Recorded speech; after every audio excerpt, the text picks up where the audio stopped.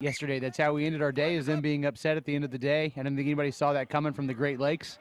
I don't think they saw it coming, and now they're under pressure yet again. It's interesting to see how they respond. It certainly will be interesting to see how they respond. Guys, you've had all week to figure this out, so let's get moving. Line out is a huge weapon for them, especially the driving maul. If they can connect on this, you see Swords going up and giving the last couple of messages to the thrower here. It's fine, we're playing it. Henry Gabriel gets ball in hand. Swords is indeed there. Ball's available. Ball out for Independent Red, and T-Sev in the first receiver position. Junior Gaffa looking right away. Ball goes down quickly into the hands of Abe Kamara, Dartmouth player. Squirts out the back. They're going to hang on to it. However, Keegan Bliss from University of Vermont comes in and takes that one on T-Sev. They're moving quickly. Different attitude today as Malcolm Robinson, stalwart, comes in. Great day yesterday for Robinson. He was everywhere. Playmakers either side. They go to T-Sev off to the right. Advantage is over. Here they come through, and T-Sev again. Little pass. Referee says that's okay. Thought it might have been a little bit forward, but they're going to come back in this direction. Ball up in the hands of Ollie Corbett. Second row from Brown. One of the more touted players out here. Ball goes in behind. Taken a little flat-footed by Gaffa, but he can get that going. Gordon, the French player, takes a hold of that one. The Northeastern University fly half, playing as one of two kind of first receivers on this Independence team here this morning. Big ball up into the hands of Omar Aljandari. Aljandari taken to the ground. Ball popped up here. A little wrapper on the back. Good work there from Reed Santos. Santos, great day yesterday at Babson College. Santos' brother, another brother at Harvard, as we talked about. Let's talk about Reed during this tournament. Ball goes back to Tony Zhao, but it's knocked forward. It's going to be a scrum here for the Bears. And a lot of action there. A little bit different independent look than we saw yesterday, Pat. Absolutely. Seeing Junior Gaffa slot into the starting lineup there in the midfield. He's transitioning back from football. He played high school rugby at Back Bay, a very good program there out in Southern California. And he's been playing football at Brown, and now he's transitioning back onto the rugby team. Maybe they wanted to transition him in slowly, but not so much here. Now that the knockout rounds are on, they got their best athlete probably starting at inside center. That's a change from day one to day two. 8 in, please. Are we good? The Bears here. Yeah, you guys figure that out. Looking to set down this first scrum for them. Referee Randall Johnson wants to bring that one up and make sure we're all set. Yep. Bind. Bind means bind. All right, crouch. Bind. Set. And the Bears together, big squeeze coming in from Independent Red. We have a penalty, a whistle coming. Penalty against Independent. Or a player pulling there. So not going to plan for the Independent right now in the scrum area. It's over here. Opportunity for the Bears to push this one downfield. Mostly feast on day one for the Independents in the scrum. Had some big moments, put a couple of teams on skates, but the Great Lakes pushed back against them in the final pool play game, and we saw they were a little bit vulnerable. And here the Southeast, that all Queens front row, is really anchoring down and giving them a lot of trouble early on. It's going to be a great battleground throughout this 40 minutes. Certainly will be. 7-0. Southeast is in the lead right now. That early try, we'll get that scoreboard updated as soon as we can. Ball up, taken away by the Independent. They're going to move this one quickly, right at their 22. Big hit comes in there on Joe Alhasso, the ball carrier. Ball up in the hands of Malcolm Robinson. Started to carry more as the day went on yesterday. Here comes Gordon. They're looking out. That looks like an intentional knock-on to me. Just kicked forward there. And we're going to come back for the penalty. Surprised the referee isn't considering a card right there, Pat. Yeah, it's an interesting one. I mean, it seemed like cynical play, but I think the referee is he wants the play to take care of itself early on. He's had a couple of opportunities I think he's mitigated a potential penalty or a potential call. I think he wants to calm things down, let the play take care of itself, let it all be decided on the field, and keep his card in his pocket. And I respect that. Championship rugby, make him really earn that card. El Hasso steps up.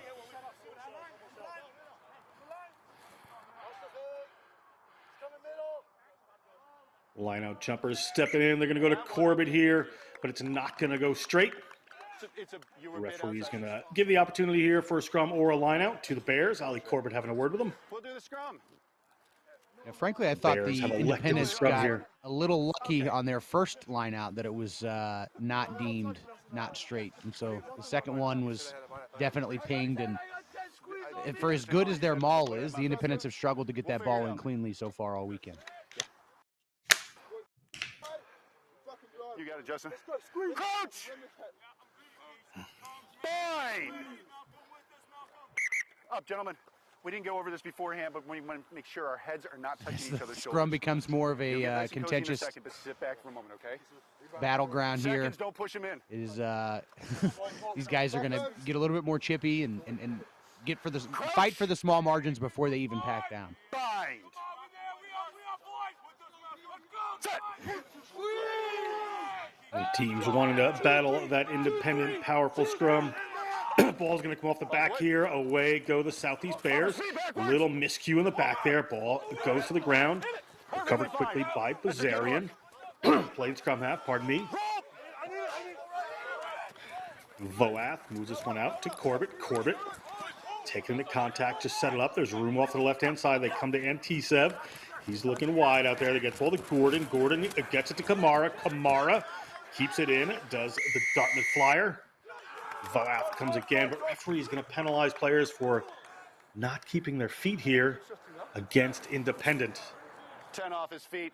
I think that's a rough call. The one player who came in who was over the top of Kamara was on his feet. I think the referee just thought a little bit too much of his weight was resting on his hands or on his upper body, and so he didn't give it to him. But there was really no contest. Nobody from the Southeast was coming in to play that ball. Thank you. So, that was my thinking. There was really no contest there from the Southeast players, and they still whistled it. It's just a bit of a surprise. It's all right. This referee's done a pretty good job of swallowing it so far. That time probably a little bit over officious, but early goings he's been pretty good. Ball out in the middle of the field. It's a roller. Someone's going to pick it up and set it up. Not exactly what they wanted to get the play going there, but Austin Costco is in. Right there. Ball's right there. Bad presentation. Ball is available. Now you can. Independent wanted to play that one. A little slip through there. A little knock on comes in. Here comes Independent. They've got a scrum advantage. That's Gordon. Ball in hand quite a lot. Independent red. You can see their intention to move it a little more this Sunday morning, and that is Reed Santos bringing that one in. Ball out there into the hands of Tony Zhao. Brown player playing in the second row, wearing number 20. A penalty this time against the Southeast Bears. 10 minutes gone in this 20-minute half. Not rolling away against the Bears. Opportunity here for Independent Red. We expect to see them to move this to the corner. Had a good maul on last time they were down here, and they were able to cleanly field that line out. It went down very quickly. I was kind of surprised. One of the times I saw the referee swallow his whistle, I was kind of surprised to see no call whatsoever. It went down very quickly, and play was allowed to go on. I think maybe that's what Ollie is talking to the referee about right now as they walk towards that lineup. Maybe also the throw, because he took a little bit issue with the not straight call last time, it seems. So either way, they're conferencing on their way to the line out. And this is a big opportunity for Northeast. Independent Red, coached by Ed Turbity, Dave LaFlamme, Kyle Sumption with Matt Charest as their manager. Another part of the squad there. Ball goes up this time to Corbett, comes down strong. Good maul coming on from the Independents. Driven forward. Southeast trying to dig their way in there. Ball comes up to Aljandari. Aljandari gets to the 5-meter line. Big pick and go there from one of the forwards. Advantage here from the referee.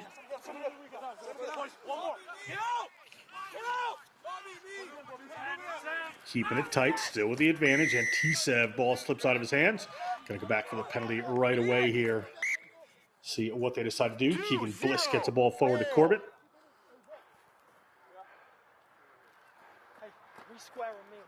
They're going to go for another maul here. Pat looking at that strength a little closer. See what they can get done this time. Yeah, the first time it went down early, probably a little bit unlucky to not get a call. Second time, it was really contested, hotly contested. I think the Independents largely accomplished what they wanted. They broke the gain line with Aljandari breaking off and getting close, but definitely applied pressure with that last one. These Queens players are very familiar with it. They faced it in the D1 National Championship from these Brown guys. Ball comes down. Good maul coming forward. Southeast going to want to be careful here not to drop this one to the ground. Good wrestle for the ball. Comes down to the Independent, but not in the try zone they want. Corbett looks for the side. Corbett finds a try zone. 5 points to the good here for Independent Red. Opportunity to tie it up with a kick. Good answer there from this team from the Northeast.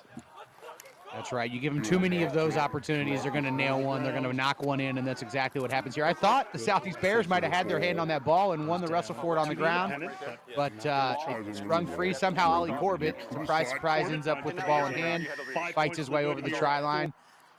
Almost leveled the score here for the Independents. If we can get this kick over the uprights, we're going to have a level score. This is a great contest here early on in our first quarterfinal of the day. Putting the scouts on notice.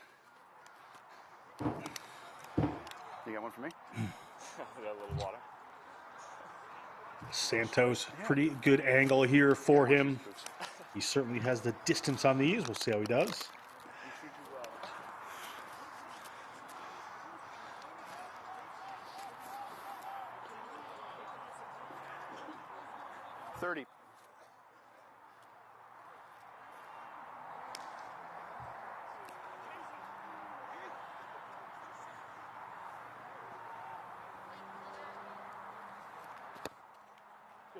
Launches that one up. It has a distance, but it is going to sail just in front. So we're at 7-5 Southeast here in the first half of this quarterfinal. The National Collegiate Rugby All-Star Shield Challenge here in Houston, Texas. The Independents showing us what their real strength is. If you commit penalties, they have the ability to put it downfield, out of bounds, throw that line out and put on a good maul. Give them a few of them, they're going to apply enough pressure and find a crack. That's exactly what happened there. Southeast, the best way to stop that is not to commit penalties. Just get up, play patient defense, take your time, know that you can make your tackles, get up, reassemble, and do it over and over again, and start to cause some frustration from that Northeast team from not being able to move the ball forward.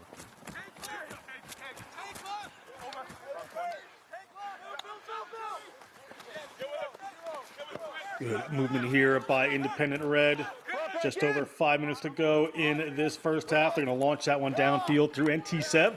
Rolling towards touch. Good distance. Net gain there for Independent Red. Line out to deal with here for the Southeast. See what the Southeast is planning from this distance. Northeast really does a great job of playing territory. Probably better than anybody so far this weekend. 5. Yeah, just half step. Ball up to Corbett. Referee is going to whistle for a not straight there. Again, not contested. Didn't see the difference, but we'll have a scrum here. Actually, was knocked on by a Southeast player in the lineout. Pardon me. Not straight. That was a call for a not straight. I think you're right. It was not straight. We've got some wind down here, as usual, here at Aviva Stadium in Houston, Texas. I know that's something they've been struggling with all weekend. That one was so not straight that you almost could have awarded advantage just on the throw. The Independents not being able to get that up. Yeah, I think that's where I was. My apologies. I'll get out of your way. I was a little confused there. I thought the ball went straight to Corbett, and I did think they were just going to play on. So a little confusion on my end there. Apologies as always, but here come the Independent. That is Voath. There's a hold of that ball. Voath from Boston College, went to St. Ignatius High School. Won a couple of high school national championships there. Big drive coming on from Independent here. Big drive coming. Finally, the penalty comes, so they have a free play here. Ball doesn't go quite as it wants, but there goes Junior Gaffa. Gaffa, the Brown football player, has not gotten too much room to run, but when he does, he can be dangerous. And T-Sev comes to Santos in the middle of the field. They go to Gordon at the playmaker slot. He's got Kamara. Kamara can't find his way around. Good wide defense there from the Southeast team. And T-Sev gets it to Estevez, center of the field. They're going to come back in this direction. A long, high, looping pass to Kamara. Not going to be able to make anything with that. She just has to take it to the ground. Again, good defense out wide by Southeast. Very impressive this weekend. Cross the field defense from this Bears team. Voath comes to Antisev. Antisev looking for a spot, can't find it. You still have penalty advantage. Hold. Voath. And for runners to reassemble here. Here comes Estevez. Estevez takes that one into contact. Voath. Corbett. Corbett just come back in the other direction. Corbett.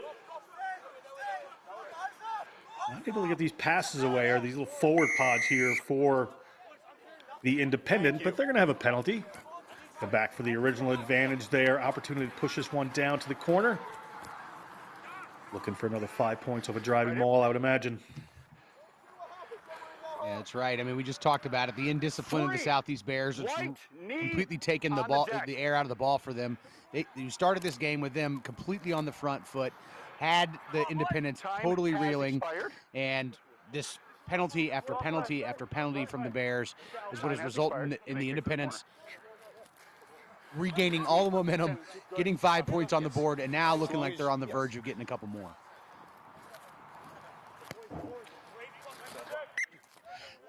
Gordon pushes that one inside the 22. They are about 10 meters out, 15 meters out from the Southeast line. Opportunity here for the Independent to take the lead. Very good. Knocking on the door. Driving maul has been strong. Set piece has been strong. Got to get the throw straight in this wind. Kind of stuck in between two minds if you're the Southeast. Do we want to contest this thing because the Independents have not been fantastic all weekend or super clean all weekend? That's what that contest was there. But do we want to keep our feet on the ground and just defend this inevitable maul? This time they contested, which I think was the right decision. A little bit of an over-aggressive play, though. Yanking was it an arm he pulled down, the ball he pulled down, and now we've got a penalty for the Northeast. If they're smart, I think they go, yep. It's really, do you want to win or do you want to win is their choice here. Do you want to scrum or do you want to line out that last scrum? If they do what they did on the last scrum here, they're going to march it across this line, and it's going to be an easy score for Estevez at the back.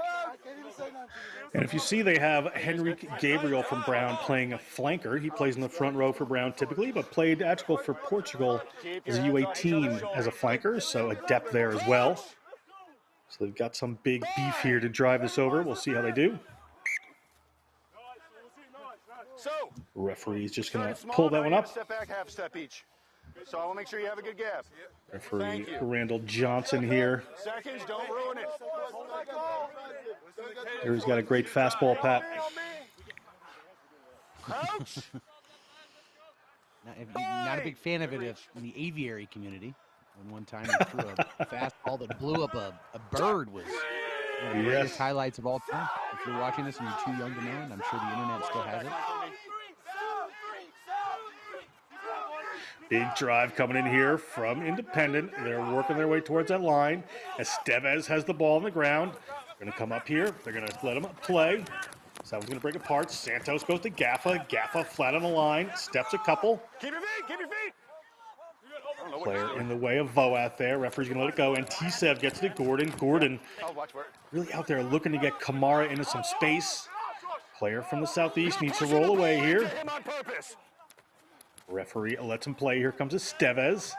Estevez well covered. Voath ball in hand again. They go out there to Corbett. Corbett. The players converging on him. He's well covered by defenses these days. Reed Santos goes wide, but that's going to go in behind. Have to just reset that one here. Voath works his way across. You can see Independent Red reassembling. Ball comes to Antisev. Goes to Henrique Gabriel. Gabriel steps around a couple, making a little bit of ground here, getting some momentum for Independent Red. See where they just had to go. Voath. They keep playing that one, even though it looked like a player on the ground might have had his hands on it. Antisev goes in there. Corbett. Runners in behind. Here's Gordon. Gordon's going to have to keep that one. Gordon, the French player out of Northeastern. Voath. Getting a penalty against Independent Red. Southeast going to get away with another one here. Yeah, I think just unfortunate there for the Independents. Southeast probably could have been called for at least 2 penalties on that run, on that defensive play, defensive stand, really aggressive play, and it was rewarded on that time. just stymied the Independents, who I think were surprised to not have a couple of offside calls pop off. That's not a good look. But regardless, impressive defensive stand by the Southeast Bears. And that's going to bring us to halftime. 2 points in it, 7-5. Southeast leads the Independent Red in this first quarterfinal here. We'll be back with second half action in just a minute. Thank you. Well.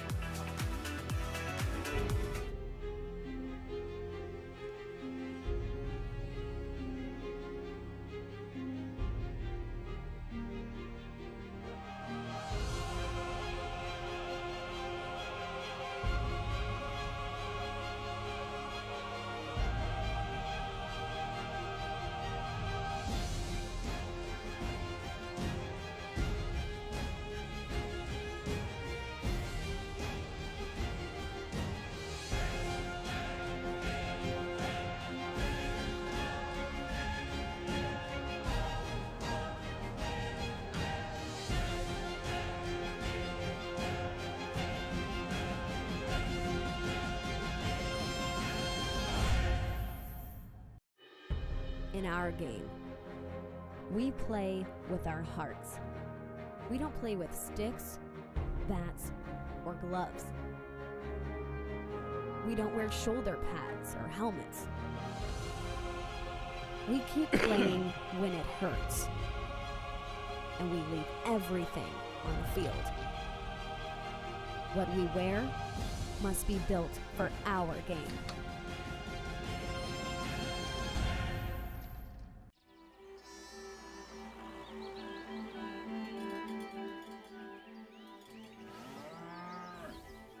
Since 1979, we've been searching for perfection.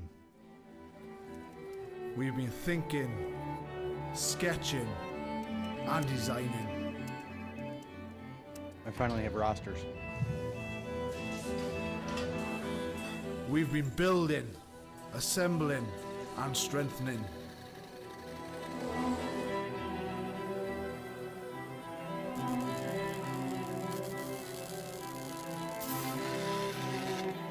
We've been cutting, shaping, and painting.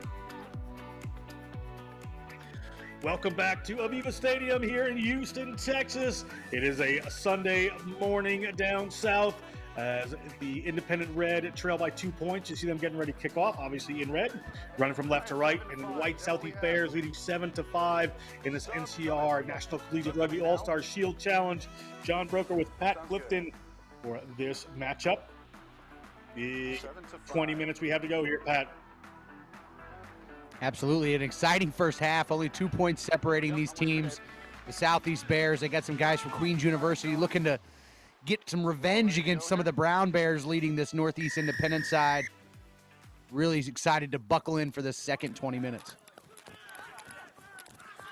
Nice high kick, bounces on the ground, but recovered here by the Southeast Bears. See what some changes look like for these teams. I believe there's a bench going on, waking up on Sunday morning after playing 3 games yesterday, albeit short in halves. Going to be a little bit challenging. Defense from the Independent Red trying to keep this team inside their zone. Penalty here against Independent Red. Said a player wasn't supporting his body weight.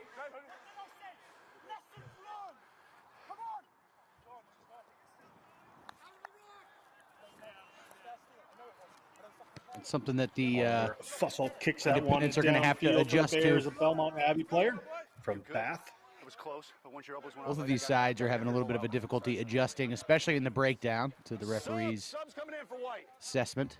Hold. But the Independents especially, that's twice they've been called and flabbergasted for the call on losing their feet while they've kind of kept them in the breakdown. Still waiting. Few changes coming in here for the Southeast. You see Kyle Van Niekerk coming in. You with Jeremiah Curry and Chester Stanion. 3 good additions to come onto the field in the second half. Yeah, it is. See what kind of impact they can bring to proceedings. And Niekerk, very good player. Starter for Queens. Started for this team yesterday, most games. Nursing a little bit of a leg injury, Red, stay on your side of that line, but please. good enough to come in and make a second half impact here. Nice tip back there from Independent Red on the line out. They're going to continue to attack inside the southeast half here. Henry Gabriel gets a hold of that one. Gabriel bounces off one. Gets the ball in there the second time. Voath looking for a runner, and Tsev goes up back to Santos. Santos to Gordon. Gordon playing that outside playmaker position. Paying off well. They're using those wider channels better today. Or this Independent Red team. Estevez gets the ball fairly flat to the line with a defender. Here comes on Tsev to Corbett. Corbett working that outside pod, but brings it back in the center of the field. Put it in behind Gordon. Gordon has a hold of it, gets that ball to Robinson. Robinson gets across the 40-meter line. Voath looking for a runner, finds Estevez. Estevez just had to slow down to take that one. A penalty for player not rolling away against the Southeast Bears. We'll see what the decision is as we're 7-5, just 2 points here. And it's all or nothing today, Pat. Player has to win. There's no points differential.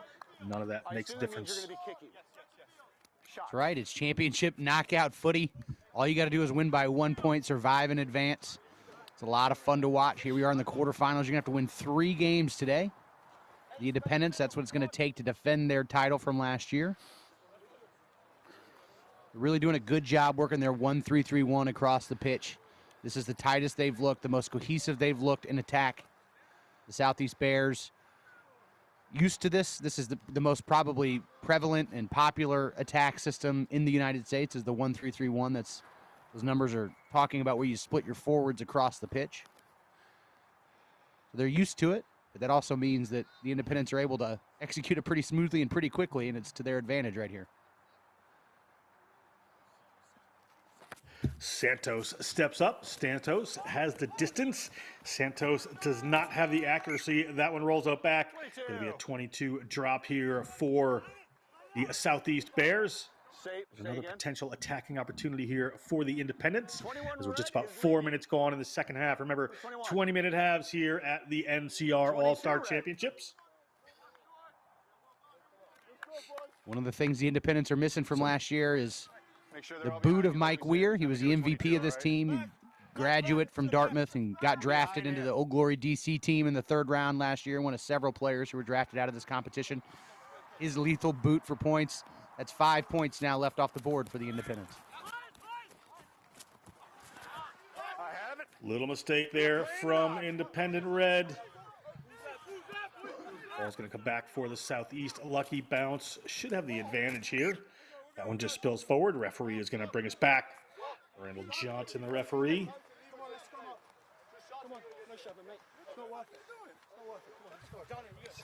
An unfortunate, unforced error from the Northeast on that one. Bails out the Southeast. Gives them a great split scrum here right in the middle of the field. Going to be able to split that Northeast defense. Should have a numbers advantage, whichever side they go to, as long as their skills and scrum hold up. Yeah, first after I said take on the formidable scrum here of the Independent Red, but Southeast certainly a great front row here. Trevion Reed, Marshall Frank, Rowan Shawver, some big fellows in there. Ball in from Bazarian. Off the back, steady scrum, no problem. Bazarian has it, but he's a little bit isolated here. Can just get the ball away. Player being driven towards touch there, just launches the ball back in the air. Winds up somehow in the hands of one of his teammates. Ball on the ground. We'll see how they work this one out. Just a little pick and go, trying to get everything reset. Players coming in from all over the place. Look, it's going back to Independent Red. Good presence of mind there. Ball, a little bouncer headed towards Corbett. Going to get picked up by one of his teammates, but a knock-on comes in from the Southeast Bears. We're going to have a scrum here to the Independent Red. And now the exact same thing going the other direction. We've got a center scrum. You'll have your attack split most likely across both sides of the field. The Independents can get a nice shove on here and get a couple of... That makes a huge difference when this scrum is moving forward. That number 8, Estevez at the back, and for the 9, Voath, to operate and do whatever it is they want to do, whether it's pick up and go, run kind of a college option football play, or whether it's pass it out to the backs. If you're moving forward, it makes the world of difference. Scrum coming forward there for Independent, but they're going to run this ball out. Coming around looking for some runners. Santos has to take it into contact. Set of backs in there, cleaning that up. So they're going to go for a couple of forward plays. One would be a short of here as Estevez takes that one in. Voath moves it to Amp, and Tisev gets the ball to Henry Gabriel.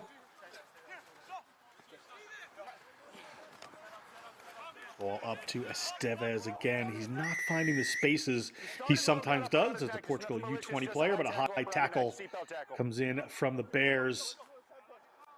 The opportunity here for Gordon to set up another line out for the Independents.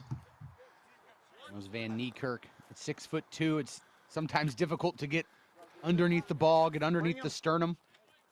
It was interesting. I saw some overseas youth tackle laws that they're going to be messing around with, some variations to bring the high tackle actually to the sternum, potentially in an effort to stave off some head injuries. But we're still at 5. It's difficult when you're 6'2" to get down and get low. And Van Niekerk that time just a little lazy in his tackling and cost him probably about 40 yards and the ball. And we'll see if the Independents can convert it into some points as well. Look behind you. Thank you. As we take a look at the other field, 15-0 Independent White over Midwest here. Good work by the other Independent side here. A lot of great players, so much concentration of players up in the Northeast. They're able to field 2 teams here. Midwest having a great go of it in second. Here is, however, Independent Red driving that one forward. Referee still happy with it. No penalties as of yet. There's one. Advantage coming. They can move this ball down a little closer. They have a free play. Gaffa is off to the left-hand side. They're building some numbers out there. They're going to keep driving this ball. They'd be perfectly happy to work this one in, sapping some strength. We're going to go back to another penalty here. So some players a little frustrated there on both sides, but penalty here for the Independent Red. We'll see what they decide to do with this one. I think the optimal choice, the high percentage choice here is to take your 3 points, and it looks like that's what Santos is going to do. This will definitely be his highest percentage shot at goal he's had so far. Those first 2 kicks were difficult. They're not from easy angles or distances. I tell you, those scrums, if you can move them forward, there is no reason to stop at any point. It is almost keep that thing in there, let it go down, and give up on the opportunity of having some long break off the back of it, because the value you get of keeping it in is immense. Because the other option would have been to potentially call for another scrum, get another 15, 20 meters of push, and maybe even another penalty.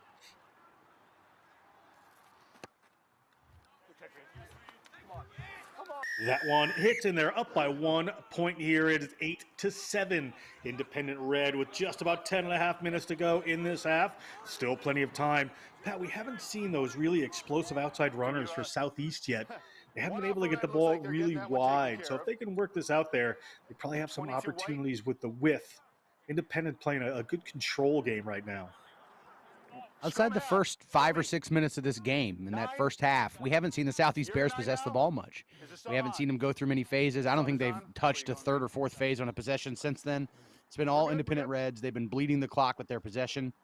The penalties have helped, punting it out of bounds over and over again. So, yeah, the Southeast Bears just need to find the ball and get back into attack. That one does not go 10. Ali Korver was going for it there. Looked like it was going to get just near the 10-meter line, but Independence opportunity here. Do they want a scrum or a line out? They're going to take a scrum at midfield, wisely so, as you see the sun start to break on this beautiful Sunday morning in Houston. We'll get out the protractor on the next one. Gorgeous weather compared to last year. It was absolutely freezing this time last year. And there it looked like Midwest. That's a shocking kind of on that second field. Field 1, the Midwest Barbarians took Pool A yesterday. They lost to the Independence Reds, but 3 teams ended up tied at 2-1 on the top of that pool, and the Barbarians had the best point differential, and now they're losing to the Northeast seconds, essentially. So that's a shocking result developing on the outside field. As you saw the kick not go 10 there, we're going to come up. We're going to set down the scrum again. You would say that the Southeast here, Pat, is really just trying to get a little jump on this scrum to stave off the power from the Independents. Wisely so. Yeah, absolutely. Anything you can, any edge you can find. He's standing at the back there. Great player for the Southeast, Stanion, another Queens player from Brighton in the UK. Gone here from this mud. Come over this way. I mentioned earlier erroneously that they had the all Queens front row. I'm not entirely sure if that's the case anymore. They lost Trevion Reed yesterday to injury towards the end of the day, and he was a fantastic playmaker for them. So that's certainly a loss that they're feeling today in this scrum down. See number 17 there, construction engineering majors from the Citadel, Graham Blondis, or Blondes. They didn't give me a pronunciation on that one, so the family, I hope I'm pronouncing it right. Big scrum coming from the independent here, trying to draw another penalty, and they've gotten it. Referee just blew up the whistle, didn't play any advantage there. This seems to be the game for the independent. Just push this one down. Don't think they're going to go for goal with this one. Imagine they go for the line out, Pat. It's a magical part of the game. I mean, it is so unique to rugby. It is something that there really isn't anything like it in any other sport, and it is the essence of this game. And you can break another team's will in the scrum. If I'm the independents, that's why I was arguing earlier. Maybe instead of taking the points to take the lead, I would have just picked a couple of more scrums, because if they keep going like this, there's only a matter of time before the Queens players are folding and they're on skates every single time. You can break a team's will in the scrum. You can knock a team out in the scrum. That's how you tap a team out in rugby, is essentially through the scrum. And it's a unique part of the game, and the independents are close to that right now. Independent come up, a little bit of a messy ball there, but they're going to drive it forward. Well taken. In the hands of Alhasso. Ball's going to come to Estevez, the front of this pod. Just a little out of his hands there, so has to reach for it. Reset, and Tsev here has a couple of runners coming. Moves that ball around the back. That one hits the ground for Reardon. They've lost a lot of ground here. Have the independent red. Ball out. Keegan Bliss, the UVM player from Rutland, Vermont. Taking hold of this one. Ball to Gordon. Gordon gets Reardon loose. Reardon makes some ground here. Voath working his way in there. And Tsev puts the ball in the middle of the field there. Ball's right there. Just a reset. Reed Santos looking wide on that one. Gets the ball down to Alhasso. He's playing that wide edge forward. Tias Calvo.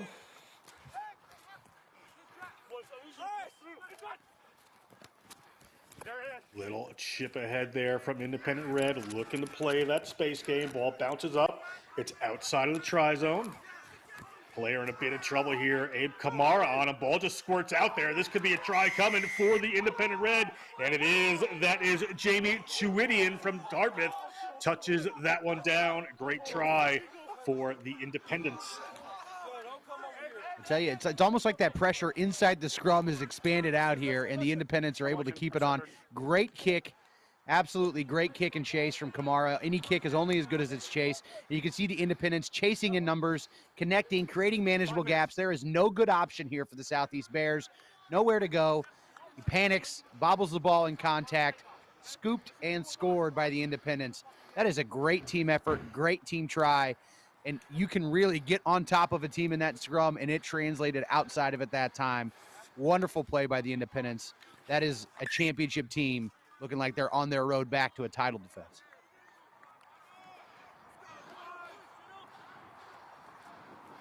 Take another look at this here. Launch downfield, well done. Bounces coming around, keeping it out. Charlie Harden was in a little bit of trouble here immediately. Abe Kamara able to jar that ball loose. Great work there by Chewidian. There's Kamara and San Francisco, Dartmouth California. teammate Robinson boxing in that kick returner. Ball comes back off of Corbett, but it comes in the hands of one of the Southeast players. So 8 points down, more than a converted try, with just about 4 minutes to go in the game. So some work to do from Southeast, but they have the players for this, most certainly. See how they do. Good counter rucks coming in from the Independents. I don't know where it would be. So we're just going to play. Just kind of caught in that midfield. It's big number 13, Fussell. He's going to make some ground. Good momentum that they need there for this team. Player not rolling away quick enough for the Independents. And we have an opportunity here for the Southeast. Here we go. It's been a while since the Southeast have gotten the right side of the whistle. And now they've gotten on the right side of the whistle, on the right side of the field, and they're about to make the right decision, which is to cut this down to a one-score game. They make this, it'll be a one-score game. So that's a good turn of events here for the Southeast Bears. And here, let's have a look at it again. Great run. You got to tackle the guy. Everybody, all the tacklers came in and hit his upper body first. And then when you're rolling away, if you're going to impede the offensive players coming in, trying to clear out that ruck and slow the ball down, that's going to be a penalty 9 out of 10 times. That's exactly what happened here. Fair play, and it all started with some good, dangerous running there from the Southeast Bears. Smart choice here by Thomas Musi, the Paraguayan player. Taking a shot at goal here. Play for Cruda. Long list of accomplishments for this Lander University man. If he hits this one, which he does not, they would have been closer, and it's going to be Kamara to launch this one downfield. Kamara gets a good boot on that one, doesn't find touch. Here come the Southeast Bears, a little more work to do. A big miss they just had as we're running down to about 2 minutes left on the game clock. Independents haven't been on as much defense.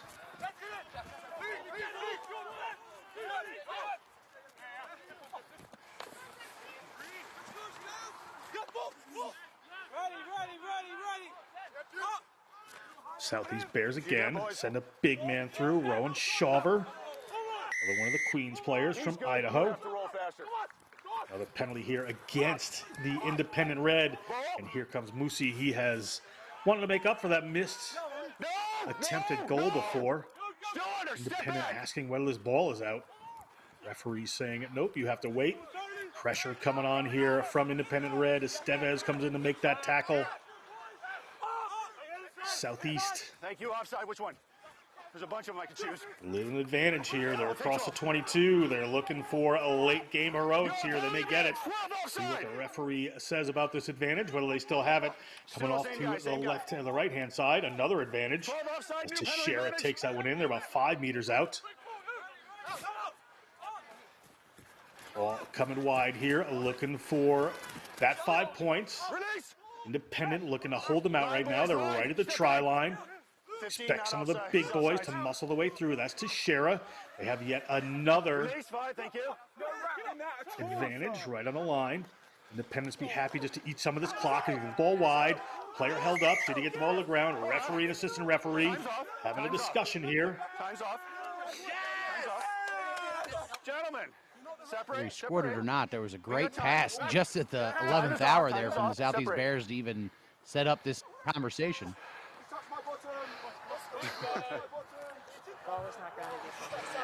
Then I'm going to go back to the 12 offsides or the 15 offsides. We're going to give him a choice. Thank you. Very good call.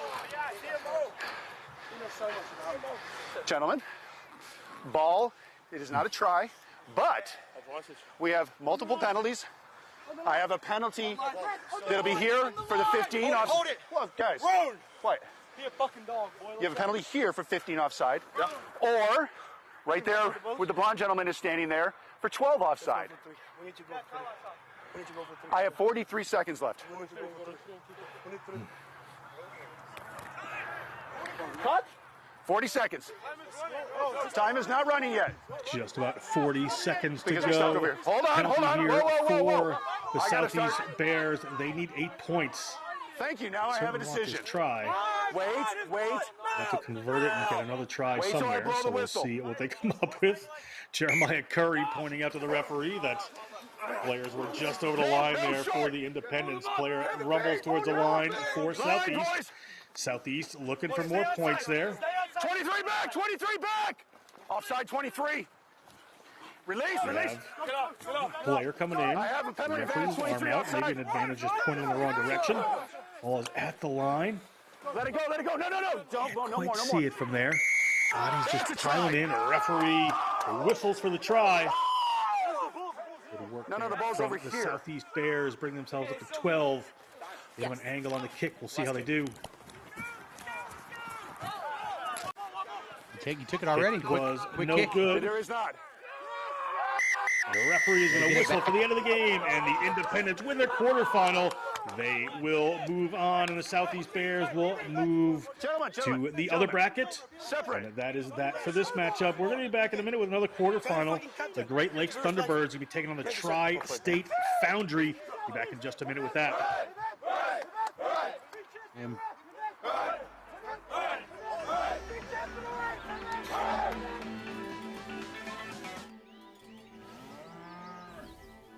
Since 1979, we've been searching for perfection. We've been thinking, sketching, and designing.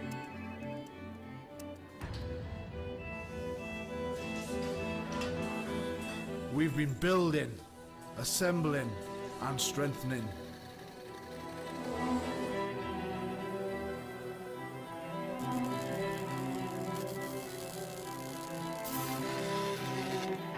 We've been cutting, shaping, and painting.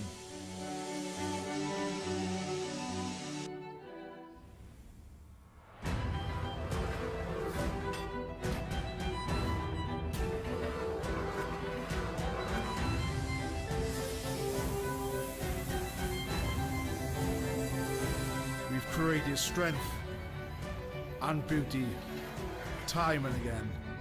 Our machines are made for one thing: the perfect hit.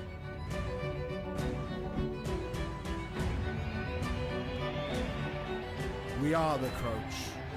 We are the bind. We are the set. We are the squeeze. We are the hit.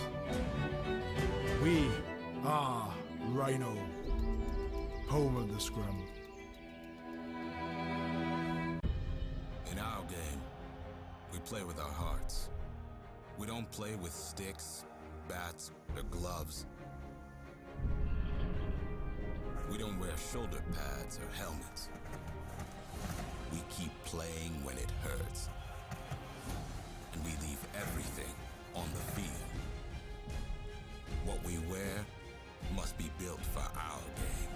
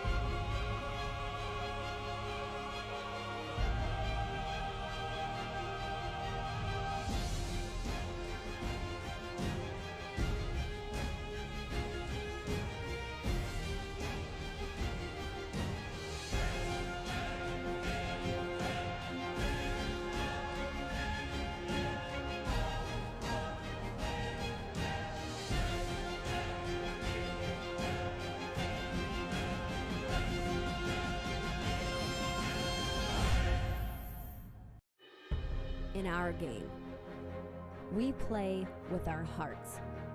We don't play with sticks, bats, or gloves. We don't wear shoulder pads or helmets. We keep playing when it hurts. And we leave everything on the field. What we wear must be built for our game.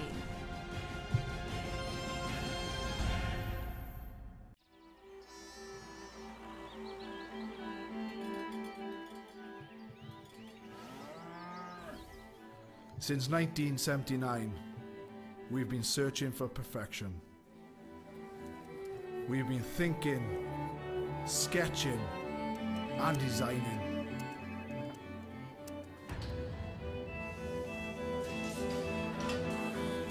We've been building, assembling, and strengthening.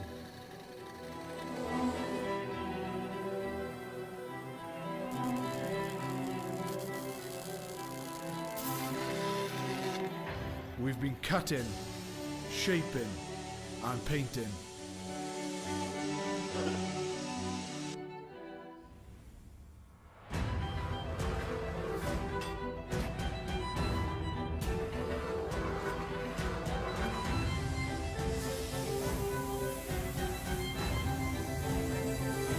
We've created strength and beauty time and again. Our machines are made for one thing: the perfect hit.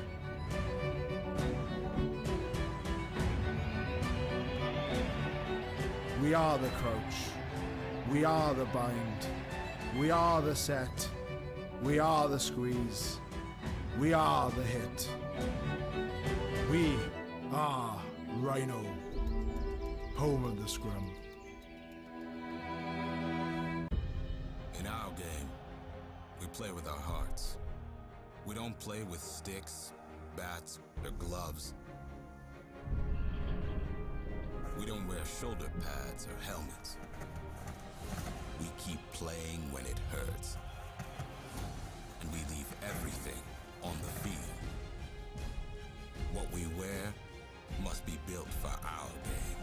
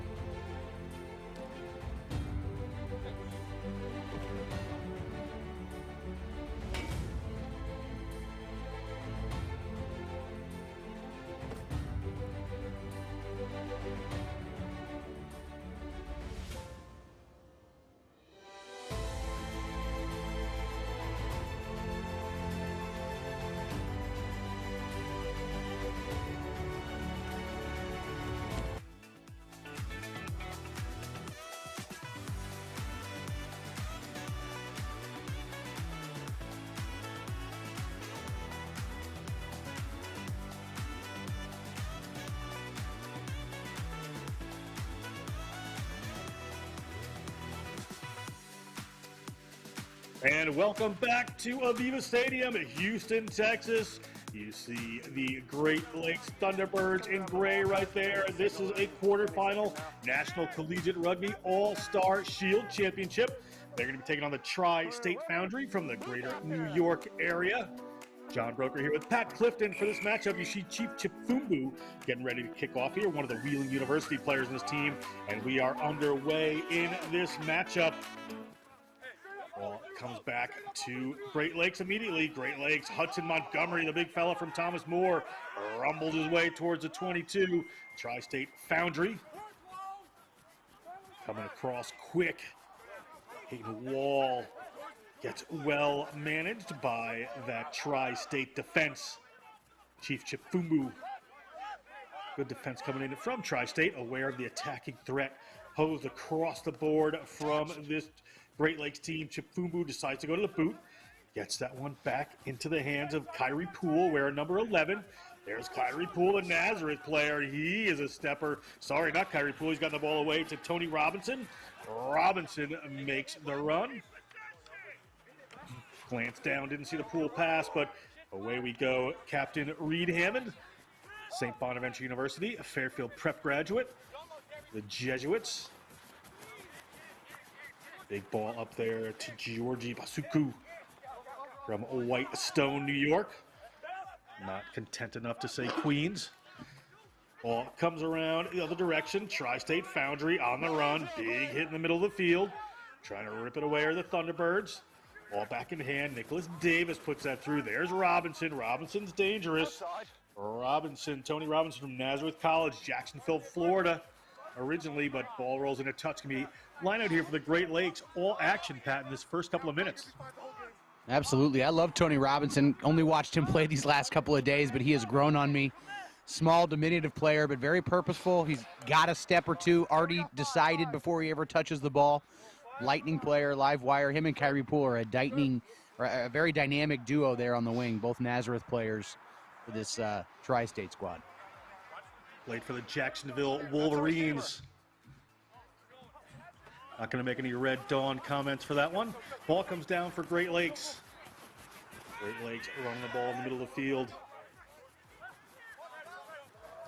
The referee. On this one, we're going to find out. I have Akira Doe, but that's clearly not him. But we're going to come back for a penalty against Tri-State. So it's going to be an opportunity here. There's a nice double tackle there from the Foundry. Unfortunately, though, one of the players slipped up a little high, got his arm around the neck, and it was a bit of a late call, but a good call coming in from the sideline. So you love to see the team of three working well as they are here early on. Ball finds touch. Little collision there. It's going to be a line out just inside their own half for Great Lakes. And Clow. Nice to see the sportsmanship helping his opposite up, even though he may have clobbered him without him ever touching the ball.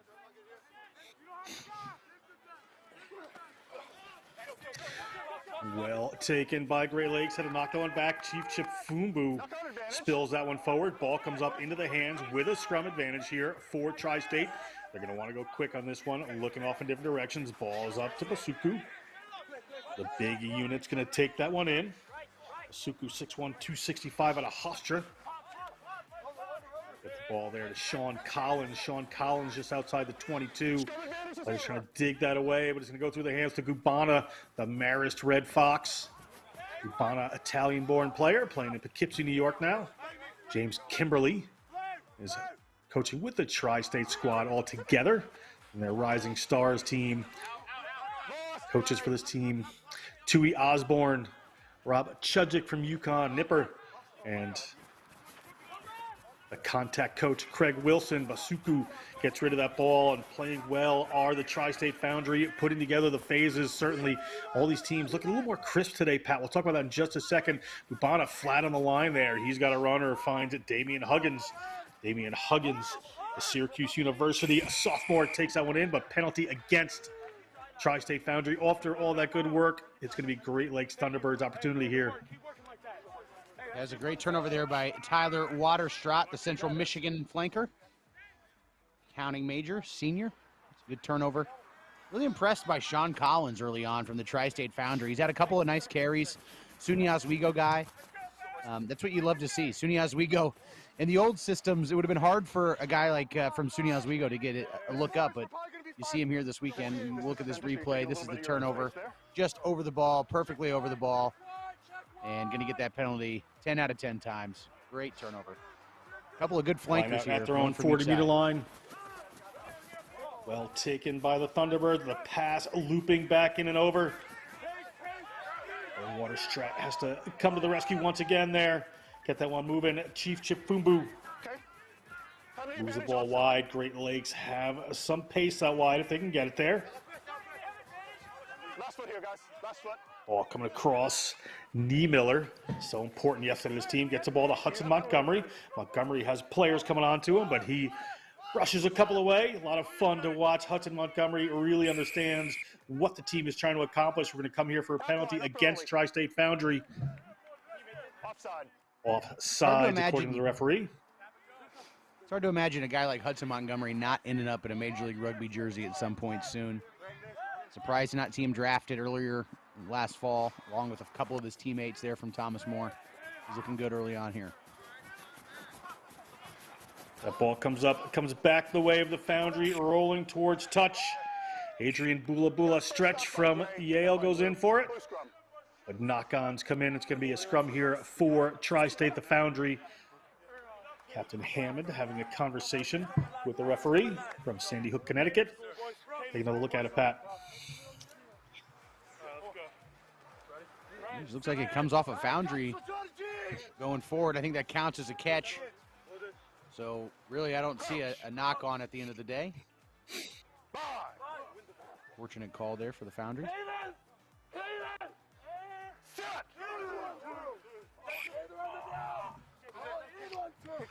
Nice hit, James. Here we go, guys. I'm going to talk to him.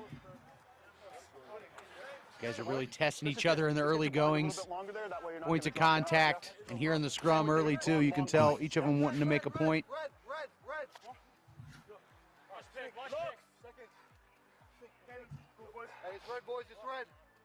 Winner of this game play the winner of Pacific Coast Grizzlies versus Mid-Atlantic Sharks, moving forward in a semifinal.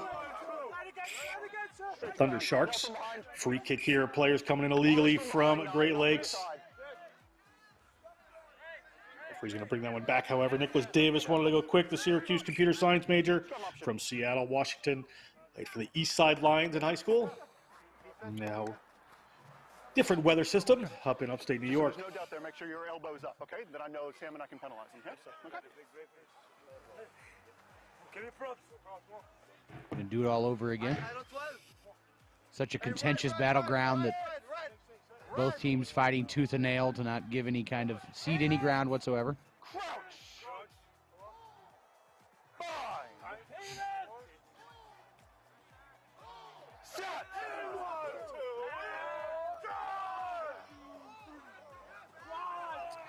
Ball at Hammond's feet.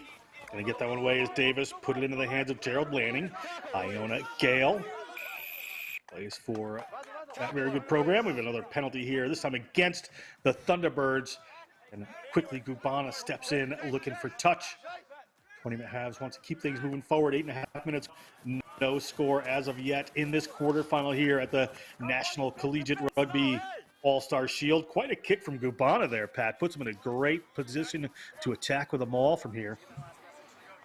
The Red Fox and the Red Sox. Got a big leg, great player. Aaron Juma, the flanker from Wheeling, just a little bit overzealous in that ruck. Thought he had the rights to the ball and didn't want to concede him.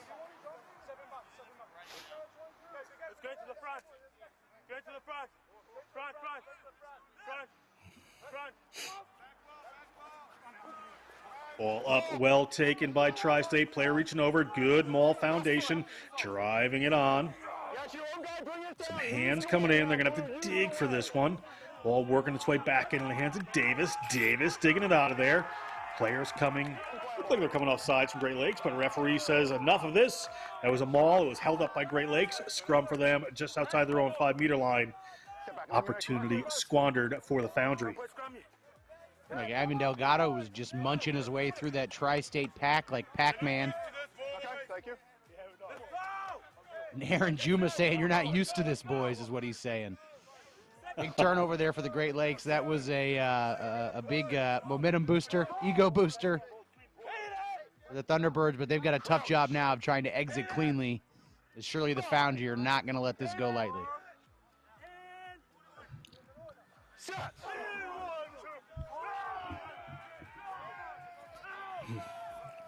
Ball coming here. Chip Fumbu moves that one out. Guys, it's clearly forward. It's not even close. It looked like he was going to knock that ball on. Not sure if he caught it, but the pass was forward nonetheless, setting up the Foundry for erasing that big turnover by Delgado, erasing that scrum.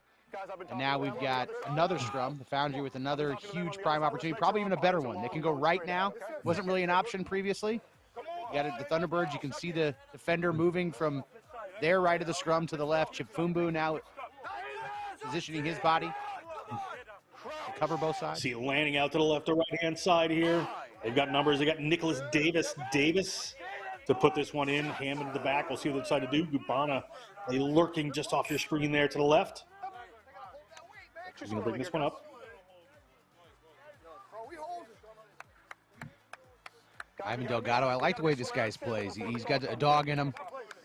He just tries to win every single battleground, every point of contention across the park. Scrum, ruck, line out, the maul. Ivan Delgado is a competitor. Played at Morton West High School at rugby in Chicago in high school. All-State Player of the Year in 2017 for Illinois. Already discussed his pet lizard Magnus in his notes here, so I won't talk about that again. Here comes Hammond. Hammond, well tackled immediately. Has to get that ball back. Players digging in from Great Lakes there, but unable to come up with it. But penalty against player coming off their feet for the Tri-State Foundry. Back here. That was Waterstraat. We've seen him come up with a couple of huge plays when the Thunderbirds have had their heels on their own goal line. He comes up huge there with a massive turnover or tackle on that one, giving them all the advantage, putting them on the front foot, and ultimately leading to the turnover. Look at Waterstraat. It's an 8-man pick should never lose ground, and Waterstraat took 5-6 yards away from him there, which gave the Thunderbirds all the momentum they needed to turn that ball over in that next ruck. Huge play by Waterstraat. That's two huge plays he's made deep in his own end. Played for Rockford High School in Rockford, Illinois, of course. The Eagle Scout Waterstraat. Eagle Scout is in Boy Scouts, not as in U.S. Eagles. Chip Fumbu pushes that one in the middle of the field. Good tackle comes in there on Karamazando. Now pressure on Chip Fumbu, but he hangs a high one up just outside. There's Robinson. Robinson, he's able to find some room. Robinson across the 22. Big pickup there from Sean Collins. Sean Collins barreling his way into contact. Chip Fumbu tries to turn it over, but not happening there. Reed Hammond takes it on a little further. Big number 1, James Aitken, takes that one in from St. Bonaventure of the Millfield School of Doncaster, England. But players in the way there, players coming off their feet. It's been refereed like this all weekend, and Great Lakes able to keep it scoreless despite Tri-State Foundry being down there a bit. A little back chat. You know, in my younger days, I was anti-back chat penalties, but seeing where we are in the game, the desperate need for referees at the grassroots level, probably the biggest thing stunting growth in rugby in America is the lack of coaches and the lack of referees, and referee abuse is certainly part of that. So that was certainly. Give them the 10 meters, back it up. It's a horrible mistake from the Tri-State Foundry. Even if this was a mistake in a call, which I think it probably was, to back yourself up another 40, 50 meters is just something you can't do.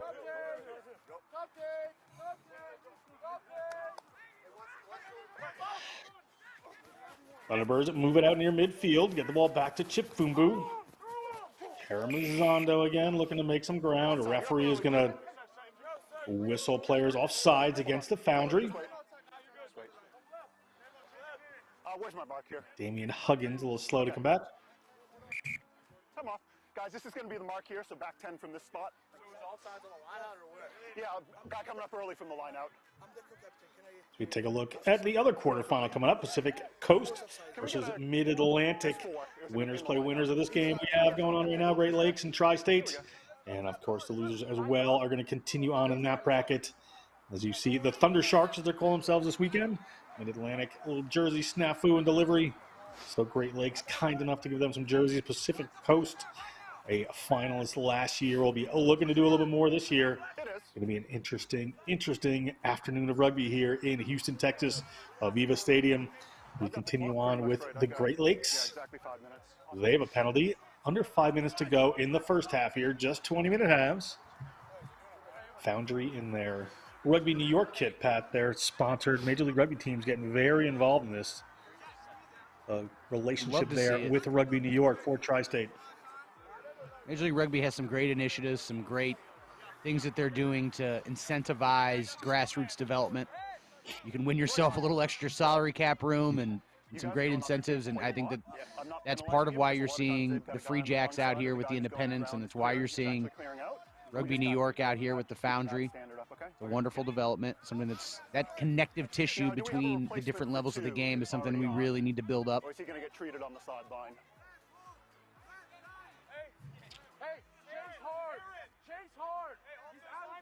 We're losing a Foundry player here. So I'm going to assume we can And continue. Huggins going off for a head injury assessment.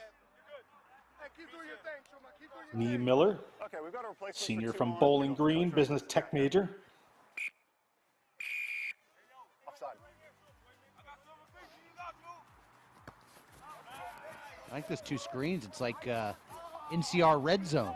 I don't know which game to call, Certainly which is a game to little bit watch. here. This is exciting stuff. It almost seems like the Great Lakes Thunderbirds are playing two games at one time because Yes, of the it jersey does a snap. little bit. 2 by 2. 2 meters and 2 meters. We're going to be doing a little bit of a red zone later on, where we have the CRC 7s coming up, so we're going to have some red zone opportunities there. It's going to be an interesting weekend of rugby in the greater DC area. Pat, next break, can talk more about the event as a whole, but Next Level Rugby continuing to improve the visual perception of the game of rugby here in America. Little break there from Great Lakes to Thunderbirds. Last foot here, guys.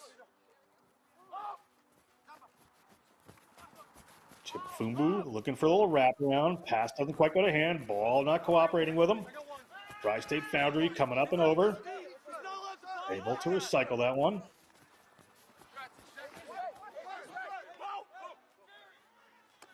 Off to their right-hand side, they have some runners, but big Ivan Delgado. Backward. Ball spills, goes backwards according to the referee. Karamazando has to come in and clean that one up. Able to recycle.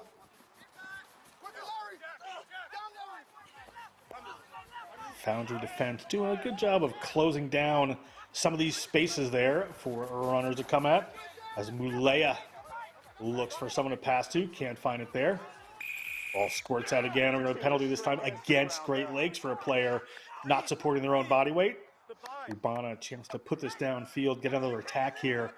15 and a half minutes gone of this contest, still no score. It was a great defensive effort there from the Tri-State Foundry, and it all started with the maul defense.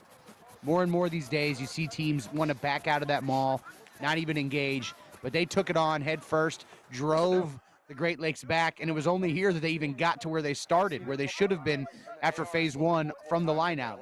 And that pressure ultimately resulted in a turnover from the Thunderbirds after a few more phases.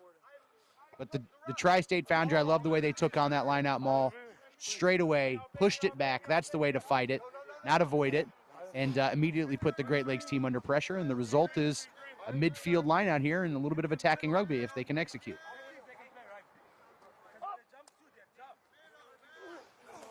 Ball up to the middle there. Great work from Julie Sai. Here comes the danger man, slipping through, gets that ball away. Replacement, Mohammed Barry. Mo Barry gets that out to the wing. That's Aiden Stretch taking that one in, the Yale man. Gets the ball up into Sean Collins' hands. Sean Collins puts a little pass over to Jude Minich. Minich from Fairfield University, plays for Austin Ryan. Growing program there. Austin Ryan, full-time director of rugby. Arcanemic University president, longtime rugby player and referee. Ball gets popped up, knocked down there by Tri-State. Just a little bit of a leading pass. Going to be a Great Lakes ball here.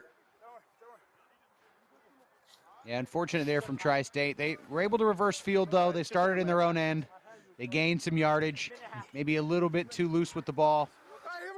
You got to go through your paces here. Take your time. Tighten it up a little bit, especially when you get into that money zone. When you start attacking into that last 22, you get into that red zone, that's when you got to tighten it up. Really, you've already earned your points. If the other team commits a penalty or they make a mistake, you're already going to get your points. You've earned them. Just hold on to the ball at that point. Bring your splits in a little tighter, and maybe when the Tri-State Foundry get in next time, they'll take a little bit better care of the ball. Great Lakes feed the scrum there, but that one pops up. A referee is going to have it down again. Less than a minute to go on the game clock here. Scoreless in this quarterfinal. Very exciting. I don't know, Pat Clifton. I might ask you for a second half prediction if we end up scoreless here. All right. It's been a great contest so far. Neither team's really gotten into too much of rhythm offensively, but that's really from the sense of urgency and the great defense we're seeing from both sides. It's what I'd chalk it up to. The counterattack has been fantastic.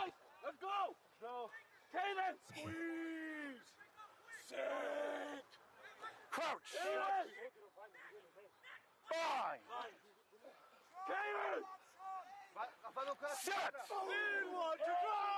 Miller gets this one in. The big front row of Delgado, Wall, and Green.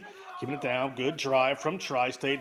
Pressure on Chipfumbu. Chipfumbu, electric, gets across the 22, puts a little pass in there to Karamazando. The Wheeling University teammates working at it, but ball comes down the way of Ben Clow. Ben Clow takes that one in. Clow, the UConn economics major, like at Staples High School, the Wreckers in Westport, Connecticut, but off their feet come the Great Lakes. 20 minutes elapsed on the clock here, but an opportunity can't end in a penalty. So opportunity for Gubana to move this one downfield. It's unfortunate there. Ivan Delgado in the counter ruck found himself a complete and utter athletic mismatch, swallowed the first guy to the ruck for the Tri-State Foundry, but then the fullback, Brian Arnold, came behind him and lost his feet trying to play the ball, and he was the one who got pinged for the penalty. I think he got tackled, though. It might have been just a missed call, but a great counter ruck from Ivan Delgado to give the Great Lakes a shot at that ball. Unfortunately, they had to turn around, and now they're going to have to find some stiff defense. A couple of times earlier, it's been Tyler Waterstraat coming up with a big play when they've been down here. Let's see if they can answer the bell or if the Foundry can punch one in and get our first score of the game.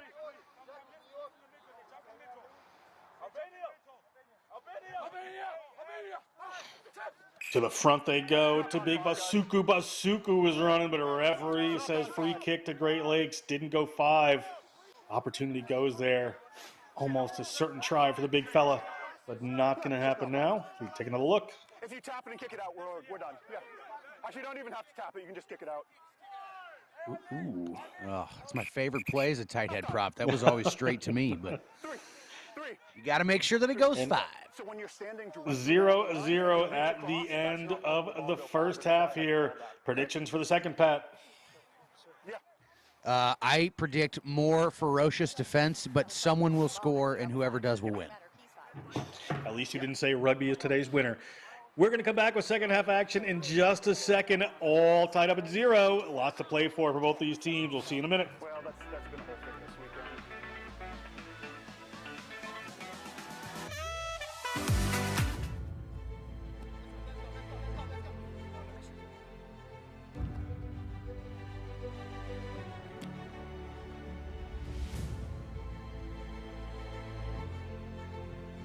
Is that your sax? Is that your music?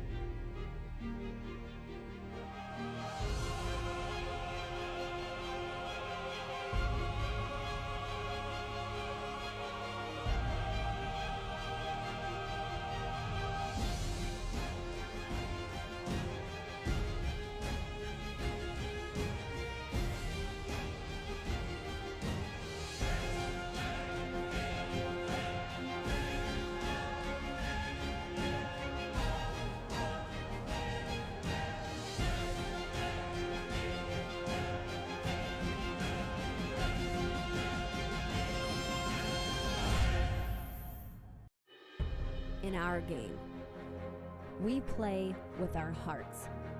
We don't play with sticks, bats, or gloves. We don't wear shoulder pads or helmets. We keep playing when it hurts. And we leave everything on the field. What we wear must be built for our game.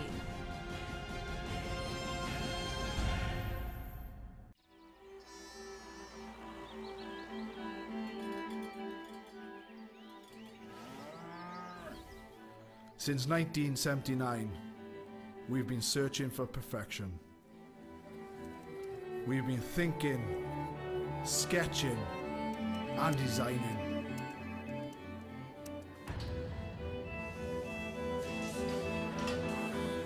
We've been building, assembling, and strengthening.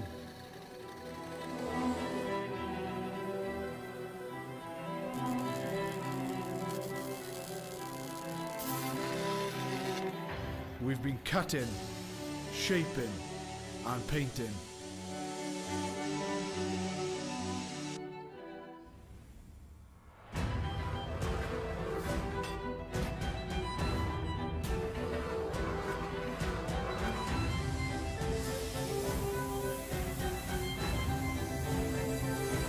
We've created strength and beauty time and again. Our machines are made for one thing: the perfect hit.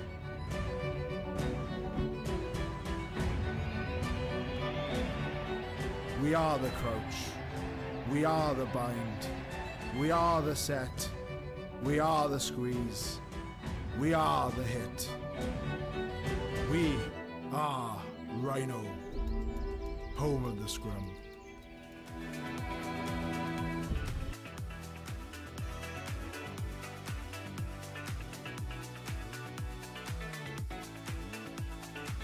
Donuts, it is Tri-State Foundry in the blue taking on Great Lakes. The Thunderbirds, they are on left to right on your screen wearing gray. John Brogan with Pat Clifton, all to play for quarterfinals National Collegiate Rugby All-Star Shield Weekend.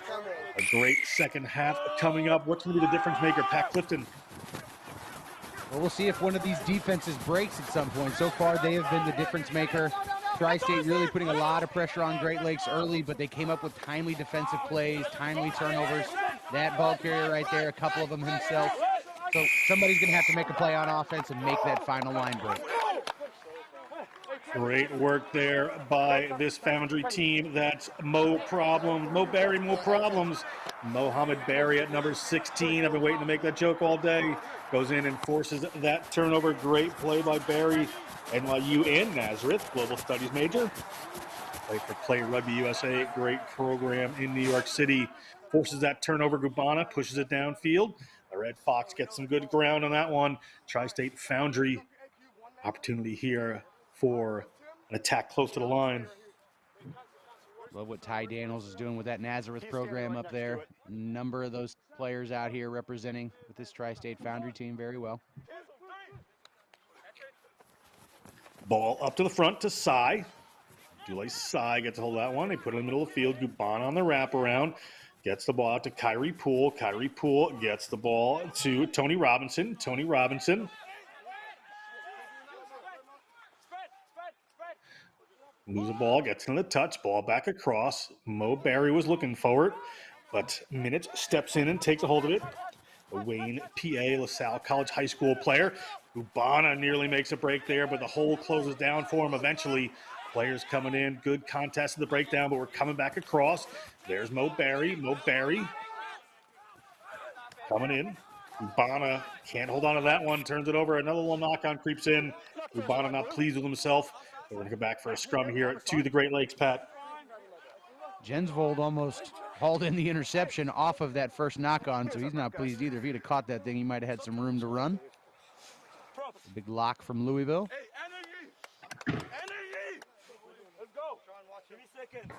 Couldn't tell if that was energy or anarchy coming from the second row of Tri-State. I think energy would probably serve you better in a scrum. Crouch. I love how vocal these pack downs are. Guys, I'm not seeing them Certainly coming forward. are. I'm seeing you pulling out. Get down in there. Coming together is part of the process, yeah. Referee conferring with the front rows on how he'd like them to scrummage.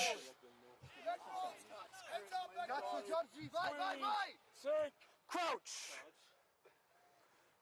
Fine.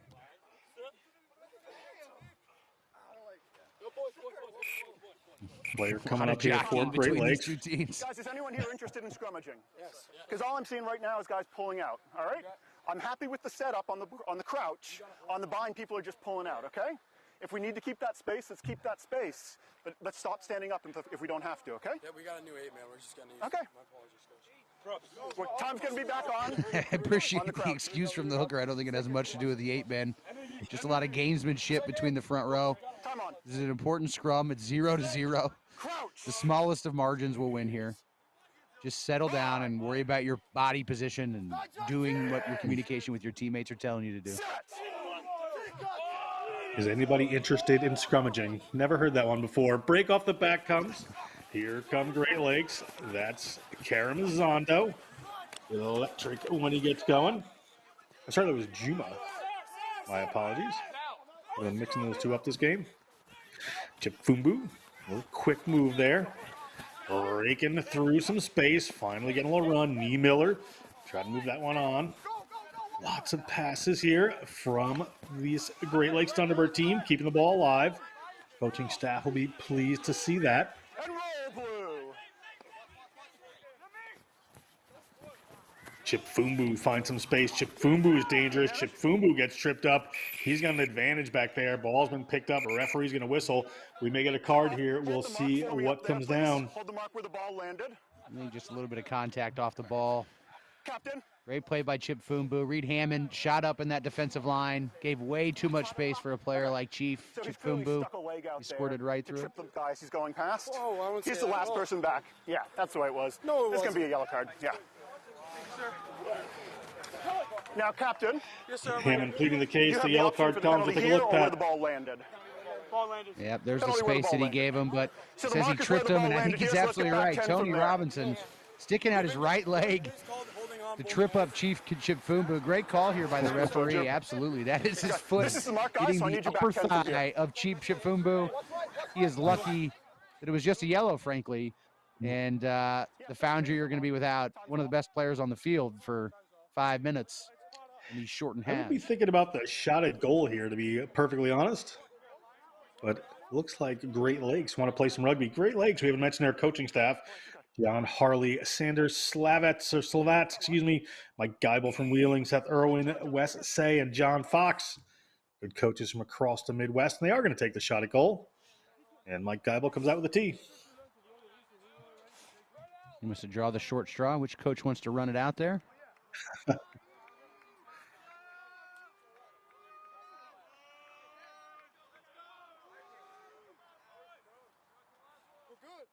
It was Lee Miller to kick fortunate this play one. by We take a Tony look. Robinson. Chief Chipfumbu slips through. Robinson goes up to try and block the kick. Nothing he can do at that point but commit a penalty, which he chooses to do. Just a bang-bang decision. Unfortunate for him. It's going to give him some fresh legs at least when he comes back in a handful of minutes. And the Great Lakes really making a... You've got 15 seconds to take the kick. This wind is pretty brutal, knocking the ball off the tee. Perhaps why they were considering playing the ball instead of kicking it.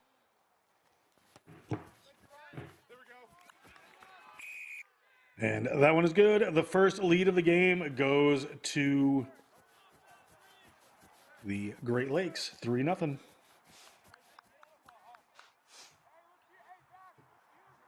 That's the small margins, right? I mean, this is a really good game. This is the first break that anybody's made, the first real mistake that anybody has been able to punish. And that's how quickly it can make. Just one poor decision by Tony Robinson, who's had a blinder of a game otherwise. They keep it on And the now sideline. you've conceded the first points of the contest. Ball up, Foundry. Well done. Good move for them. Minich comes up with it eventually. This is what they need, possession of the ball. Ubana's got a good boot. They can tie it if they need to. Down by a player. Basuku takes that one in. Georgie Basuku. And dump tackle comes in. Scrum half. Well taken was Davis. Ball picked up by Sean Collins. Collins takes it on a couple of steps. The penalty against Tri-State. Yeah, just a little bit of misfortune. I think a couple of those pieces of contact could have gone the other way. Could have had a penalty for the manhandling of the scrum half from the Tri-State Foundry against the Great Lakes, but they got away with that potentially dangerous tackle. A lot of people congratulating Larry Old there. So assuming it was him that forced that turnover, going to be a line out here just outside the 40-meter line. You can see how the wind is kicked up. Assistant referee flag up in the breeze.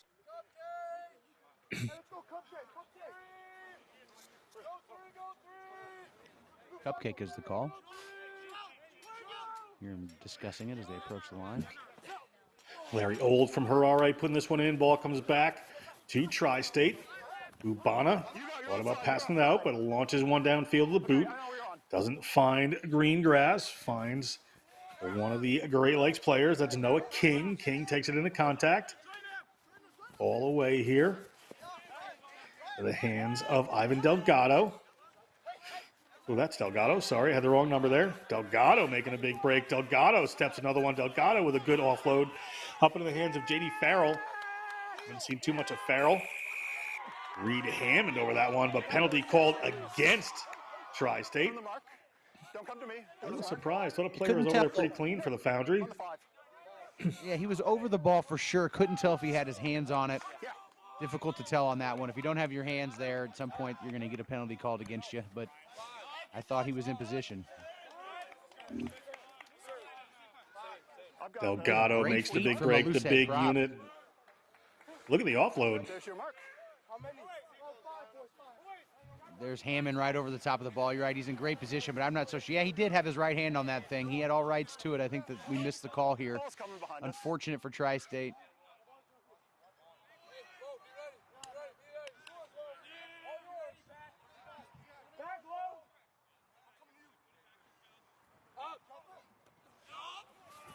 Great Lakes come down with that one. That opened right up there, but player just knocks it forward. What a mistake at the end there. We're going to come back, referee, and award a goal line dropout to the Foundry here. He wants that back for sure. He just couldn't believe what he saw. He came down. No one was guarding him. They were trying to avoid the maul and forgot that they had to tackle the guy with the ball before they worried about that. All that green grass parts the Red Seas. Oh, my God, I'm going to score. Oh, my God, I'm going to score. He tries to get it out and unfortunately coughs it up. Goal line dropout goes into the hands of Peyton Wall. Peyton Wall is going to put right back in the position they just were. Great Lakes ball up there to Delgado. Delgado with that great footwork. Delgado, 5'11", 240, can step. Ball up to the almost try scorer. Little pop up there, looking to drive it in again. Held up. Good work there by Kyrie Poole. Another penalty against Tri-State for player not supporting their weight. And big boy going at it. Delgado wants the 5 points. Delgado's at the line. Delgado's over. 5 points. Ivan Delgado. Right now the beating heart of this Great Lakes team. Once in college, I played with a fullback. He had run out of his eligibility in football, and I used to always run up close and point-blank distance right here like Delgado does, and I would get stymied and turned over. He said, when you hit that contact, just roll and keep the feet moving. And that's exactly what Delgado does here. He hits that contact, gets stymied, he rolls, keeps his feet moving, and he buys himself that extra 6, 8, 10 inches to splash over the line and get the score. Great run by Delgado. Yeah, so whatever subs we were holding, we can send on now.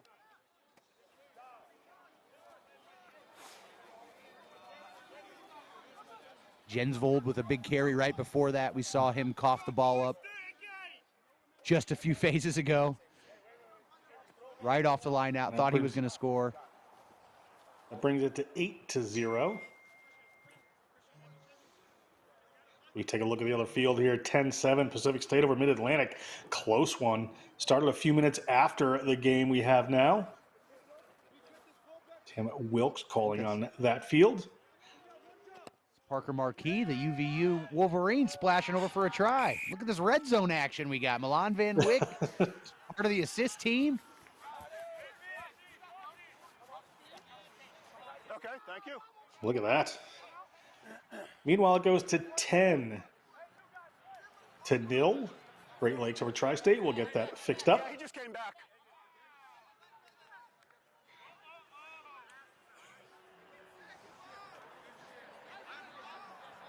Hudson Montgomery Scoreboard coming off ruled. for the Great Lakes. That's a big change. Very good player for them. Long kick there. Okay, playing a knock-on advantage. Come on. It's a knock-on. We're just making sure he's got a head knock. Referee, make sure player's okay. Players just want to keep Do you going. want to talk? Hey, listen, do you want to talk? Was it just like in your face, or was it a head knock? Okay, are you okay to go on? Continue? Okay. So we're just going to have the scrum here from the kickoff. Player says he's okay. Certainly appreciate the referee taking the extra second. Ensure safety. That's the #1 job of him on that field. Send this on, Lovey. Mark's right here, boys.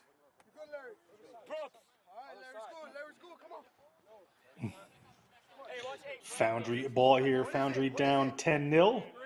Scoreboard is off here. Come on, Patrick. Come on, James. An absolute battle of attrition, and you can tell with the subs rolling on for both teams. Having to go deep in the bench and trust them. 0-0 at halftime. The differences have only started to be made here in the second half and very recently. I understand what you're complaining Nicholas about. Davis to put this one in again. Both reach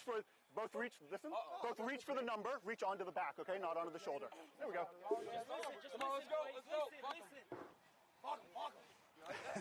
Just a binding issue, simple binding issue. It's all fixed now. Reach for the number, not the shoulder. Should have no problems going forward. Scrum lessons here in Houston. Time running out here on the Foundry. They're down by at least 2 scores here. Need to get something going quickly. A referee's going to whistle. He's going to give the penalty to Tri-State. Tri-State still has some time. Ball out the back for the Foundry. Foundry, get that ball up. Nice moves coming on here. Ball goes out to Ben Clow. Clow pops that one up. Good work there into Aiden. Stretches hands. No way, guys. Get up. Ball getting dug out here by Davis. Up into the hands of Jonah Clark. Clark Lost now, Greg. takes that one into contact. Davis again. Finds Gubana. Gubana gets the ball to Mo Barry. Mo Barry trying to move a little wide there to Braden Thompson. Braden Thompson finding some room. Braden Thompson finding Tony Robinson. Tony Robinson steps Chip Fumbu. 2 men with similar running styles. We're going to go back for a penalty here. We'll see what the ref decides to do. That's my bad. I tried to grab your jersey. My bad. My fault. Thirsty, get back on the line, please. Let me just get you the captain now? Referee having a little conversation with Great Lakes. The hair of the ball carrier in there. I'm not convinced that it was intentional. Why it's going to be a penalty only. I'm sorry. But let's just clean that up, okay? I got you. I tried to grab it. Dangerous tackle. Yeah. Get on the line and wait. You'd hope there would be no intentional hair pulling between those two guys. Lots of hair to choose from on either side. Patrick Heffright was going to go with that one. They get the ball to Jonah Clark instead. Here comes Tri-State. Tri-State just about 5 minutes left in the game, down 10 points. They can get a try in here. It'll help them out a lot. Another penalty. Going to have to watch out, not rolling away. Heffright looking for this one. They need these 5 points here. Referee going to have a word. Penalties in the shadow of the goalpost here. We got to improve discipline in this area of the field, okay? That's your Oh, warning. the gamesmanship all game, all 40 minutes. Let me get out of the way. That's the man who I'd want to have the ball if I was the Tri-State coach. Sean Collins looking for the line. Sean Collins held up there. What's going to happen? Referee on the spot. And he's going to call this one held up. It is going to be a goal line dropout for Great Lakes. Not low enough on that. Might want to have thought about a little bit of a different approach. Tri-State, but no matter. You know what he didn't do? He didn't do the roll. You hit, you got to roll. If he rolls here and keeps up there, finally a little bit late, and there's about 6 bodies around him at that point. Now if I'm the Great Didn't Lakes, get I'm you in their figuring out where ears, Tony got Robinson clipped. is. Yep. Now that I'm the Great Lakes, I'm trying to find Tony Robinson, and I'm kicking the opposite direction from him. I do not want him to be catch this ball directly or be one pass away from it, making sure I get a good chase on here. This is actually, the Thunderbirds are under a lot of pressure right now. They just don't know it yet because they haven't kicked the ball because the ball is dead, but this is a difficult situation to be in for the Great Lakes. Go ahead and send him. Sean Collins understandably needs a little dab of some blood off of his face after running into about 36 Thunderbirds at the goal line. You gonna be able to get that stopped? Or you want to just bring a blood sub on? Because we got to get started. What's the time? Less than 5. But we're running out of our time slot here. Yeah. Less than 5 minutes ago, you hear the referee discussing that one. Blood sub is good. And have goal line drop out here. Time is stopped. Opportunity to attack here for Tri-State. Put it towards the touchline. Clark gets hold of it. Good hands. Clark takes a step. Takes 2 or 3 Great Lakes players with him. Great Lakes player, well, not rolling away there, but referee's going to give a penalty in the other direction. Great Lakes opportunity moves one downfield. Late game good fortune for the Thunderbirds. Yeah, certainly. I think Kyrie Poole has a good argument there. He was a little miffed to lose that ball. I'm not sure Chief Chipfumbu, who had got the call made, really had any right to that ball or was earnestly close to playing it. So a bit of a tough call for the Tri-State Foundry, but in these final few minutes, they've got to find a way to bounce back. Good hard charging run by the man with soft hands. Chipfumbu, he's over the top of the ball, but one hand, his right hand, you can see is clearly on the ground the entire time. So if he's actually possessing that ball and playing it, he's only doing it with his left hand. As you can see, Chipfumbu's right hand just on the ground. Good result. Ball back here. Great Lakes under control there. Ball in the hands of Juma. Niemiller is going to play the territory game and launch this one downfield. Ball is rolling back into the try zone. Robinson has a hold of it. Robinson touches it down. They're going to have to move this one back. If it would have gone dead, it would have been the option. But since you made it dead, it's the goal line dropout. It's unfortunate for Tri-State. Robinson didn't have a whole lot of room to work with. It was a little bit of a risk. He could have tried to let it dribble out the back of the try zone, and if he would have, the Foundry would have had the ball way further up the field where it was kicked from. Robinson had to put it down. Didn't have much of a choice. Now they're fighting their way out of their own end. Foundry in attack. Braden Thompson going with this one. Time running out. 3.5 minutes on the game clock. Referee will have the time. Robinson moves that one.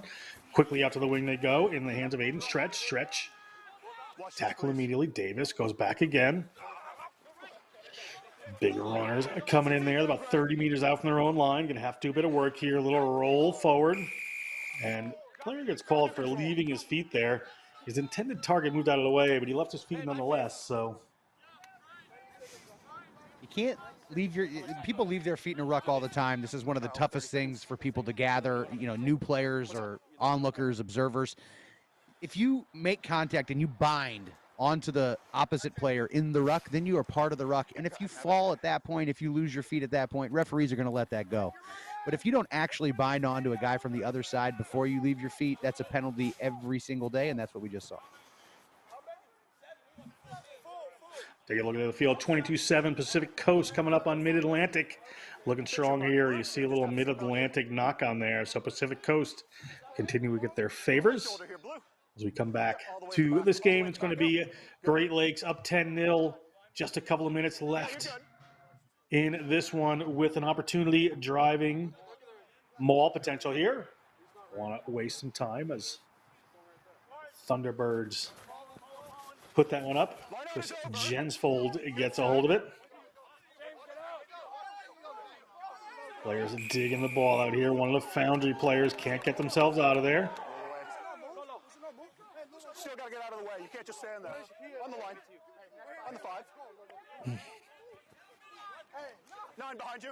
Behind you on the line. James Aiken just flopping on top of the ball from an offside position. That was an easy call.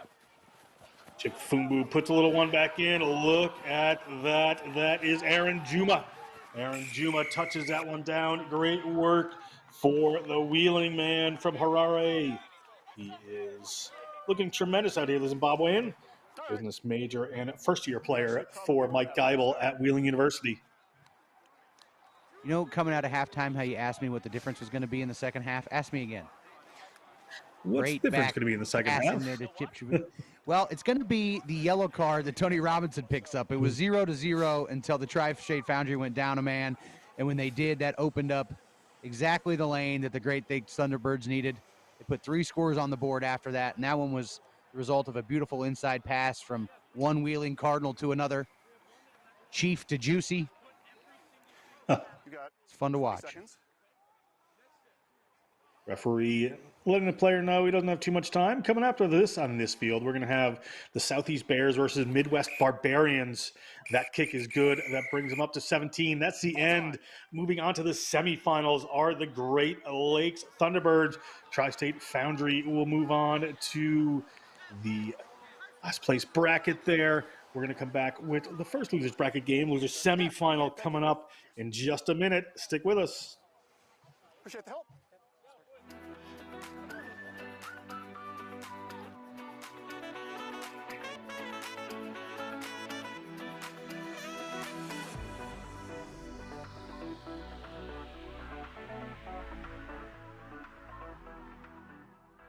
In our game, we play with our hearts.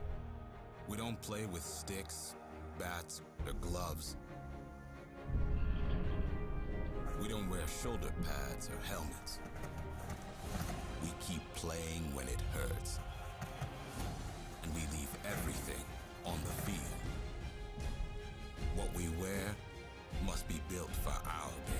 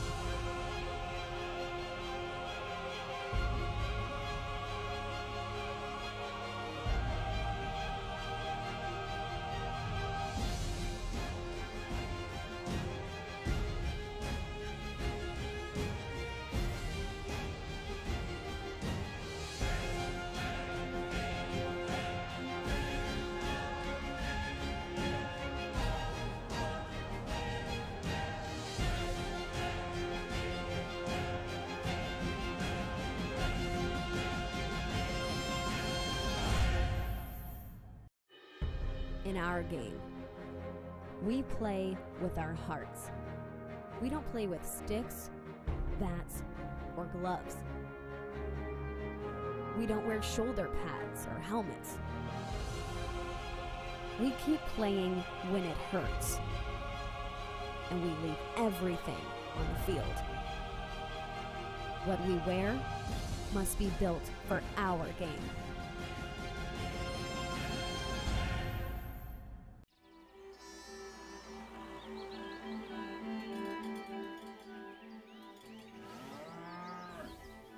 Since 1979, we've been searching for perfection. We've been thinking, sketching, and designing.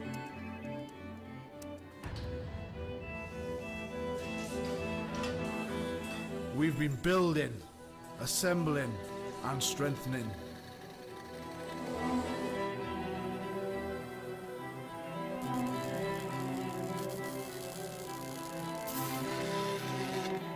We've been cutting, shaping, and painting.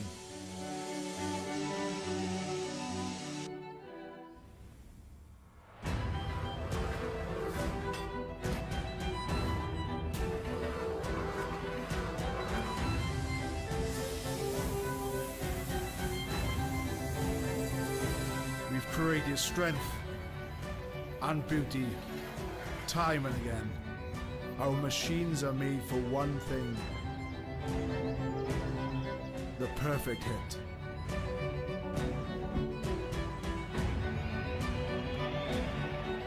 We are the crouch. We are the bind. We are the set. We are the squeeze. We are the hit.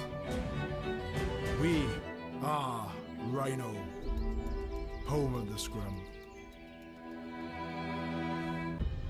In our game, we play with our hearts. We don't play with sticks, bats, or gloves. We don't wear shoulder pads or helmets. We keep playing when it hurts. And we leave everything on the field. What we wear must be built for our game.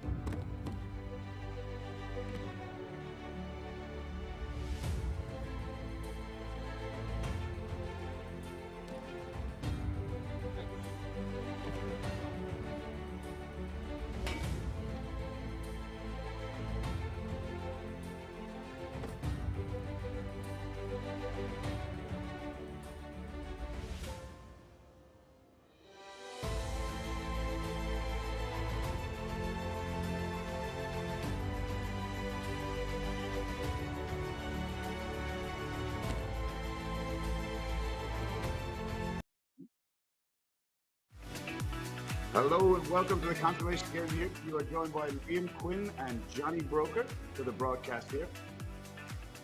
And we have the Midwest Barbarians. They are going to be in that red and white stripes that you see there running from right to left on your screen. And running from left to right are going to be the Southeast Bears. With matchup coming here, Liam. The referee just getting started here, having his last words with Thomas Musi. As Musi sets up to drop off. That's a rocket straight up into the sky. It's going to drop behind the 10-meter line. Well held by Jeremiah Curry, retains possession off his own kickoff. He'll be delighted with that. They set up in the middle of the field. Good, strong start. They're going to set up a few carries here right in the middle of the field with Rowan Shover. Southeast, sorry, backwards. Sorry, I had that backwards. I had my numbers backwards there. So David Randall picks from the base of the ruck and sets off the pick and drives here. That might be a little bit of obstruction there, but the referee lets it go. Mr. Joseph O'Brien taking it into contact. Good service there from David Randall as he sets up his runners. They're making progression here into the 22. Ref's got his hand out for an advantage coming to the Southwest Barbarians. Southeast Barbarians, I beg your pardon, and there goes Andy Takuzu on the Ringo. Marauding through the defense there and over the try line for the first score of the game, just a minute into proceedings here. Naringo has been tremendous all weekend. The Principia player, civil engineering major, doing a great job so far. What a start for this Midwest teams, playing the Southeast Bears in white there. Midwest doing a great job of building up the phases there, setting up the carries off the back of the ruck. Good servers, pod set up, ready to go. They wore down the Southeast and set up the try for when their big man got the ball there just outside the try line. Hayden Farrell lining up the kick here. Hayden Farrell from Iowa Central addresses the post. Very confident kick. Nice start for the Midwest here. Looking good so far in this game. Puts Midwest 7-0 up. They'll be delighted there, especially retaining their own kickoff there, John. Yeah, good start. Able to take down your own kickoff's a big factor in this game. You can hear the wind starting to whip around here at Aviva Stadium. Makes it all tougher for these guys out there. So this is the real Thomas Musi kicking off this time, not as I first stated. I didn't give Aidan Farrell his due credit. Here he goes. He's going to go left. A deeper kickoff. That's going to bobble through the hands there of Chris Santos. That was an awkward kick, maybe moving around in the wind, and the ref's going to set up our first scrum of the game in Midwest Barbarians 22. Scrum's been a big factor all weekend. Some of the teams, really coming in and getting coherent in their scrums very quickly, some not. So it's been a big weapon for some of these teams. Southeast has a big front row. Trevion Reed, Marshall Frank, Rowan Shover, all Queens, all played in the D1 National Finals last year, and they will be looking to impose on this Barbarians team. Of course, the more front row and the more pack play together, John, that would build up experience and cohesion in the scrum, right? And that's not a luxury these guys have. Mark Bazarian at the back. He lets his 8-man Chester Stanion pick. He goes straight to his first center. Midwest are tackling people who have the ball, people who don't have the ball. There's nothing getting through. Quick hands there. Matthew Beacom.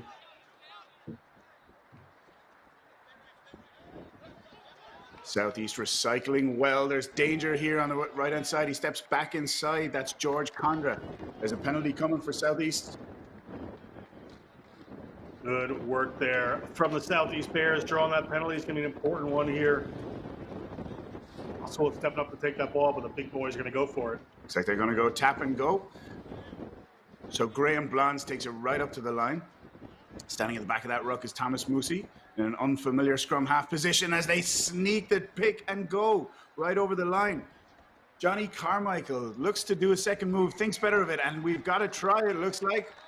If the ref can see the ball. Yeah, ref's got it. It's called a try. I thought it might go in before we look at it. There was a little bit of a wrap around the head there that I thought was going to be, to go into a penalty try. But eventually the try comes. One of the big boys just gets his hand down there Good work by this Southeast Bears side, put 5 on the board. You look at it here, this first pick guy comes off, looks wrap around the head there, and that's the eventual try. Just before that was just a little bit of a dangerous play, but it comes up. We're going to score the try and get those points on the board. I think Johnny Carmichael there, thinking about taking the second move, he stretched the hand out and then he pulled the ball back in. Very smart play, experienced play there, not to lose the ball and get held up over the line. But the refs these days are being so careful about tackles around the heads, clearing out rucks around the head. We're trying to get away from concussions and dangerous play. So, like you said, Johnny, very lucky to get away with that there and not have the penalty try and possibly a yellow card awarded. And must see the Paraguayan player from Lander University stepping up to take this one. Looks like a blustery day down there. We can see the linesmen's flags as they stand under the posts, fully straight out, blustering from left to right as we across the field as we look at it.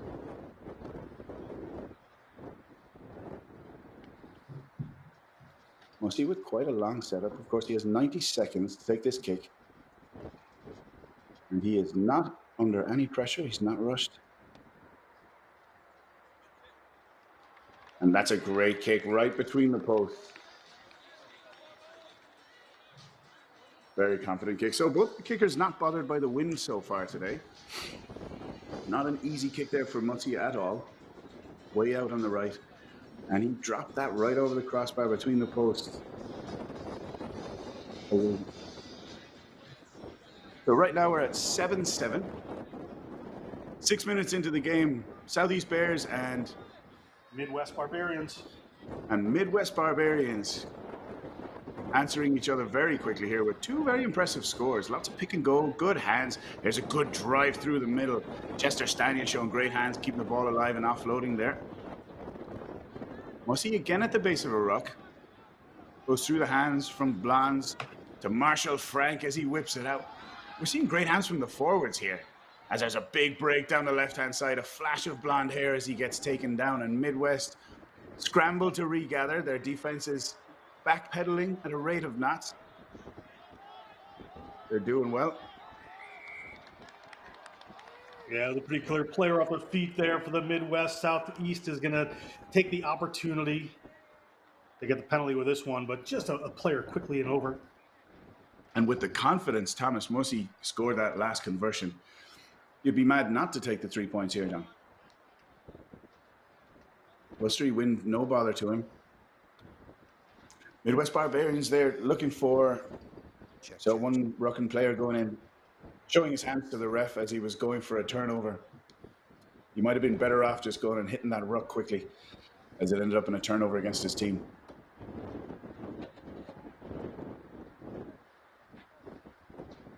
So if this kick is anything like a conversion, Mr. Mussy will take every second allowed to him just to make sure he gives this his best effort.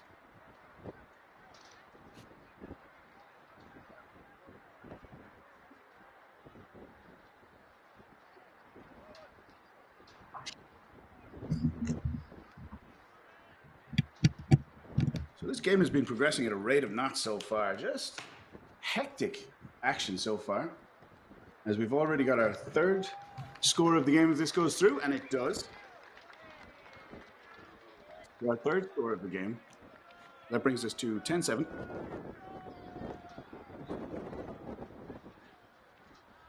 And at this point, 8 minutes into the game, we're going to introduce Tim Wilkes to the broadcast team.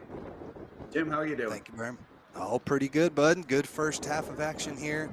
Both squads definitely have enough in the tank to be able to punch their ticket to the next round. Midwest definitely not where they wanted to be with the upset in their previous match. And they are looking to make their presence felt here now. Big take there off the kickoff by Midwest. That's their 2nd kickoff that they've retained possession from. And what a weapon that is, Tim, to be able to retain possession from your own kickoff. Exactly. Now they're on the front foot here, just outside the 22. And just one quick little movement, and they are back in front. So strong work here. Let's see if they can make something happen now off the penalty. Good work there. They get rewarded by the referee with a penalty right in front of the post, just maybe 10 meters out from their 22. Last time we were down here, they showed great work with number 9, David Randall, who set up plenty of pick and goes. Just really got his forwards chugging left and right. That's a strange penalty there. They missed touch. I don't know, was he going for touch, but it ended up being more of a Gary Owen kick up and under. Didn't make touch. And now Southeast have possession as they break out of their own 22. Number 18 there, Johnny Carmichael, the guy who got the first bite at the try line at the other end of the field. Taking a big, heavy carry in there and is rewarded with a penalty. Hopefully you'll have better luck here. Thomas Mussey. Go ahead there, Tim. Just trying to get their hands on the ball, getting aggressive, but did not release from the tackle. So an easy call for the referee as they look to continue to push their way down the pitch. I think you're right. I think Midwest have their eyes on some turnovers here on the ground, as just before our last score, the forwards were showing their hands to the referee in that dramatic pantomime version of showing that they're doing their second movement, which of course you have to do before you go for a turnover. As we set up here, Marshall Frank with the throw-in, right down the middle. Midwest come across the line, break that gap, but Thomas Mussey again with his hands on the ball. He's popping up everywhere here today. Curry to Fussell. There's a big break through the middle here with Luke Teixeira. Ball bobbles out of a few hands there, and Midwest managed to regain possession inside their 22. They'll look to exit here. Aidan Farrell takes a few steps back. They're going to go with another phase. That's a high tackle around the head there from Rowan Shawver. Referee's willing to let play go on. Midwest crabbing across the field. They might be better off kicking straight to touch and getting out of danger here, which is what they do. They miss touch again, unfortunately. We're just outside the 22 as possession bounces over and back between these two teams. This has been a hectic pace so far. The forwards, Tim, must be out of breath at this stage. Yeah, you're already, 4 matches deep over the weekend. Who's got enough left in the tank as they're able to fling it all the way to the far side. That was looking promising, but the pass went astray, and it's cleaned up by Johnny Carmichael, I think, way out on the left-hand side. Again, Mussey at the base of the ruck. He's doing all the scrum half work today there. Matthew Beacom takes into contact. Ball, unfortunately, goes through the hands of Chester Stanion. Maybe just a little bit of rush of blood to the head. We're going to go back for a scrum here. So they were playing under advantage for a knock-on from Midwest Barbarians. But those first 3 exchanges of play, we had a score on each one. And just now in this 4th one, we're starting to see balls not go to hands. Maybe calmer heads should prevail for the next few minutes here. Maybe stop with the hectic play and maybe set up some pick and goes here. So for our second scrum of the game. Some good defense the last couple of minutes as well. Here from the Barbarians as they look to make the stand and try to stay as close in this one as possible.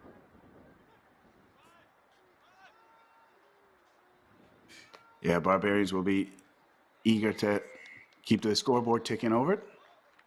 A wheeled in the scrum, and the penalty goes to the Southeast Bears. Yeah, it looked like they had a decent little push coming there, but just ended up moving it off to the side before it started moving forwards. Looks like they'll take the points here and try to come away with a few more to extend their lead.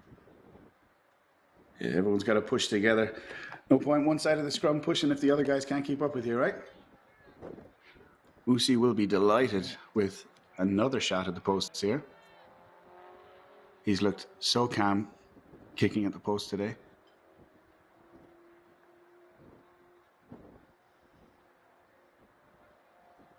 The Midwest Barbarians players having a chat with the referee there. Maybe bringing up a couple of issues, getting some clarity on matters of the breakdown. That wind has definitely played a factor in the first few matches of the day. Seems to be calming down a little bit here, but an opportunity to extend the lead.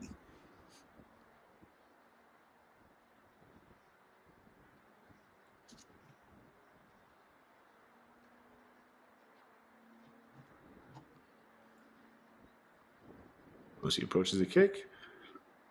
Calm as you like. That'll be his first miss of the day, it looks like. Well, the Midwest Barbarians get away with one as the score stays at 10-7. And we'll go back to the middle of the field. 22 dropout, I beg your pardon. But if I could have put money on Mussy sticking that between the posts, I would have. He looked so calm and confident after the first 2 kicks. You see the Barbarians again, they played really, really well yesterday. Lost that match earlier in the day. They scored the final 2 tries to make it interesting, and they are, again, down by 3. Just trying to hang on to this one. Another penalty. Midwest were without a scrum half there, without someone at the bait of the ruck, but there was a high tackle call on Midwest Barbarians. You have to be so careful with those. Needless penalties to give away. You got to keep the body height low in the tackle. We're seeing plethora of red cards being given out these days for that. And it's really not worth it to let your tackle height slide up. You got to keep it low and keep it safe, trying to avoid concussions. For sure, everybody's been working on that. We'll see what they've got in the line. How the front jumper here, O'Brien, was a beast there for the Barbarians in their first match, but they're able to get it up over the top of him again. Yeah, very nice touch throw by Marshall Frank, the hooker, as he loops it up and over to his jumper. An acquired skill from a line-out throw, that up and over. Oliver Fussell tries the crossfield kick. It doesn't quite do what he wanted, but he knew what he was doing. He's playing under advantage there, so there was no risk to that. Referee will bring us back into the corner. Marshall Frank, the line-out thrower, takes the safe touch on the ground, picks it up, barrels through 1 tackle into the second, goes to ground and recycles.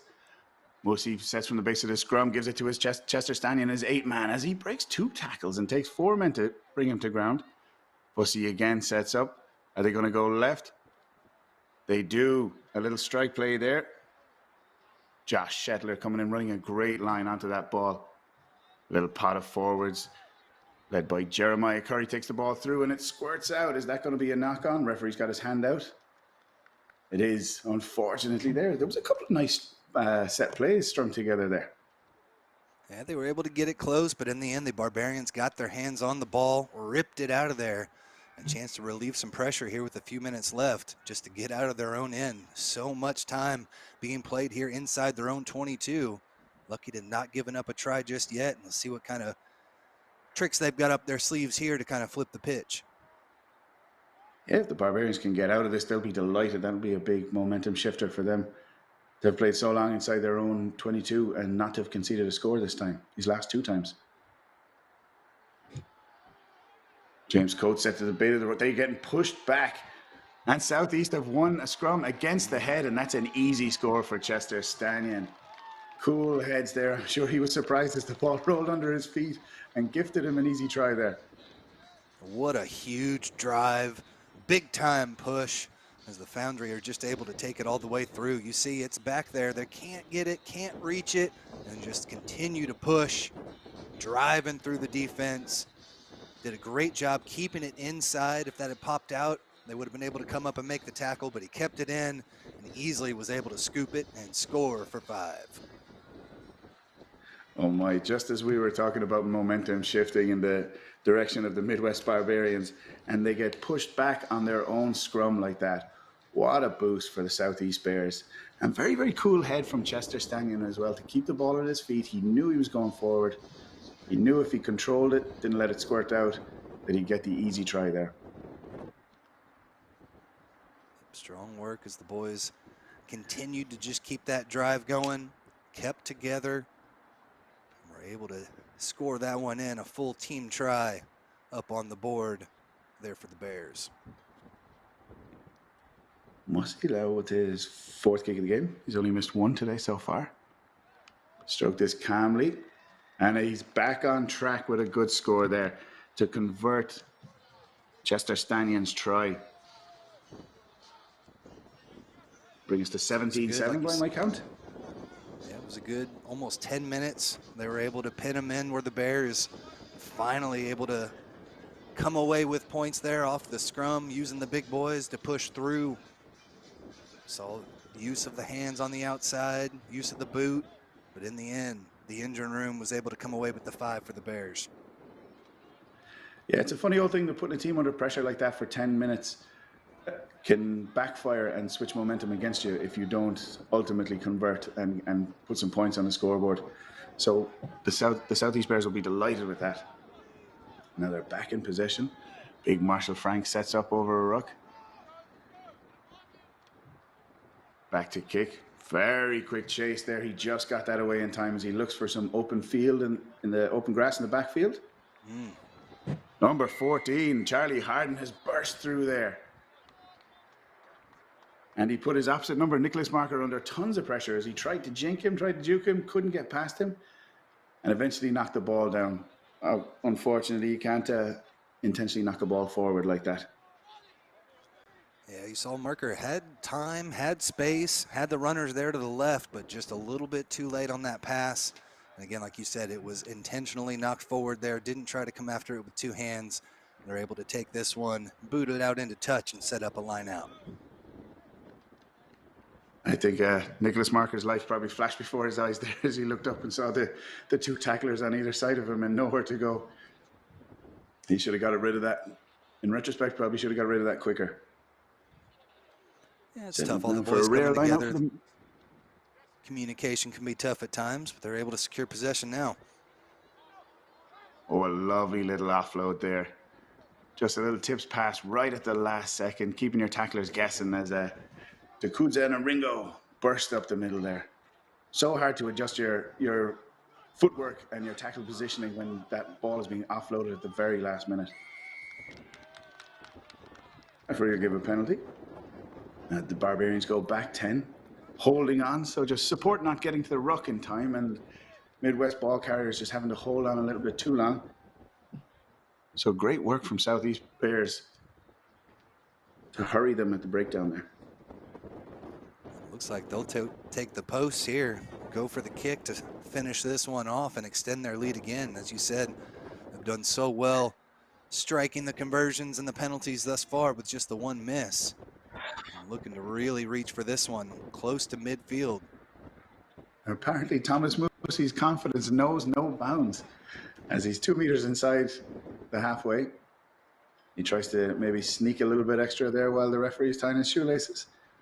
Tosses a bit of grass in the air. He's going to check this wind. So you'll have to be very careful about setting this up. This is quite a long way out, so plenty of time for the wind to affect this. Yeah, it was definitely blowing from left to right as we view the screen, and they've been able to, that wind has been gusting a good 15, 20 miles an hour throughout the morning. He's just about got the legs. He doesn't. It's away to the right as Midwest Barbarians will come back at them. Helter-skelter run right out of the 22. He's made 40, 50 meters. He's over the halfway. It's Aiden Farrell. The Ringo gets there just in time there to secure the penalty for them. James Coates takes possession. Bears got a little too aggressive, just kind of dived right over that one as they tried to rip it back away. And now an opportunity. We're not going to be able to knock this one out and maybe punch some more points up on the board and get a little bit closer. Be in striking distance once they get to the second half. This is where the Bears need to make it count, just to keep things relatively even going in at halftime. And that linesman's flag is whipping in the wind. So as Aiden Farrell kicked for touch there, it was no wonder he didn't try to shoot it further down the line as he needed the safety of touch. He had to make sure of it. Good line out. James Coates serves his 10. Farrell, big carry from Sibanda. Again, Coates goes right. Stringing the phases together. He's going right again. 23 Eccles. Runner's a little bit static there, but they're so strong that they're pushing through the tackles. A lovely pass through the blowhole from number 8. Trevor Lister bends over, shoots it out between his legs with a little trick play. Southeast Bears. Try to keep up with that.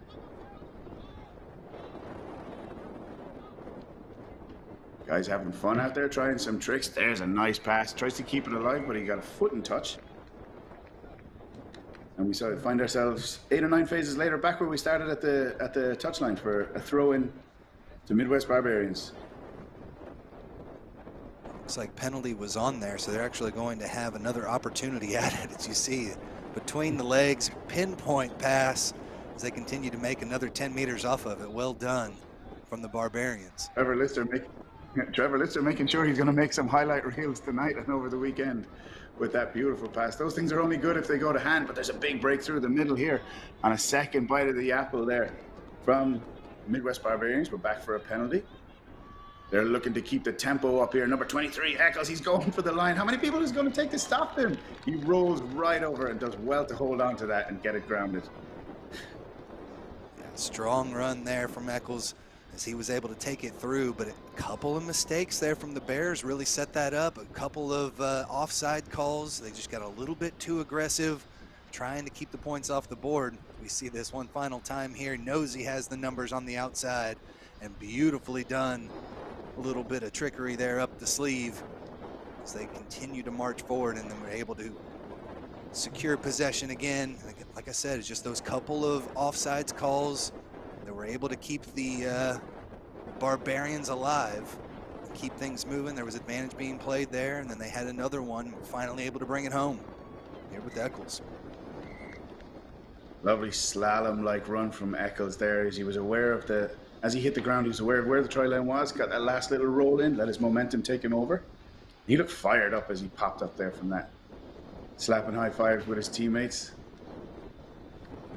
That's it. Well, great over and back there in the first half, Tim. We're going to go to halftime and we'll see you for the second half.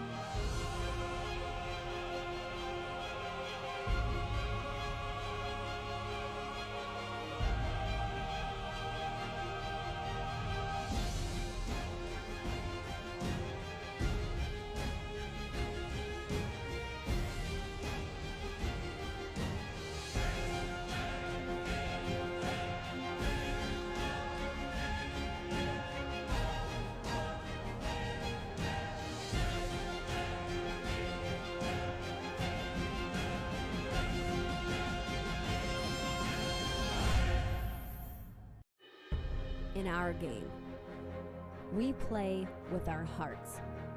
We don't play with sticks, bats, or gloves. We don't wear shoulder pads or helmets. We keep playing when it hurts, and we leave everything on the field. What we wear must be built for our game.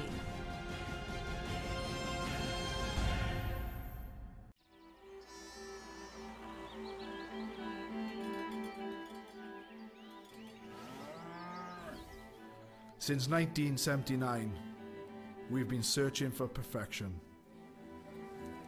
We've been thinking, sketching, and designing.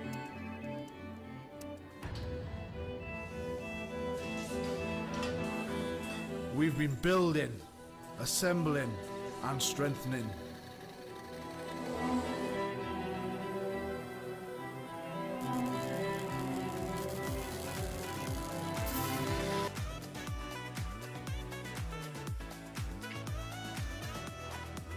Hello and welcome back to the matchup here between the Southeast Bears and the Midwest Barbarians. I'm Liam Quinn and we've got Tim Wilkes. What are you looking for in the second half, Tim? Well, we should be able to see something here from the Bears. They played well there in the first half, but they had the win at their backs. Let's see if the Barbarians having that win can lead to their advantage and be able to come back into this one. That's a great point, Tim. That wind really was standing to them and really picked up and started to blow harder and harder as the first half went on. If we look at those touch judges' flags, they are straight out horizontal, parallel to the ground. That is a strong wind whipping, and it was helping Thomas Musi in the first half with his kicks. Let's see if 10 points is enough of an advantage to carry these Southeast Bears through the second half. We set up for a lineup on the Midwest Barbarians 22. Then Thomas Musi flings it out to Oliver Fussell. Through the hands, they can't hold on to that. Josh Shelter, I think, who was a flyer in the first half. We would often see streaks of that blonde hair running great lines, but he just struggled to hold on to that. Luckily, the ball went backwards as Matthew Beacom takes into contact. Referee's going to blow it up there for a penalty. In from the side, I think, is the call. Came in from the side, just a little bit too aggressive. Got to make sure they're coming straight through the back of that ruck. An early opportunity now for the Barbarians. Maybe flip the pitch and start the attack of their own. Only down by 3 at this point after they were able to punch in that final try there in the first half. That's correct. Yep, and the score correction there. Thanks, Tim. 17-14 our scoreline here as we begin the second half. Aidan Farrell looked super comfortable there with that kick. Maybe doubling the distance he was getting from his penalties in the first half as he's more comfortable kicking with the wind. Referee's calling to the sideline. We have an injury here, or substitution, looks like.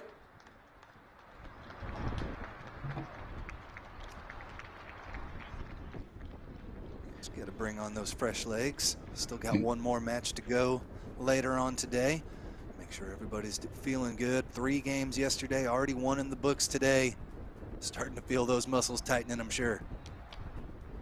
Yeah, back-to-back rugby is as that pass gets picked up by the wind and blown forward. There's our try scorer from the first half, Eccles, as he gets swung around by number 24 for the Southeast Bears. Farrell looking to go quickly. He's called back by the referee, who insists he take it from the spot of the penalty. Farrell, with his new win behind his back, kicks comfortably to touch. Set up good attacking line out here just outside the Southeast Bears 22. That was a strong tackle there. In their previous match this morning, the Barbarians were able to secure possession off those lineouts with ease, using O'Brien, the big number 6, front and back, but then they were able to drive one in earlier, a little bit outside of the 22, more than likely just spinning out to the backs. They dummy to the front and then go there. He loses possession for a second and then regains it. Referee's going to give a penalty for contacting the player before he gets back to the ground, I think. You got it.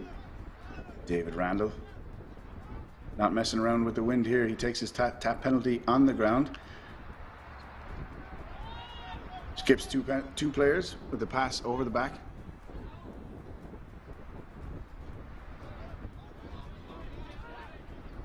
As we set up the pick and go, or the strike plays here. Big number 4, Naringo. David Randall looking for his bigger players. Punch holes here in the Southeast Bears defense. Joseph Napora takes it, ships it on. Midwest looking very calm here. Number 7, Kyle Van Niekerk gets his hands on that. Decides to let it go. They're steadily gaining territory here with every carry. Very calm, and they're punching a very straight, very narrow line right through the middle of the Southeast Bears defense. We decide to go out the backs to Aidan Farrell.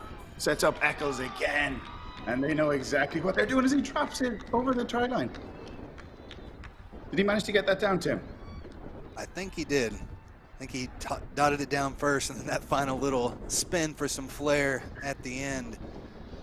Lost it, but strong work, was able to get that one 22 meters out and just took it straight through the teeth of the defense, around a couple of defenders, called it. It kind of a little bit close there, but referee was right on the spot, made the call. Looks like there's a huge divot there from where his knee hit the ground, and I think it stopped him dead and popped the ball out. But like you said, I think he got it down safe. And without the luxury of video review, we're going to go with that score today. That brings us to 19-17 South to Midwest. And the metronomic Aiden Farrell blast that right between the posts.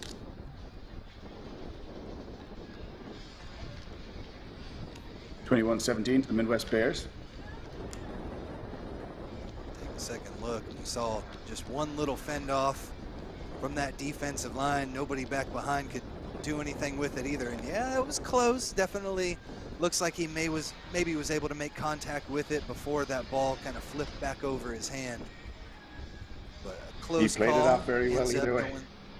Oh yeah, made it happen and gave his boys the 4-point lead here, as they have really come through with the comeback now, scoring 11 unanswered points.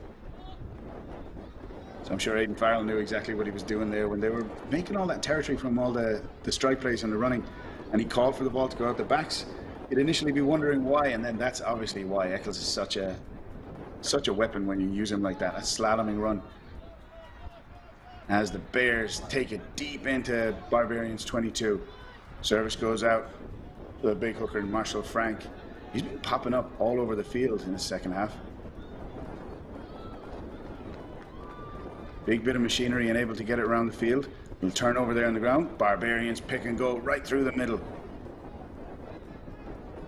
They'll look to capitalize on this here as they get quick ball. They set up for their 9, David Randall. The forwards and picking and go, and they all want a bit today. As Southeast bite back and push him back. Ball bobbles out the back. It's cleaned up by number 5, CJ Corcoran. Great pass there, and there's the clean-up kick from Aiden Farrell. Big boot, using every bit of that wind to his advantage. Josh Shelter manages to gather well, puts up a big Gary on, misses the tackle as Farrell runs back, stopped by Southeast Bears number 5, the substitute who just came on, whose name I don't have, but the referee's going to give us a penalty here. Wild over and back play in the second half. Just got a little too aggressive there, not rolling away the call. Sets him up again as we take another look, just into contact, and just kind of Cunningham, I believe, got stuck there. Didn't roll away quick enough for the referee's liking. Awarded the penalty. Yeah. As Barbarians look to strike again. I was incorrect earlier. 14 unanswered points off of the 2 tries from Eccles. Have really started to get things rolling for the Barbarians. Yeah, tackler just got trapped on top of the body there. Not much he could do. You have to get out of the way quicker. And you're right, 14 unanswered points is putting a different complexion on this game.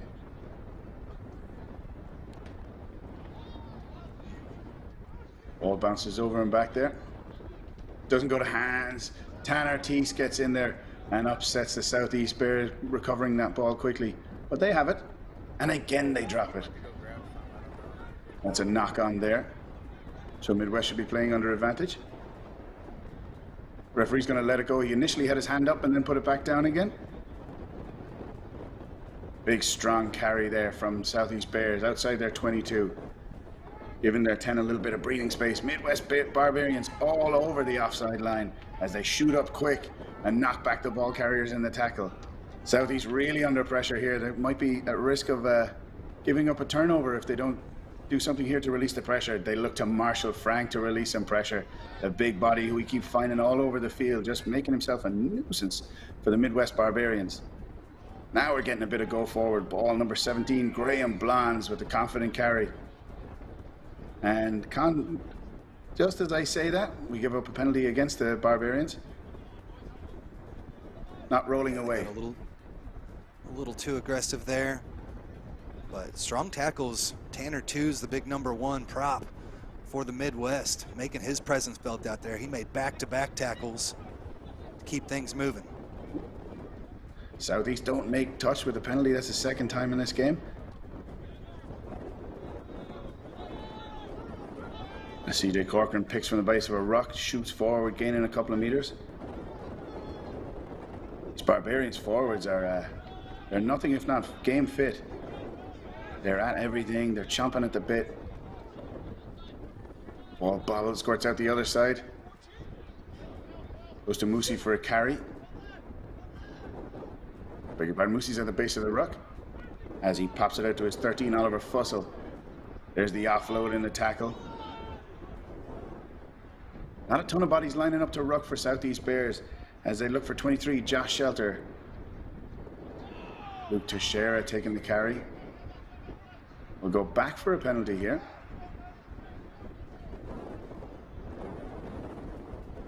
Yeah, a few words there between Eccles. Strong work from the Southeast Bears, though, as they were able to come away with possession. It looked like the Barbarians were going to be on the front foot there with big number 2, Marshall Frank. The hooker was able to come in with the counter ruck, shove them off, and then was able to scoop it up and retain possession back for the Bears. Yeah, what an advantage it is for your team when you have a big bit of machinery like Marshall Frank, who can scrummage well, knock bodies back, but he can also get himself around the field to be useful to you. When you get your front row and your big boys that fit, it's a real weapon for a team. Well, we already saw their strength there in the first half as they were able to drive over against the head in the scrum and give their team an extended lead there. But as you said, always valuable to have these guys, and he's showing his presence not just in the trenches, but out there on the outside as well. Yeah, the best ability is availability, and you're not available if you're huffing and puffing back in the 22 when play moves up the field. There's a big kick. Again, that doesn't make touch. He's kicking right into a strong wind there, so we won't hold it too much against him. It's 23. Josh Shelter shoots a big pass across. Much bigger body there, bigger ball carrier in number 13, Oliver Fussell. He gets play almost back to the halfway. Javier Luong trying to get out of the way and back on side there as he sets up the pillar. Mostly good service there. We almost had another between the legs pass there, but Oliver Fussell thought better of it. Southeast Bears getting forced back a few meters here. Again, Midwest Barbarians just so aggressive with the D-line, just shooting up quickly. There must be great communication out there. We've got a great break on the right-hand side here. Bears have made it almost to the 10-meter line, to the Midwest 10-meter line. Great, Stanion takes it, ships it on. Midwest Barbarians looking for a jackal there. They slipped off it as Marshall Frank, first receiver, ships it out with a great pass, and he set the back out in the middle of the field. He's in space, he's looking for Josh Shetler. A wild pass tipped, and they're still in possession here as Austin Costco takes the carry. Calms things down a bit. Again, Marshall Frank at first receiver. He picks a ball up off his laces. Great hands. And secures possession again. A couple of low passes coming from the rucks here. Southeast Bears receivers doing well to pick those up and deal with them. Luke Teixeira, dummies right, goes left. He does the line-out style overhead pass to Marshall Frank, who ships it on. Now we've got Shetler cutting back inside. Very smart play.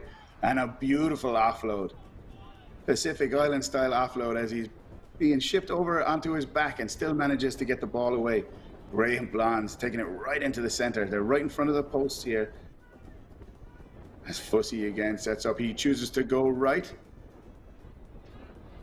Teixeira with the skip pass all the way out to the right, and what a finish from Charlie Harden. Takes the tackle, keeps moving forward, and grounds the ball. Great finisher's instinct, Tim. Yeah, we've seen the wind play havoc out here in the second half, but a beautiful, like, triple skip pass there all the way to the outside, finds its mark, and too much space, and an easy money try there for the Bears. Take a second. Here we see Shetler again.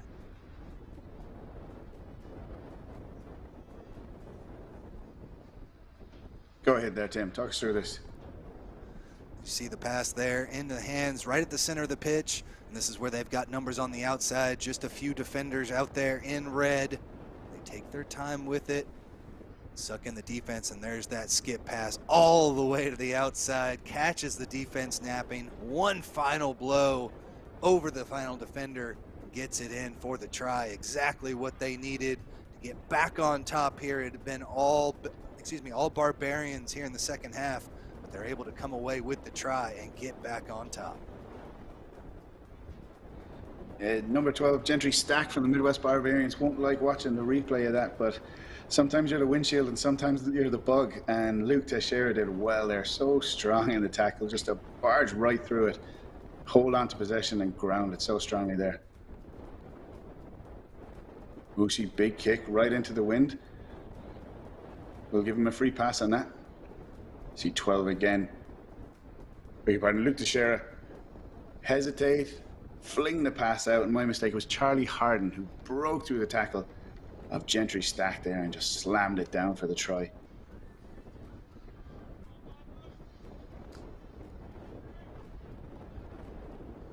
Good work from the Bears there, and with that 5 points, they have secured the lead with about 5 minutes left to play. What do the Barbarians have left in the tank here? They've still got the win, and this one's going to trickle all the way in. They decided he had to use that wind, blasted straight through back of the in-goal area. We'll come back for a 22 dropout. You want some serious to weapons in the... You want to pin them deep, but here, this one, since it went out through the back, we'll have a scrum down back at the center.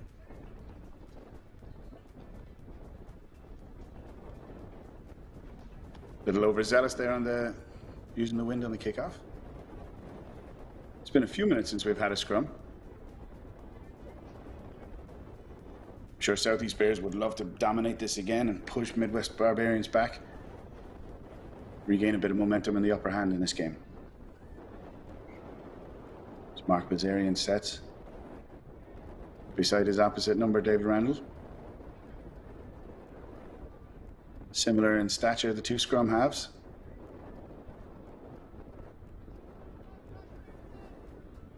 Marshall Frank, I see, although he's wearing the number 2, is setting up a loose head prop in this scrum.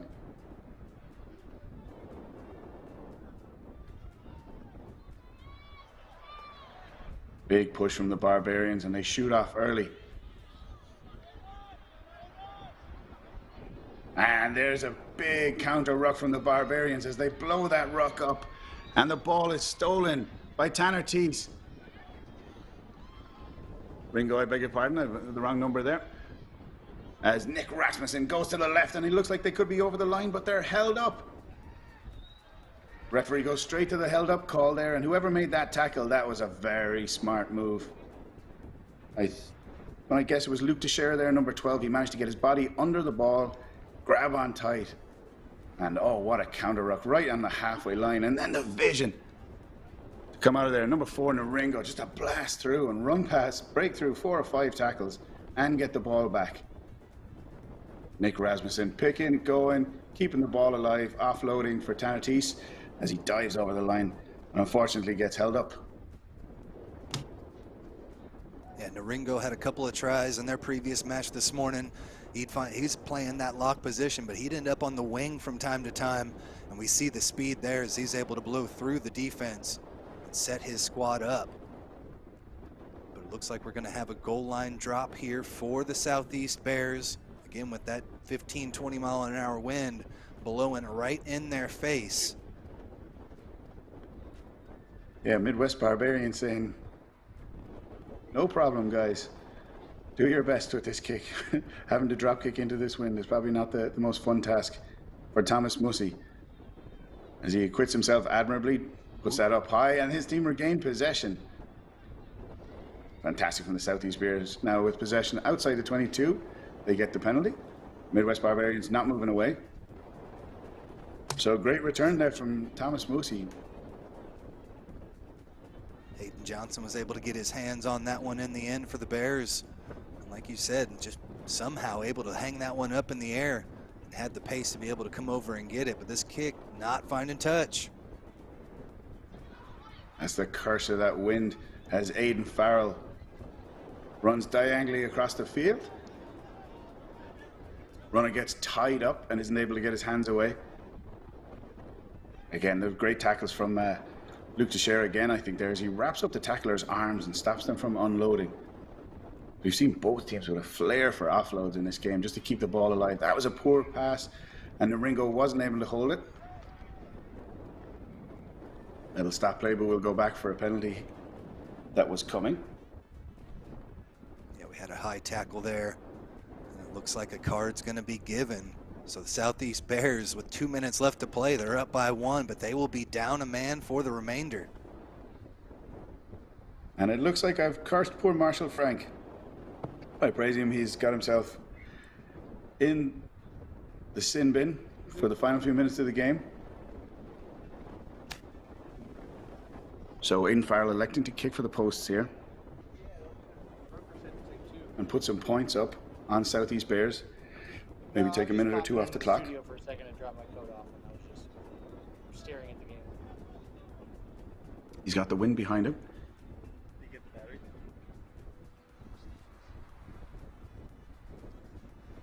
Yeah, I agree. And then there's something I want to do for... A flag stay down. So that kick is no good. We're still at 22-21. So ball did go out the back off the kick, so we'll come all the way up to the 22-meter drop. Again, the Bears down a man. About a minute left to play. They'll need to try and retain possession as much as they can, but that's a dangerous option when you're inside your 22. Yeah, you have to maintain discipline. No penalties under any circumstances, because I don't think Aiden Farrell will make that mistake twice. If he gets anything even anyway closer, he's going to stick that between the posts. Good safe take from the Barbarians. 9 dummies the pass, takes it forward, ships it off to Joseph Napora. Oh, great hands from Eccles as he scoops that ball off the ground and does a Chris Aston ash splash over the line. A little bit of flair there from Eccles as he bombs over the line and gets that ball down. This kick will be somewhat easier for Aiden Farrell.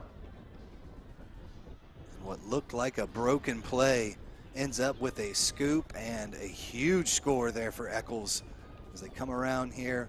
Good hands being shown to be able to retain possession. And then here it is, takes that scoop, just a huge burst of speed, blows right past those 2 defenders, and then has the finishing prowess to take it all the way in with the big stretch and the score. That's no mean feat to take that ball at pace. Bend down, keep moving, the strength in your ankles and the mobility to get down that low, scoop the ball and keep moving at pace. And then just the speed of acceleration from Eccles as he just takes 9 or 10 players completely. Takes 9 or 10 players out of the game there with a huge acceleration, and right at the end, a game winner from Eccles is probably the most flashy player on the field, or the most flair player on the field. Wins that game for the Midwest Barbarians. The kick is good, and that's the icing on the cake from Aiden Farrell. Tim Wilkes, exciting game so far, and what a finish. Well done. It's the hat trick there for Eccles, and he kits the team, puts him on his back, and delivers them to the promised land. They punch their ticket into the Consolation Championship.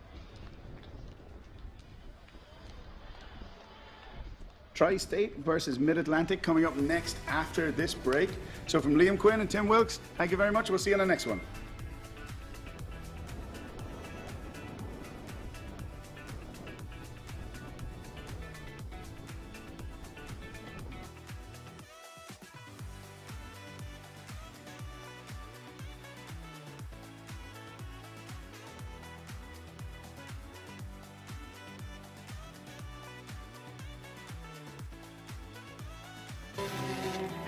We've been cutting, shaping, and painting.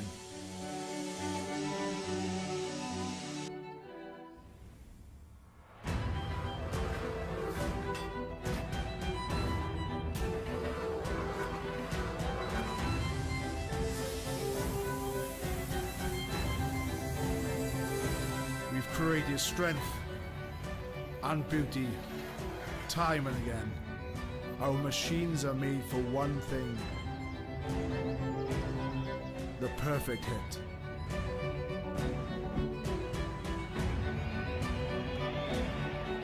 We are the crouch.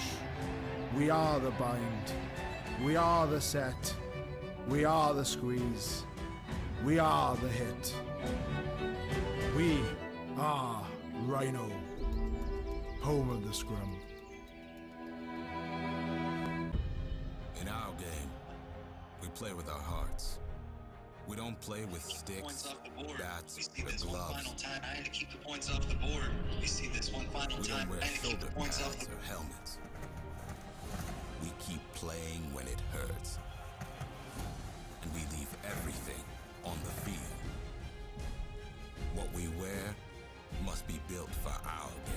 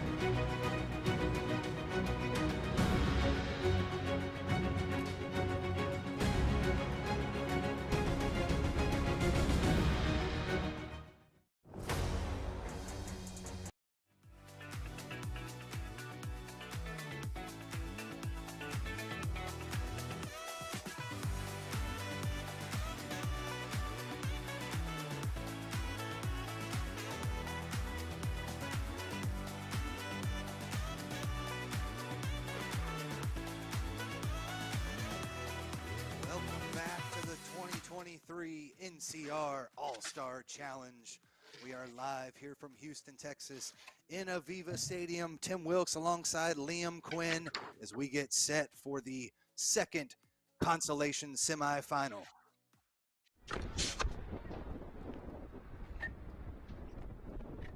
How you doing, Tim? Great weekend of rugby so far. We'll be looking forward to another big matchup now. We have the Mid-Atlantic Sharks will be in the gray. Test. Taking on Tri-State Foundry in the black and blue. Sort out the ref mic situation, and we are just about ready to get underway. Both these squads not exactly where they wanted to be from the morning. Both coming away with losses, but a lot of talent on the pitch for both squads. And Liam, let's see what both teams have in the tank here in their fifth match of the weekend. Good, Matt.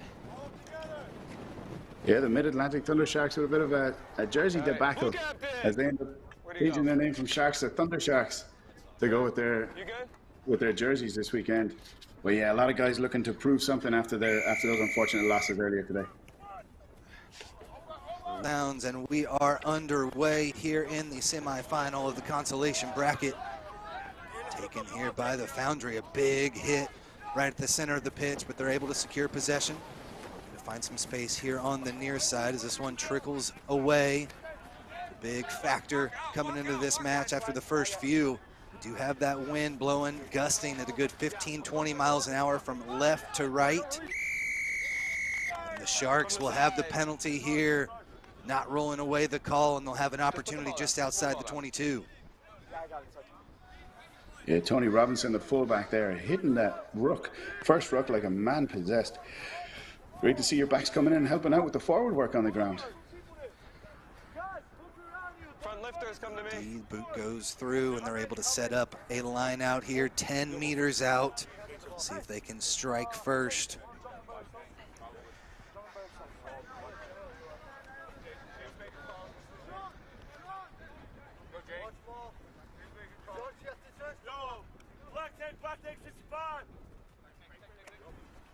Line out coming in here from Smith. Finds its target, and they look for the driving maul over the 5-meter line. They continue to push. They're over the try line and in for the first 5 points. Confirmed by the assistant referee, and it's power and strength there for the Sharks, getting the first 5. Oh gosh, the Foundry won't like that at all. That was child play. You see here, this was like a move off the training ground. As they took it well, they set up exactly like they want to do. And Foundry were so slow getting to defend that maul. And then when they got there, they're in standing positions. You can see Mohamed Barry there and a couple of others just too upright. They can't get a driving motion there as number 30 gets dragged over the line. Chad Tiernan, I think. We've got the number, if they're wearing the corresponding numbers in their jerseys.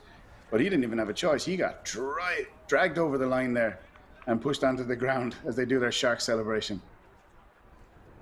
Tiernan with the first 5 points of the match. Kick off the mark, no good, but a solid start for the Mid-Atlantic Sharks. Went 0-3 yesterday, lost their match this morning, but they had a lot of power and pace. They used that win to their advantage there in the first half this morning and are able to come away with the first 5 here to start. Sorry, can you watch the sitting golf for them? Because they're always diving. We've had 1 minute of the game. They can't be always on. Time's off. Looks like we have a possible injury here. Somebody going to come off as we heard co-captain Federico Gubana talking with the referee. Referee says, let's just get into the match a little bit before we start worrying about stuff. Makes a very good point there, and he's given a couple of penalties against me over the years as well, this referee. But he was taking none of that guff. That's too early in the game. You've just conceded a score. And you're using phrases like Akira do, the referee. Wait for my whistle, all right? But he's making the very good point that we're 3 minutes into this game. You've just conceded a score. They can't be always going after Peter. We're only 3 or 4 phases into it. Kick taken nice and high, but it holds up beautifully in the wind. We saw that in the previous game. When you're kicking from right to left, you can use that wind to set it up, and they are able to come away with it off the restart. So good work, setting up a nice little opportunity, a little pick and drive through the teeth of the defense. They'll try to come weak here to the side. Strong run into contact goes Robinson. Robinson right to the 22-meter line. Picked out of there by Davis. Finds a charging runner. Another good one there from Robinson. Over the 22, but a penalty is going to be awarded. Not releasing the call against the Foundry as they just got a little bit too aggressive there, and support did not arrive in time.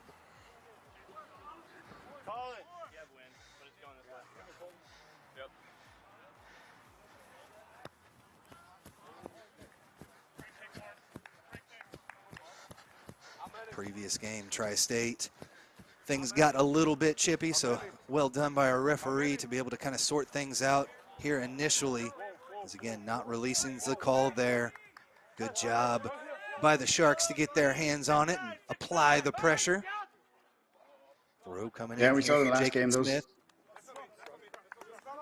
Finds his target. Penalties in the last game.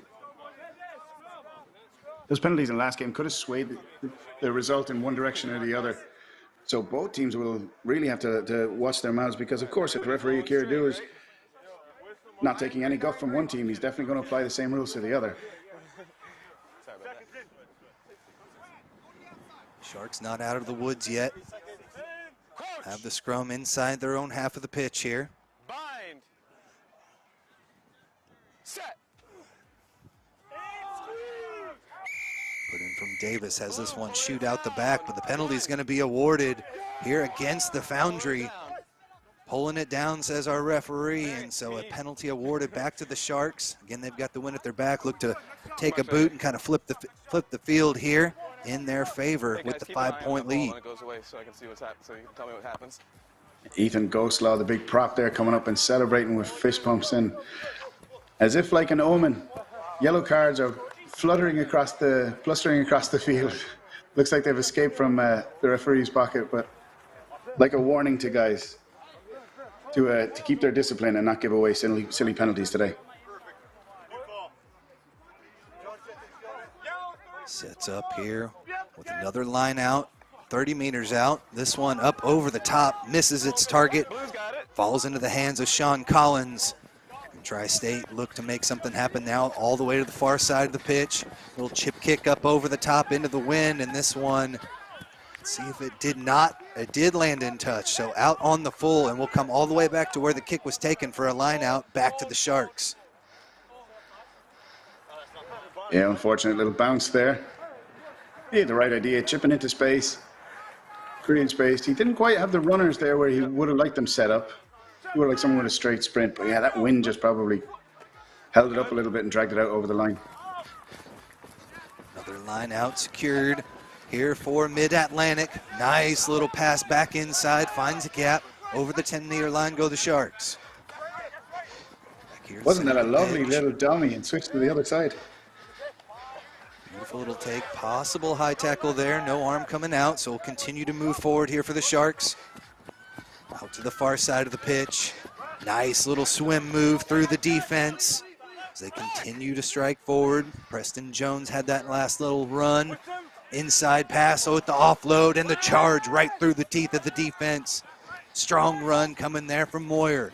Skip pass over to the outside, finds its target. The defense has had time to get there.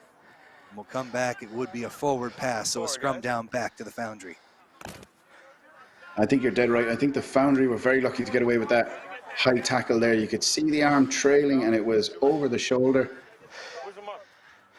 But I think because he let it go halfway through, maybe Akira let him go with it. Don't say anything. I am telling you what needs to happen.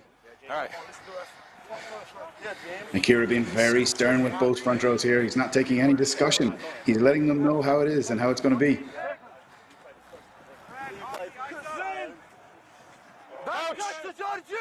Come on, Jay! Bind! Set! As Davis gets this one in. Everybody's still good. Starting to fall apart a bit, but that ball is playable and they'll let him have it. Out to the outside, run in there from Lanning. Lanning still spinning through the tackles. Holds strong, and it was a high tackle, so they'll take the quick tap off the penalty. Right through the defense they go, over midfield. Strong work from Tri-State as they look to attack. Back again, straight up the gut. Not much east and west happening here as it was Collins into contact, and yet again, here they go.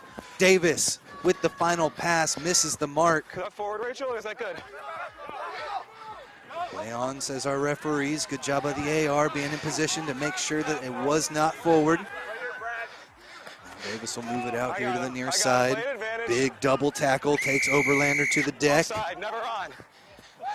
But offsides is the call. Another quick tap, there. and here they go again. Through the hands, right through the center of the pitch. Here goes Kuku with it, lost it forward though. Now at the 5-meter line, advantage being played, and they kick it away. Using that wind to their advantage. This one's going to trickle all the way out. So a strong work to be able to take it away and flip the field there.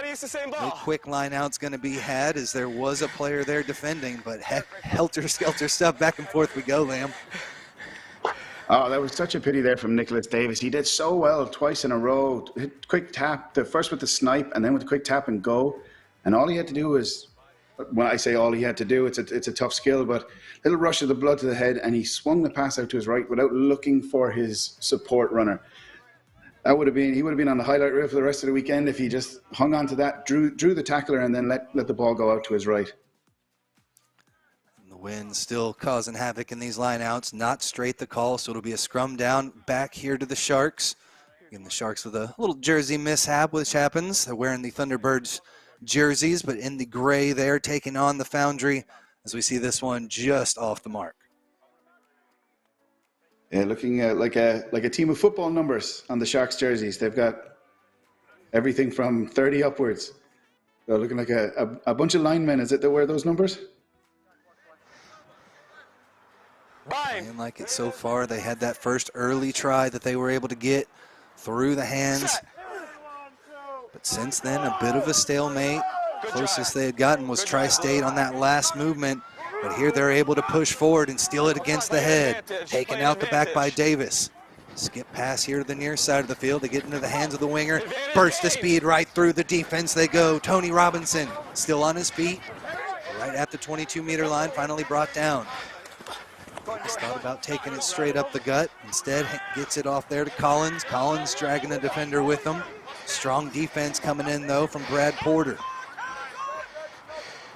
The ball is out. It's blue ball, guys. It's blue ball. Tony Robinson giving me motion sickness there with how quickly he stopped on a dime and took off again. Cuckoo takes it into contact again, but strong defense here from the Sharks, getting the Foundry to move the wrong direction. There's a little stab kick through, trying to find some space. Robinson applying the pressure. Nice little double tackle. Pasquarello to the deck. Sharks still in possession. Playing the man without the ball, so a penalty and an opportunity for the Sharks to relieve some pressure. And Tony Robinson, just as I was about to praise him for being a dynamo there, he's everywhere. He's undersized, or he's smaller sized, but he's not letting that stop him. He is throwing himself into rucks, but then as I say that, then here he is with the break through the middle. Look how quickly he stops, leans out of the tackle, and eventually it takes 2 or 3 fellas to wrap him up. But then he starts being chippy with the referee, which he knows he can't do. Referee Akira has set his stall out. Don't talk to me. When a ref tells you that, you got to go with him. Strong work there from Robinson, like you said, to be able to hold up a little bit. He had that burst through, but then so often you get caught unprotected. Like you said, held up, was able to have support arrive, but it is the Sharks in possession here. From inside their own 10-meter line, they're just going to kick this one through, but it's secured. And Tri-State looking for some space there on the far side of the pitch. Thompson still on his feet. Takes it in. Tri-State still down by 5. 12 minutes gone by here in the first half of this Consolation semi-final matchup. Davis pulls it out. Decides to go to the all the way to the far side. Flirting with that touch line, and eventually the Sharks push him out into touch. Turnover with the line out back to Mid-Atlantic. Yeah, I think Nicholas Davis was trying to mix it up there, just keep him guessing. He had all his back set up to his left, and he went right instead. Ben Clough did well, hold the ball, but unfortunately they just got dragged over to the touchline, so smart tackling there from the Mid-Atlantic Thunder Sharks. Nice take there from Moyer. They'll look to take this one up high, send it into the Houston sky, but we're going to have an offsides call. Did not get behind the kicker or retreat when that kick was made. Your whole back line's up early. And to keep the points up. 10 and 12. So penalty going to be given here. And the Sharks have been pinned in for the last handful of minutes.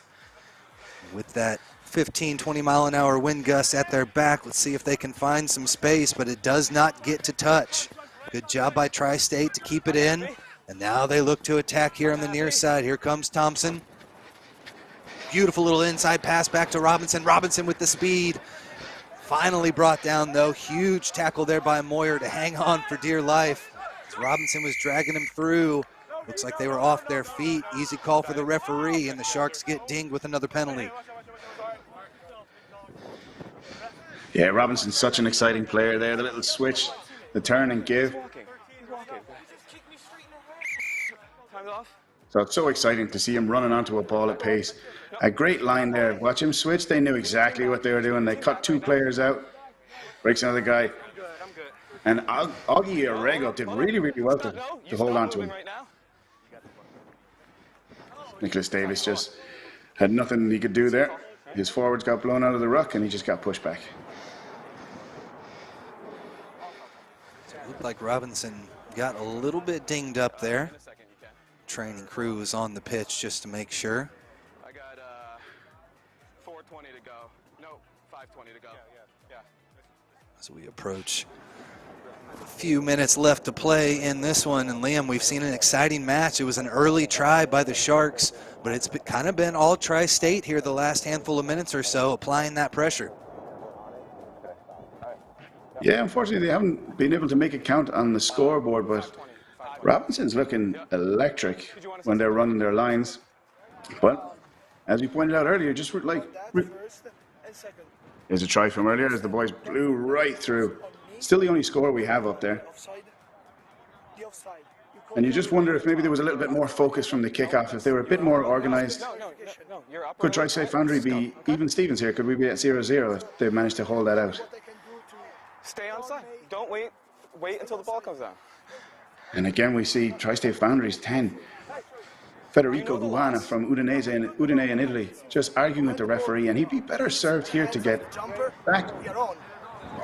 You were early, though. You were early. You were early. Guys, let's go. You want to scrum? All right, scrum. Beautifully done. Referee keeps it simple. Yeah. Lets him know what he saw. No argument to be had. And we will set up again here for the scrum down. About 5 minutes left to play. Sharks with the lead. It will be a put into the scrum here for the Foundry. Coach! Bind! Set! Almost an early drive there from the Sharks. You, pulling it down. Started pulling it down here on the near side, and a penalty called. They'll go with the quick tap into the hands of Davis. Flings it out to the outside. Off the one hopper, they're able to continue to move forward. Gau into contact, but the penalty's going to be given.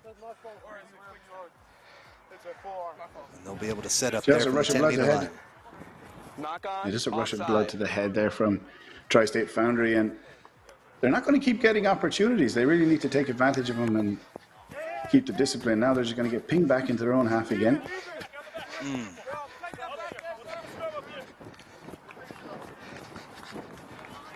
So that penalty there ends up going all the way through, so we'll come back to where the kick was had, and that is a huge mistake there for the Sharks. Multiple times those kicks have gone awry. They've really got to come together and kind of figure those out. Got to find touch there. Not so much worried about the distance, you need the possession. Yeah, you can make excuses with the win, but 3 times in this game so far, I think it's Joe Cokes has missed touch. And you really got, if you're having trouble making touch, you just got to cut the distance back and make sure you drive that ball into touch and retain possession from your lineout. Set. Sharks have that 5-point lead, but only a few more minutes with that win at their back, and we've seen already today how much that can play into an advantage for the opposition. Right now, a beautiful little run through around the defense, go stretch. They're able to retain possession. Gubano back to the near side again. Into contact now goes Paquette. Just outside the 22-meter line, they start to get a little bit alone here. They're going to earn themselves the penalty. Not releasing is the call. Davis is going to take it quick over the 22-meter line. Here go the Foundry again. Into contact. Almost got their hands on it, but Barry's able to keep possession. Now Gubano out to the side again. Strong defense coming up and making big hits. There is Orego. We've seen him multiple times in this match, but this time they get a little too aggressive. That one's kicked forward and picked up cleanly. Almost got unlucky with that one, but they're able to retain possession. Here come the Foundry again. Swimming through the defense goes Collins. Collins got a bit stranded, but they're somehow able to continue possession and keep that one out of there.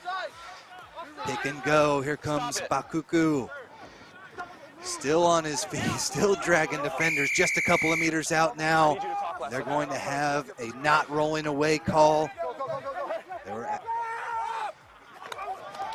And we're just noticing again, referee Akira is looking at Nicholas Davis, who's been at the engine room of everything today, and he's telling him to stop talking to me, please. The Tri-State Foundry guys have got to listen to the ref. He's not lying to you when he says, stop talking to me. Davis is not a captain, but they're able to punch it in anyway. There's Sean Collins. A few pick and goes, one after the other, and it's the Tri-State Foundry that are able to strike with a couple of minutes left. Time's off for an injury there, but strong work from Tri-State to be able to get their first try and knock this one up at 5. Take your time. He's coming over, okay? I think that's no more than fair. It's no more than they deserve. That big 18, Patrick Heffright, has just been shuttling around, putting in hits, putting in carries, putting in tackles, and getting back to his feet as fast as he can. You see the attempted dive over the line there. They're held up short. They don't panic. They hold their discipline, and that's when Tri-State Foundry are at their best, when they're being disciplined, they're doing their jobs, they're listening to their 9 and their 10. We see they crab out, And then they get to, I think we have Sean Collins going over there for the score. I can't hear you. Right was also right there to help give him the little push from behind to send him into the try zone. But either way, it's a 90. strong effort there from the Foundry as they look to set up here. We're not Gubano. kicking right now. Take a sec. Yeah, Heffright is making his presence known around the field. We had a little pirouette pass there as he took a pass behind him. A little spin move and shipped it off earlier in the play. As I said, he's just like, sometimes rugby is just a game of getting back on your feet and getting back into play, and he's doing that so well for a big machine. So we're all knotted up at 5. Gubano looks to take the lead there for the Foundry, and that one is kicked through the uprights and good. We take a final look here as the Foundry were able to punch it in. So yeah, they bring it back to 2 points between the sides. They drag a bunch of players, drag a bunch of tacklers left. And they're hoping to get a gap in the right. Heffright takes one step back to leave Sean Collins through. They knew what was on there. Nowadays in rugby, you're allowed one latching player before contact. So he did that perfectly. He took the step back, latched on, and drove him over the line. 1 minute left to play here in the first half. Sean Collins cleanly takes the restart. Makes a few meters before recycling it back, and now a nice little run through the defense. Good work there from the Foundry, but ends up going forward. And so we'll have a scrum back to the Sharks with about 40 seconds left. Close to being one of the final plays. We'll see what the Sharks can do here. Harris has been at the center of so many plays today, so many good things that happened for New York. And he had me out of my seat there with that little offload, but unfortunately it just happened to be forward. Here you see him, look, he's got the right idea. But it was actually the pass beforehand that was for the pass that Harris took, but he was just a little ahead of the line. And it's an offside. Sharks have been dinged for penalties on the last couple of scrums. They're able to hold steady here. Playing advantage. Back, and they move here to the near side. Advantage being played, says the referee. 9, so offside. Penalty opportunity. You came across Offsides is going to be the call. Nicholas Davis got a little too aggressive there over the offsides line, and now they'll look to attack again. Here comes Elbers. Elbers with the offload. Able to secure possession. Here are the Sharks. Down by 2. Should be the final play of the half. Nice little movements right through the teeth of the defense. Augie Orrego continues his excellent match. Support yourself, Gray. The runners well. Right up the gut they go. Back into the hands now. The big boys. Ghost Law hands it off. Continue to find space, but the Foundry are playing well in the defensive end. Might have numbers here on the near side. They're able to use it through the hands all the way. Get it out to Pasquarello. Pasquarello fakes left, ends up coming back right. Allows his team to be able to come in support. Penalty's going to be awarded as they were off their feet. We're Tri-State. Sharks 4 meters out now. Over they go. Canny got it down. Their try is awarded. Strong work from the Sharks to respond right before half. Excellent work from Mid-Atlantic. Oh, what a powerful couple of phases of play there. As Mid-Atlantic Thunder Sharks smelt blood in the water and just didn't let up. They were relentless. So I'm taking a quick tap penalty. There you go. We got bodies lining up, looking for carries. They're hungry. And New York, or Tri-State Foundry, are not organized in defense. They've got 3-on-1 here. They should have wrapped this man up and got possession. We've got 2 guys standing close to the ruck here. These guys need to fan out. They need to be calling for defense to cover, and they just left huge gaps. I'm surprised Nicholas Davis wasn't marshalling his troops there and getting guys in. That's just poor organization and defense. Fellas need to be being honest, working for their teammates and getting back in the line quicker, covering those gaps. Otherwise, you're going to get scored on every time there.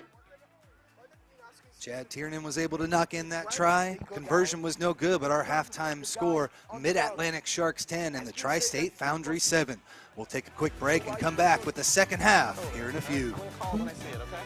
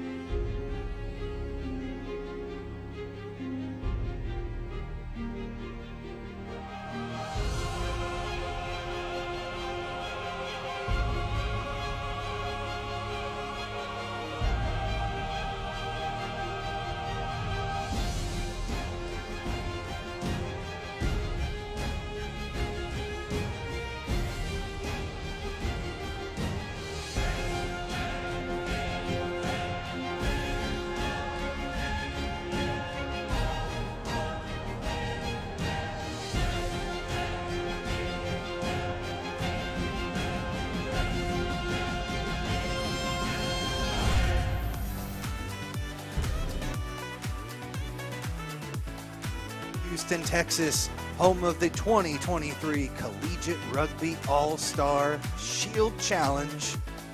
We're here with the Consolation Bracket semifinal matchup between Tri-State and Mid-Atlantic. Tim Wilkes here coming to you live here with Liam Quinn. And Liam, we had a strong first half back and forth, but it was the Sharks with the final try to take the lead. Yeah, and a couple of little side stories going on as well. The referee, Akira Doe, and the Tri-State Foundry, 9 and 10, getting into it a little bit. Getting chippy, New York killing themselves with penalties a couple of times, with some great play on both sides in the first half. Now it's the Sharks looking to burst through a good 60 meters run there with beautiful use of the hands, finding the space. And now they look to charge through again. There's an opening through the defense, but this one pass does not find its target. It's finally scooped up there by Sean Collins there for Tri-State.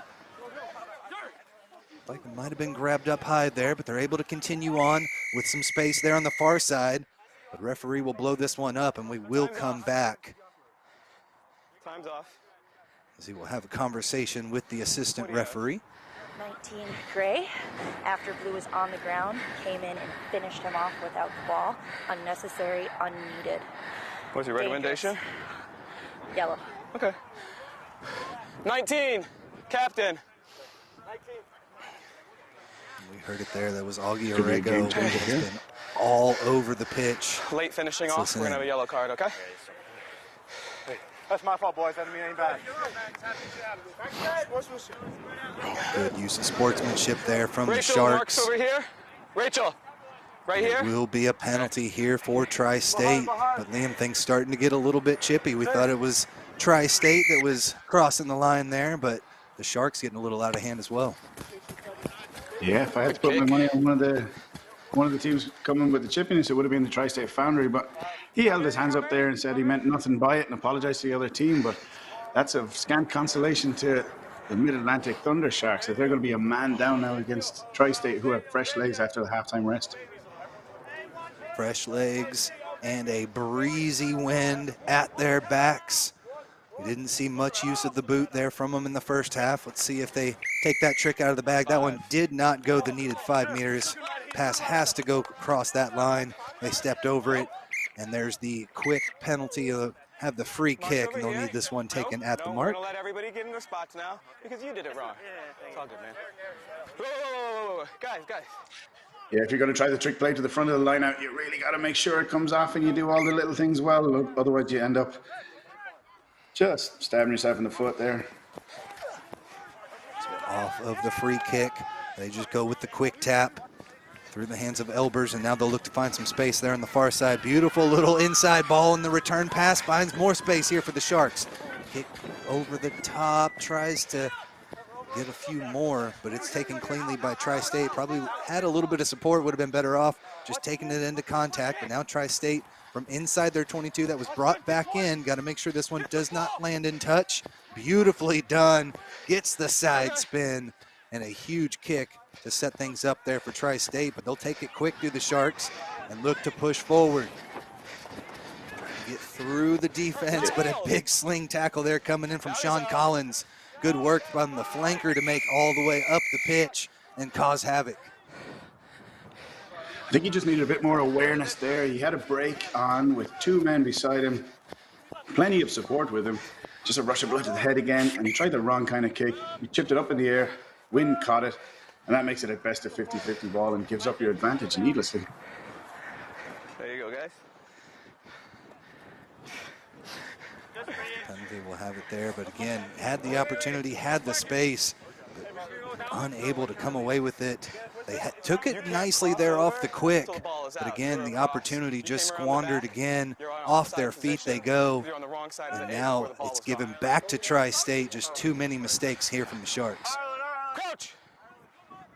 Yeah, you'd wonder if cooler heads could prevail, and if where would either team be now if they hadn't blown as many opportunities as they could, Setting up fine earlier. Let's just make sure we're keeping our space. or as many opportunities as they have.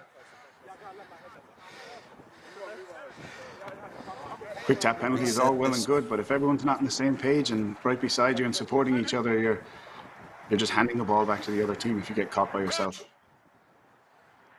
Bind. Blue, back 10. You're Look in to early. reset the scrum, but You're under his a arm. little bit of an early engage there, so a free kick's going to be given. Not sure if that was right at the mark, but referee is going to allow them to continue moving forward. Then the Mid-Atlantic Sharks in possession, up by 3. Here as we are 4 minutes into the second half of action. Almost an obstruction there, but they're able to swim out of that one. Comes to deck. Not releasing is going to be the call, and it's a turnover penalty back to Tri-State. They'll go with the quick tap. Over the 22-meter line they go. Into the hands of the big fella, Georgie. Bakuku able to take it through the defense. Now just 7 meters out. Ubano with his hands on it, flings it here to the near side. There's space there from Clow, and Clow takes it all the way in for the try, and it's Tri-State with the first 5 here in the second half. And like we just talked about, it was like they were listening to us. There's no point going on a quick tap unless you have support, and this time he had support with him. Big 3, Georgie Bakuku.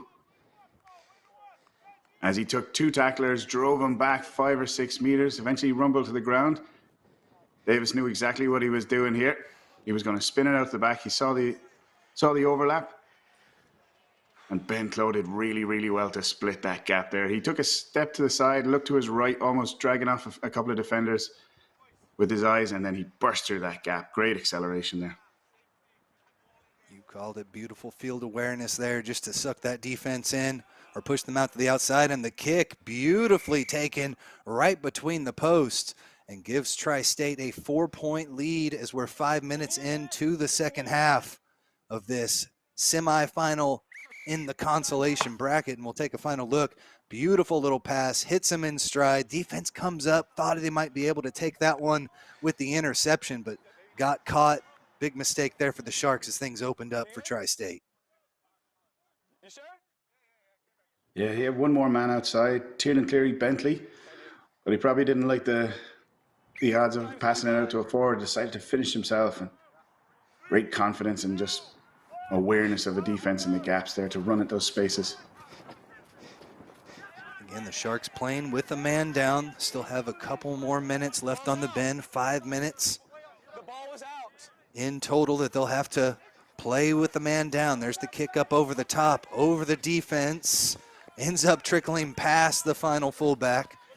Well, able to come back. Here goes Uhler, scoops it up, looks to attack. Excuse me, that's actually Quincy Allum. And Allum over the 22-meter line, sets things back up here for the Sharks. Nice little cut through the teeth of the defense. Got around one, ends up losing it though. This one's free play, says the referee, scooped up by Vivier. Out to the outside they go, through the hands of Barry, over to the outside.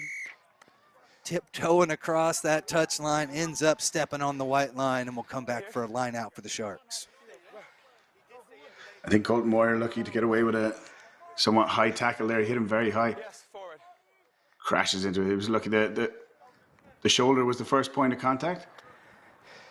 But good shipping it through the hands here. Have a blue loose head for me. Just unfortunate that the last pass didn't stick. Anthony Pasquarello did really, really well to hold on there with just a grip tackle. It's so hard to grab a bit of material on that jersey and just hang on when your momentum is carrying you out over the sideline and someone's shooting a strong line down towards your try line. Had enough strength, though, to bring him into touch. Actually going to have the scrum down here, so it looked like that pass may have gone forwards there with the knock-on. So we'll set up here for the scrum, is what the Sharks have chosen.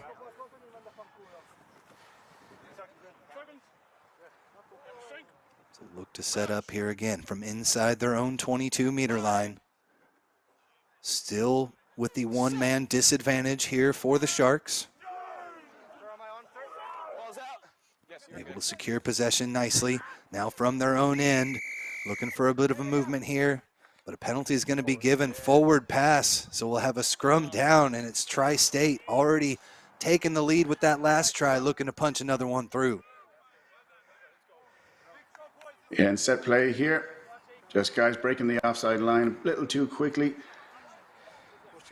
And 27, Pasquarello, just gave the ball instead of holding on to it. When he saw the man run past him, he should have held on to that and stuck it up his jumper or shipped it out to the next available runner. Putting yourself under pressure now, 6 meters out from your own line. Bind. Set. Davis will put this one in. Strong drive from the Sharks right through the Tri-State scrum, but they're able to secure possession off the back. Well done there by Davis. There's the previous try score, taking it into contact, Clow. Could not make it and then got a little bit stranded, and it's the Sharks to get their hands on it and retain the penalty and get possession back. They'll be delighted with that there. Just putting enough pressure on him in defense just to make him. So we've got a couple of missed touches from penalties throughout this game, the game before it with the wind, and he makes 100% sure of it by kicking almost perpendicularly against the sideline and driving it straight out and securing his own possession on his own line out. There's a big elbow off there in the face from Ben Clough. Tiernan getting his head involved there, able to hang on and make the tackle. They're off the line out. Not straight going to be the call. Option here for the Foundry. Scrum's going to be chosen, so they'll have an attacking scrum as we take another look. Now you'd have to hope Tri-State Foundry don't make a mistake twice in a row. You've got two scrums from great attacking positions inside Mid-Atlantic Thunder Sharks 22, and I'm sure contact coach Craig Wilson will have a couple of set plays set up here for them, a couple of options just to slice open the Thunder Sharks defense. Sharks had a strong drive on the last one, still causing havoc there. Davis finally able to wedge it out of there with the boot. Gets things moving here for the Foundry through the hands of Clough. Big skip pass up over the top. Now through the defense they go. Run there from Paquette. Paquette tries to dish it off there to the far side. Back to Powell. Into contact they go. 3 meters out now. Tri-State up by 4. Under 10 minutes left to play in the match. This one gets booted through, but advantage was being played. The referee's gonna dish out another yellow card. So just as the Sharks were back to full strength, another card is given and another opportunity here for Tri-State to make their will and get another try and extend this lead. Yeah, Matthew Paquette there, very exciting as it looked like he was backpedaling, got a hospital pass, chucked up in the air, gave the defenders plenty of time to shoot up on him, and he just broke through again. That acceleration, just speed kills in rugby. And the Thunder Sharks just have to be more disciplined when they're on their own line defending.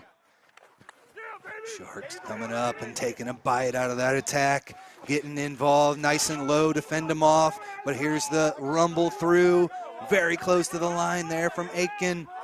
Just short, says the referee, and we'll bring this one back. He'll have a conversation with his AR. Let's go over here. Wait for this. All right, so I did not have a clear shot of the ball. I saw you come in. So, go. Yep. So there was no clear grounding. There was clearly a gray arm underneath, and it was over top of the goal line. So then it's held up. Yeah, held up goal line. So we have a goal line dropout. Yep. Goal line dropout. So close there, Liam. Looks like he was inches away from dotting that one down. Behind the kicker, guys. Gosh, he might have even got over ball. Behind the kicker. Yeah, he might have even touched some white line there, but unless the ref or the AR can see it, and they were both in pretty good positions. Just on the blind, both got caught on the blind side. They didn't get a clear view of it, but yeah, if you know you're not getting the ball over the line, you have to recycle it and get it back, because they'll just give that dropout every time, and you lose possession. And it's a waste of momentum. Off the goal line drop. We've got a kick taken with the drop kick. Off the mark, no good, and now the Sharks look to make him pay. Big run through the defense goes Preston Jones. Still with the attack. Finally scooped up there by Davis. Well done here from Tri-State, but they're not out of the woods yet as they lose this one forward. And it's the Sharks back over the 10-meter line. They lost support there. Just go to the knockout, guys. But we will play the advantage, so we'll come back. It'll be a knock-on there and a scrum down back to the Sharks. And where's Preston Jones been all day? That was a huge burst. Fresh legs still at this point in the game. Shot right up the sideline. Luckily, he's got a forward. He cuts in on Nicholas Davis, leaves him dead. He sees he's got no support, so he's looking to get that offload, but then he's also watching Federico Gubana coming in for the bird dog, so the best he can do is toss it backwards and get it recycled, hopefully. So we'll set this one up here for the attacking scrum. We got a lot of people Mid-Atlantic. for time there, so we're just gonna take a moment, right? All right, we're good now. There's your mark, guys. Liam, it's been a struggle in this scrum throughout the match. Both these teams not giving an inch. Yeah, and we've had quite a few knock-ons as well, and just quick tap penalties being messed up and stuff, so we keep coming back to this scrum, the energy sapping contest, and then you have that paired with the fact that there's been big breaks, so your forwards have got to be tired at this point. Good job to retain possession there. Tiernan with a little pop pass. They ended up being off their feet in support on the ruck. And so it'll be a turnover ball back to Tri-State. Time is off here, and we'll take a small break just to make sure everybody's all right. As we got about 7 minutes left to play, still a 4-point lead. As Tri-State have the wind at their back. Not supporting himself in the breakdown, in the ruck. Beautiful kick, finds That's a touch fantastic just kick outside from the Gubana. 22-meter line. How many? Yeah, I have 5:20 left. Using the wind well there. There's the pop, but the Thunder Sharks go in, and it looks like someone came off their feet.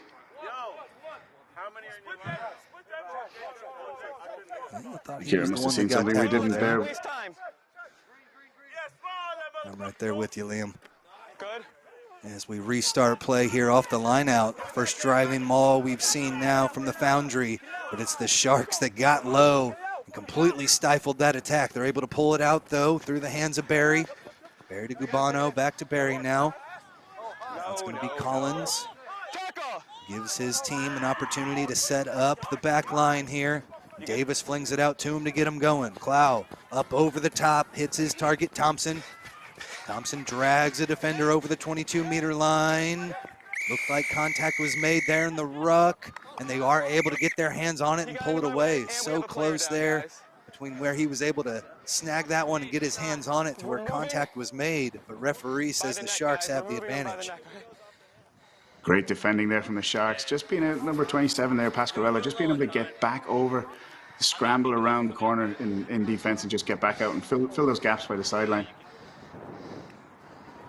Showed his hands, showed and he not was get the not last part of that tackle. Gives the Sharks still an opportunity, down by 4, 5 minutes left to play with a berth to the championship round of the Consolation bracket here on the line. Again, thank you so much for joining us here at the 2023 National Collegiate Rugby All-Star Challenge. Tim Wilkes here with Liam Quinn as we march towards that final whistle. This is an exciting little finish, Tim. I wouldn't be surprised if this went either way. Just Sharks defending so well and Foundry looking exciting in attack. And it's the Sharks again. They got players on both sides that can burst through. And Sharks have had these opportunities, but the mistakes after mistake here in the set pieces. Again, off the mark. We've seen that throughout the match, and it sets up Tri-State. They're already up by 4, and they could more than likely close this one out with another try. yeah, the Sharks have gone from looking so promising in the first 30 seconds of the game, scoring off the line out, just walking through the Tri-State defense, to losing a couple of line-outs so far in the game, at least 2. Just through no mistakes, but their own. They have been good here in the last few scrums, but they have a penalty here. And it's going to be a quick tap and a take here from Tri-State. Over the 22-meter line they go. Lanning just takes it into contact, sets up the next phase. They look to go weak. They've got plenty of numbers there, but they're taking it in, standing still. Good job there by Gubano just to drag defenders over the 5-meter line. Possible knock there, but they're able to retain possession. Just 1 meter out now, up by 4. 3 minutes left to play. A try would all but end this one. Strong work from the Sharks to get him out. We're playing grade 27 on the neck. So we'll come back to the high tackle. There's the quick tap. Not yet, says the referee. We do have a man down. I think that's a good job of kind of slowing things down here with an injured player there in the field. You can't blame a man for trying, but good decision by Kira, the ref there, to pull it back. Again, Mid-Atlantic Thunder Sharks just penalised in the same position as they gave away the yellow card. Defending on the line, everything's a little bit more intense. You have to be a little bit more careful. And of course, there's the added weight in the referee's mind that if you infringe, you're denying a possible try-scoring opportunity. So we're talking yellow cards and penalty tries instead of just straight penalties.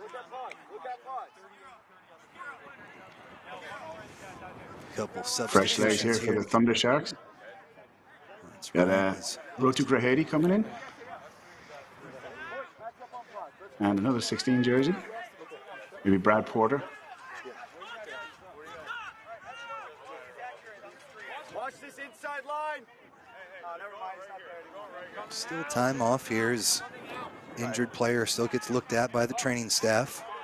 Seems to be good to go now, and we are ready to rock and roll. 4-point lead here for Tri-State. They'll take the quick tap penalty into the hands of Gubano. Pass to nobody, almost lands in the Sharks' lap. But they're able to retain possession here at Tri-State. There's the pass back there to Stretch. Stretch through the defense. Tries to pry his way down. 10 meters out. Hands in the ruck there. Sharks did good to leave that one be. Now through Barry. Takes another meter. Be huge if the Sharks can make a big defensive stand. And there's the knock on. Here come the Mid-Atlantic Sharks, still looking for their first victory on the weekend. Little skip pass up over the top. That was a dangerous one. Ends up getting knocked out. Still waiting to see who was last touched by the Foundry, so it'll be a line out back to the Sharks. The Tri-State Foundry will be mad at themselves there. Aiden Stretch starting off a great move there as he kept his legs pumping with 2 or 3 tacklers on him and tried to hand off a fella. But then Mid-Atlantic Sharks doing so well to just maintain their calm and defense there, wait for their opportunity, and a good pickoff. So Mid-Atlantic Sharks need to go 90 meters, make it 100 meters as they are back right on the edge of their tri-zone. Down by 4, minute and a half left to play. Ooh, almost got a little too offsides there. Referee says play on though. Tri-State getting aggressive and eventually gives the penalty. Not releasing gonna be the call. Sharks will take the quick tap. Into contact they go over the 22-meter line. Try the offload, can't get it, and it's scooped up. Plow gets possession back here for the Foundry. Huge job there to be able to get into that ruck, scoop it back. They'll kick it out, looking for touch. That will do it. Tri-State Foundry punch their ticket to the Consolation Championship. What a good match for Liam Quinn. I'm Tim Wilkes. We'll step aside. We've got more action coming your way. Stay tuned. In our game, we play with our hearts. We don't play with sticks, bats, or gloves. We don't wear shoulder pads or helmets. We keep playing when it hurts. And we leave everything on the field. What we wear must be built for our game.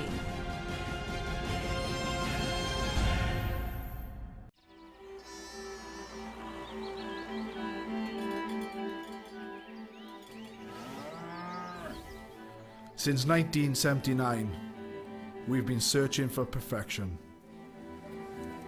We've been thinking, sketching, and designing.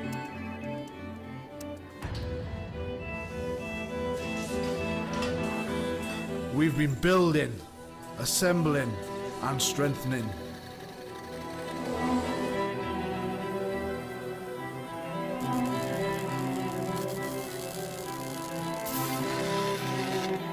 We've been cutting, shaping, and painting.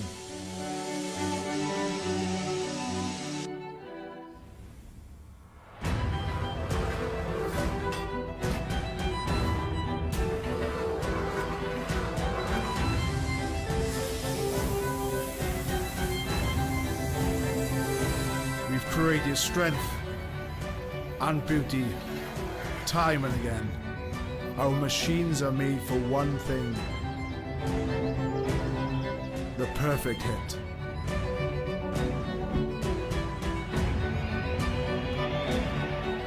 We are the crouch. We are the bind. We are the set. We are the squeeze. We are the hit. We are Rhino, home of the scrum. In our game, we play with our hearts. We don't play with sticks, bats, or gloves. We don't wear shoulder pads or helmets. We keep playing when it hurts. And we leave everything on the field. What we wear must be built for our game.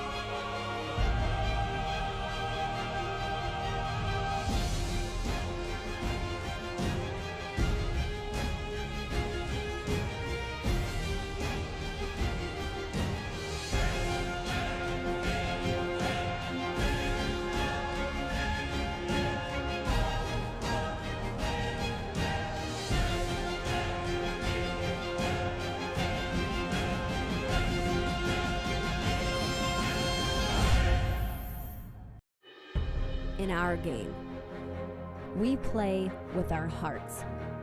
We don't play with sticks, bats, or gloves. We don't wear shoulder pads.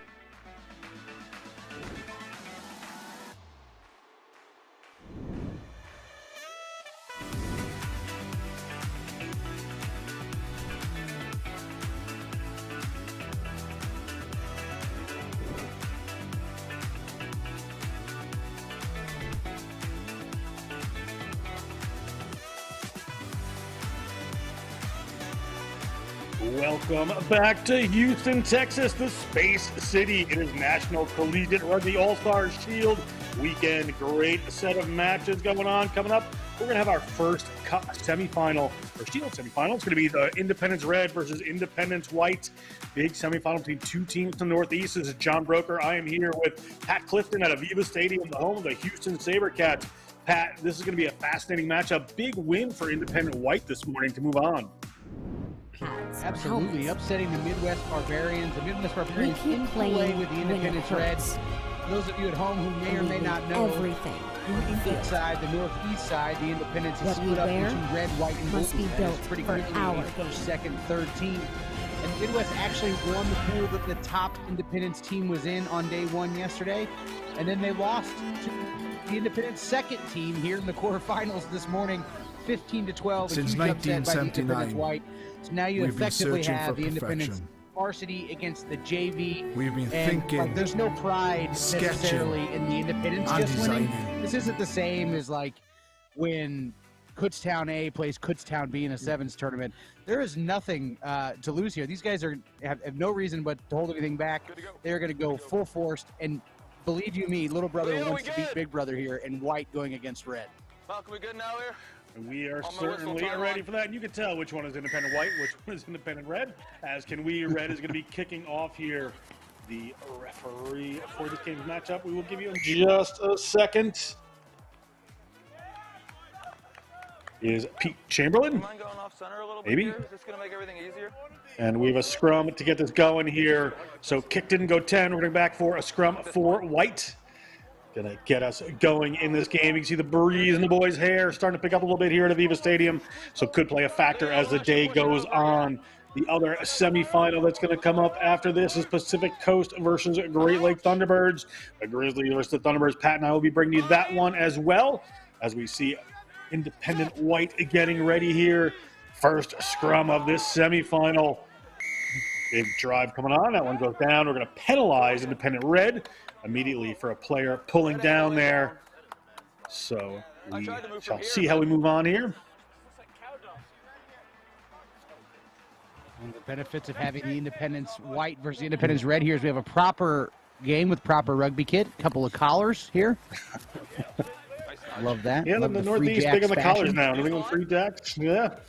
The collar is making a comeback in the northeast of the country where I'm from, so we'll see if that keeps going. I'm going to line out here to Independent White, who is Finley Hutton from University of Vermont, the politics major from Edinburgh, Scotland, played for Trinity Ackies before coming to UVM. Here's this first line out of the game. Ball to Diarang. Moved out quickly and moving it into the back they go. Taken down by Rashawn Fraser. Coming back across is Abdel Salam. Now ball to the ground. Dinged it in there is Independent Red. Good work by Charlie Beanie. Beanie, one of the Northeastern players on this team. Northeastern University, that is. Northeastern players on the Northeastern Independence. New England Independence? Northeastern Independence, New England, I believe. How it would be phrased, and that kick comes from Antisev, Holy Cross grad, now a grad student at Dartmouth, riding out his eligibility there. Here's our tunnel, yes. Keep that gap. Keep that same gap as the first time. It's a great weekend, Antisev. Really live with the boot and with his legs, both running with it, kicking it, chasing it. Fun player to watch.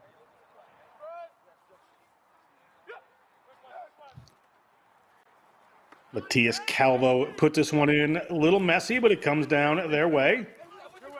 Independent Red on the move here. Big run coming in from Coleman Jackson. Coleman Jackson played Mystic River High School rugby from Klein. Nice pass out wide there for Independent Red. A little show. Going to hold that ball in is Jackson Everts. Ball gets flipped back to Eva Carr. Wait, keep coming. Manny Aduke. And at the scrum half spot, gets it to Antisev. Antisev to the middle of the field to Dendab Dorji. Dorji, another Northeastern student from the Philippines. All held in this time as they attack inside the 22. Beanie Big run from the former Greenwich High School player. Well, out to Antisev. They've got some good width here. They chip it into the corner. Goes into the try zone, rolls out. Probably not what they would have wanted, as Patrick McMahon just lets that one roll. McMahon from Boston College. Tell me which one? 22. Noticeably not in the starting lineup here for the Reds is Ollie Corbett. Behind your kicker, White. Yeah, they seem to be resting a couple people just beginning this game. Yeah, some man management here. This is a long weekend. They'll have played 6 games over the course of 2 days if you make it to the final, which, of course, the Reds intend to do here. Ball return here. That's Antisev. Antisev rolls around a couple. Coleman Jackson. Duque. The runner's either way is going to take a step and go to that left-hand side. Gets the ball to Malcolm Robinson from Antisev. Ball up to Beanie. And Duque. This one wide. They get it into the back. Keegan Bliss. Thought he had some space. He offloads. Keegan Bliss gets that ball to Everts. Everts holds it. Tries to put a little pass in, but winds up going forward. Knock on. So knock on advantage here for Independent White. Antisev back on him again. Antisev going to run this one. Antisev shows one way. It goes in. It takes the tackle. It's Derek Tang bringing him to ground. Duque, a little contact on him there. Referee gets in the middle of the tussle. Going to have to restart this one. We're going to scrum to red. Red was attacking. We're going to scrum to red. He blocked the out pass from the scrum half. He's looking for his first receiver. They had some purchase, but the referee was right in the passing lane. So we'll have a restart for sure. Just a bit. This is Adam Falk refereeing. Oh, sorry, it's not this. I'm choosing these right here. Crouch. Scrum should be familiar with one another. Surely these were the training groups as they were getting ready for this tournament.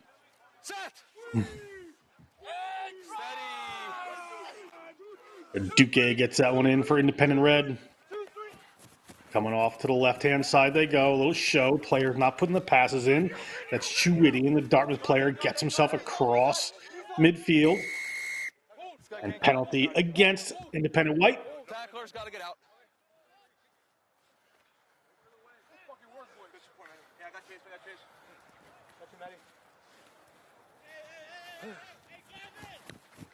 Antisev steps up. He's got a car running onto that one. It's going to be a line out here. Not too much ground game, but good attacking position here for Independent Red. Just hold here for me. Perfect. Estevez coming up, giving a few Justin, you got front for me. last messages to his charges here. This is a strong group. Gap. Hold the gap. Red, let's have it. Got to think Beanie's the main target here in this lineup.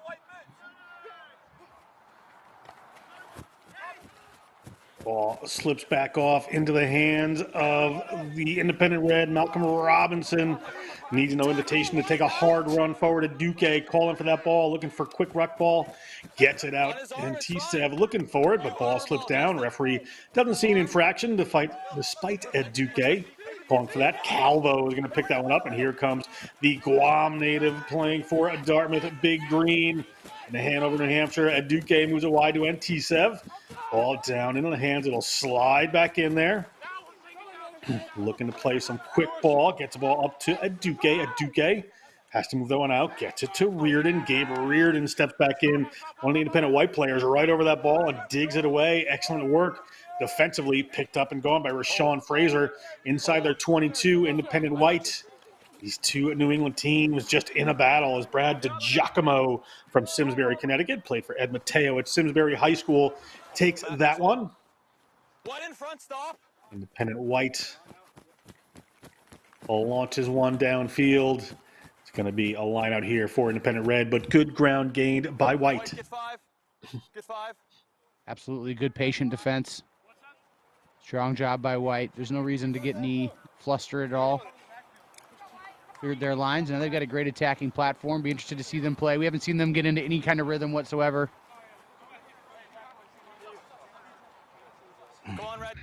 Red, yeah, then playing a few different players that hadn't played all weekend. Independent White getting stronger as they go.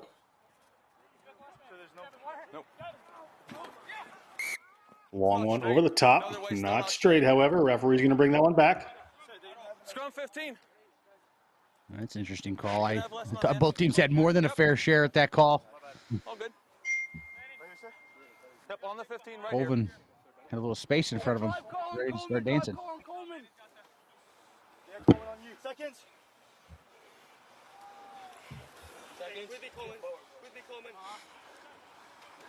Crouch. Bind. Independent White to put this one in. Hold. Ball to the back. Good squeeze from Red, but Independent White is on the way. Penalty advantage, White.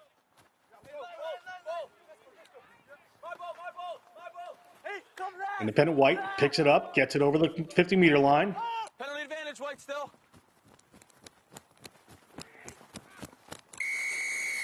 No advantage there. We had red. Another penalty coming. 18 offside. About here. Love the decision. You know you have advantage. You sure can. There's no loss in kicking that ball. Go a little dynamic, try to do something special. Now you just bring it back, slot up your shot at goal. No harm, no foul. Just a rough out pass from the scrum half, clearing his first receiver's head. Yeah, offsides on 19, causing all sorts of mess by getting up into that passing lane early. Independent White.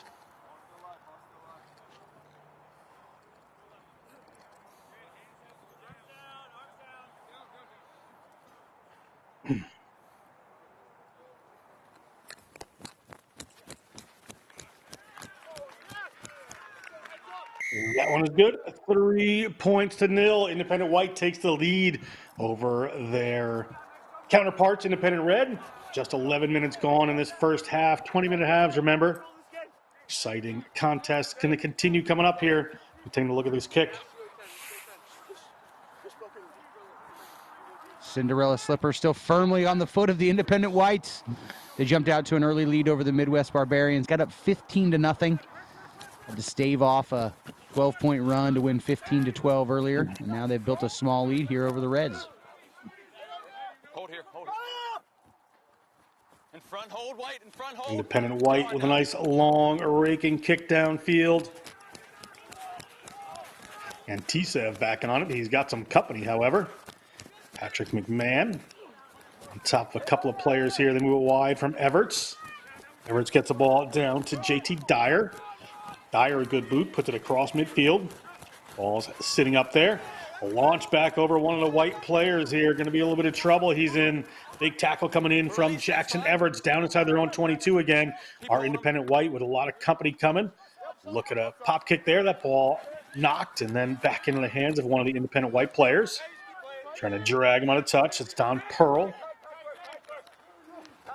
excuse me. Release. And White gets that one back, looking for the kick, launched high in the air. Back for Independent Red. They are playing the territory game. Ball comes down in the hands of Eva Carr. Eva Carr on a run, the UMass Amherst player out of Zavarian High School. Ball flipped around back into the hands of Chewidian. Chewidian hard to take down from any angle. This one be just the same. He's over the line, and it looks like Independent Red has scored their first try of the game. 5 points to the good. They take the lead. Boy, what a run of play we just had there. A lot of back and forth action. Chewidian able to finish it off, turn on the gas. Looked around for a pass, didn't see anybody around him, so he went for it. Jackson Everts, I'll tell you, impressive effort from him. This is him chasing back from Chewidian. If you remember, this kind of run of play started with him near the goal line, making a run, and makes one man miss. Gives the dish, able to squeeze off the one-handed offload. Chewidian, he's being closed in on by 4 different members of the White team. Finds that extra pace, A little sidestep and manages to bounce just over the goal line before he slides out of bounds. What a finish from Truridian. And the Independence Red have set things right, put themselves atop. New England hierarchy is right once more. Truridian, USA U20 training squad player. Playing at Dartmouth. Ball just rolls off the tee for Antisev there. Helps getting on that U20 squad when your head coach, Kyle Sumption, is also the U20 head coach.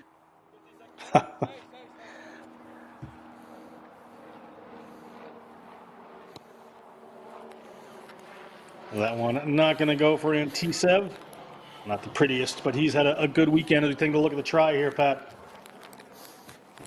That's a great one. I love to see a guy who's got sausages taped to his legs make a step like that in space, a fend, and a score. If you can be an option to jump in a line out and operate that well in space, I can't wait to see what he does in sevens later this season for the Dartmouth Big Green. Finalist at the CRC last year. Looks like Truridian may be a finalist here at the Shield Challenge. Ball to Keegan Bliss. Again, best hair of the weekend that I've seen. Well, a candidate anyway. Couple of boys on Tri-State as well. Ball back. And T-Sev puts that one up. Takes a hit for his troubles there. Doesn't get the distance into the hands of Independent White. Players trying to come over, but off their feet there was Jackson. 6, keep our feet. Red 6, keep our feet. 1 point. Going 6 again. No hesitation, calling for it right here. Whites. Anytime you can be leading over Big Brother, you want to do that. Scoreboard's good. And they've got an opportunity thanks to this penalty. And Leo Kleberg, like the Belgian-born fly half, is going to take a shot at this one.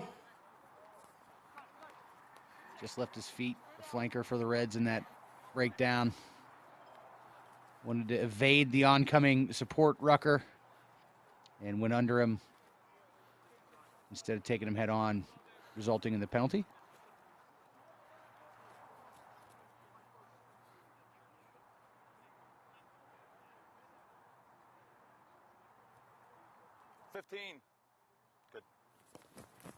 Kleberg launches one towards the post, and it is no good.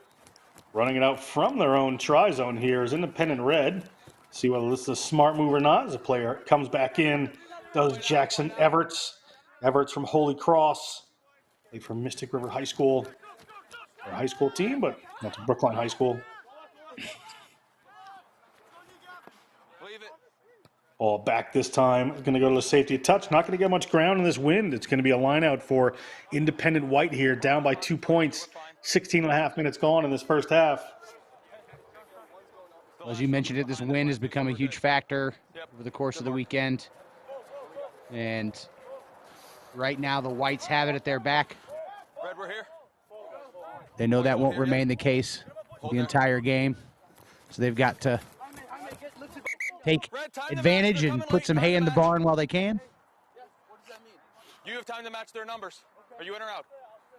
Then get in. Let's come on, White, yeah.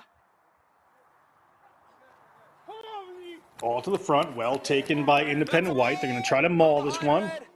Driving forward just a bit here. Good defensive work here from Independent Red, but rolling forward. Ripped away there by Matias Calvo. Dartmouth captain. Player from Independent White just over a bit too long. Drawing the penalty with a player not supporting his weight. A penalty here for Independent Red. Real emphasis this weekend across the board from all these referees is supporting your own weight in the breakdown. Scoreboard's good. Nice maul. Calvo ended up with the steal, which was a great result. And unfortunately, the referee deemed that Commit, keep our gap. Hold this gap, yeah. the Independent White player was off his feet. I'm not so sure I agree with that. It's been kind of a charge or block call this week.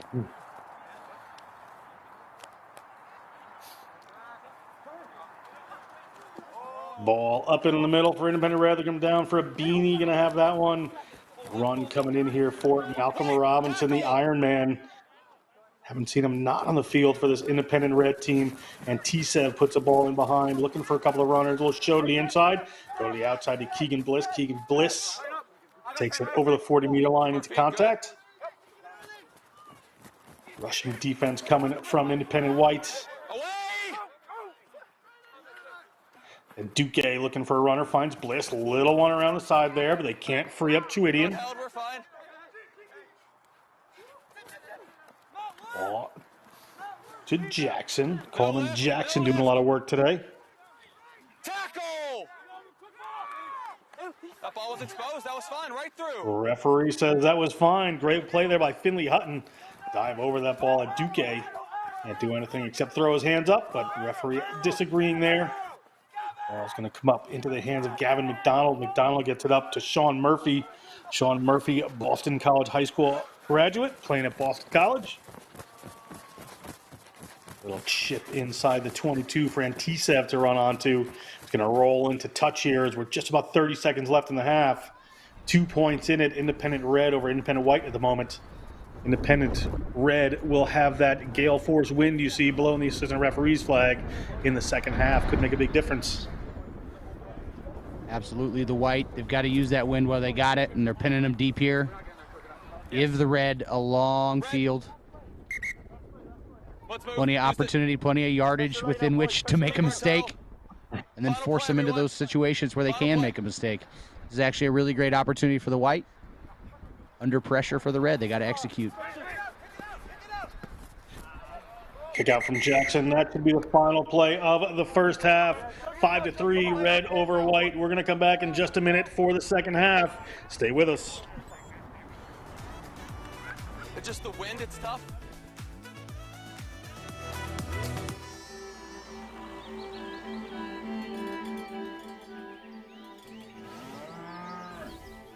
Since 1979, we've been searching for perfection.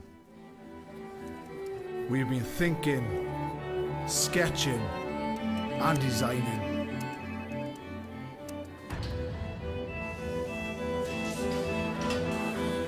We've been building, assembling, and strengthening.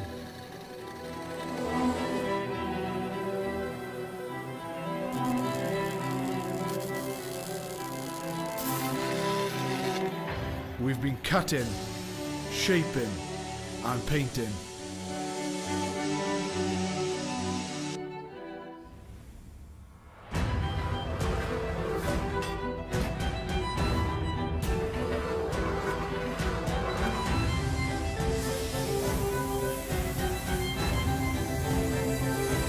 We've created strength and beauty time and again. Our machines are made for one thing: the perfect hit.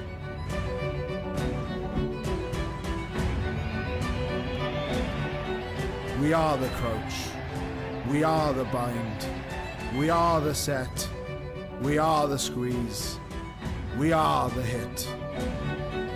We are Rhino, home of the scrum. In our game, we play with our hearts. We don't play with sticks, bats, or gloves. We don't wear shoulder pads or helmets. We keep playing when it hurts. And we leave everything on the field. What we wear must be built for our game.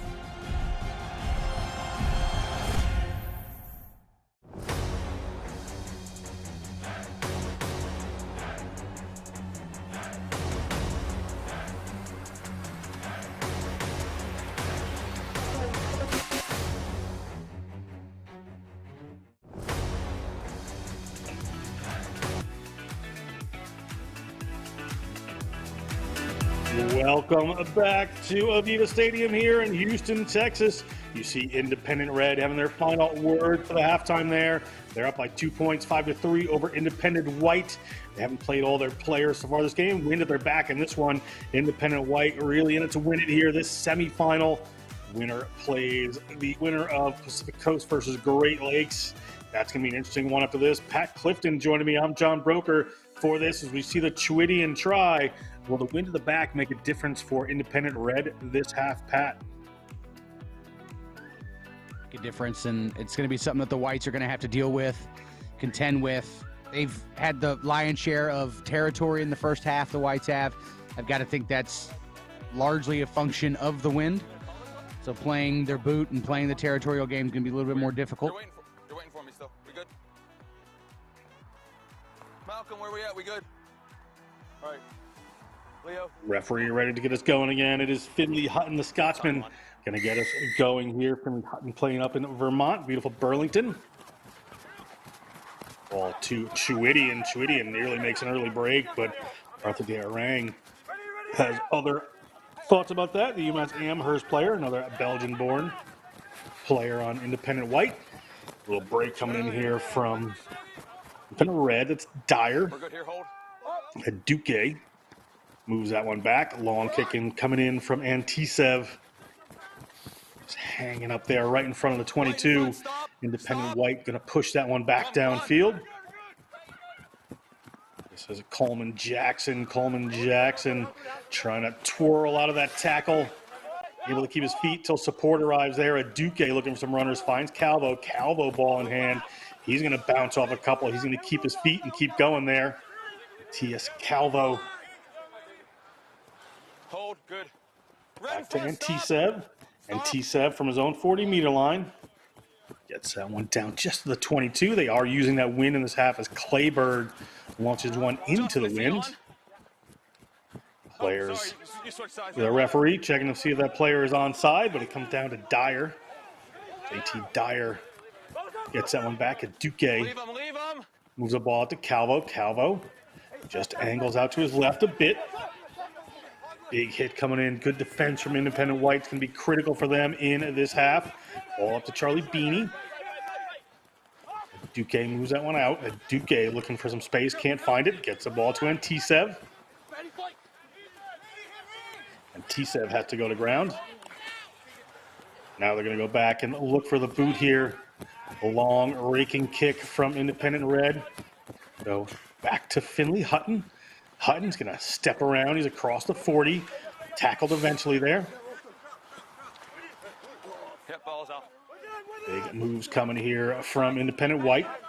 Digging hands in, trying to rip that away. Independent Red, but not happening. Ball comes up to Marius Edwards. Marius Edwards across the 40-meter line. Working their way down into Independent Red territory. Across they go. Del Salam distributes that one. Garrett Mann over that in the end. Ball comes back up in the hands of Marius Edwards. Marius Edwards from Norwich, from Newport, New Hampshire, but penalty against Independent Red. They're going to go quick. Inside the 22 they go. Does he have it in him there? That's Connor Kelly. Connor Kelly holding touch. Hold the line out, subs. Yeah, fantastic little jink there, but couldn't make it stick, couldn't get the points. They had to let him run for those first 10 minutes, and then he puts the move on Antisev. He had him beat. If he would have just stayed left, cut right one more time, ran into contact, and couldn't finish the offload. White in front. We started good. Now, Red, take the space. Yep. Thank you, boys. Line's good.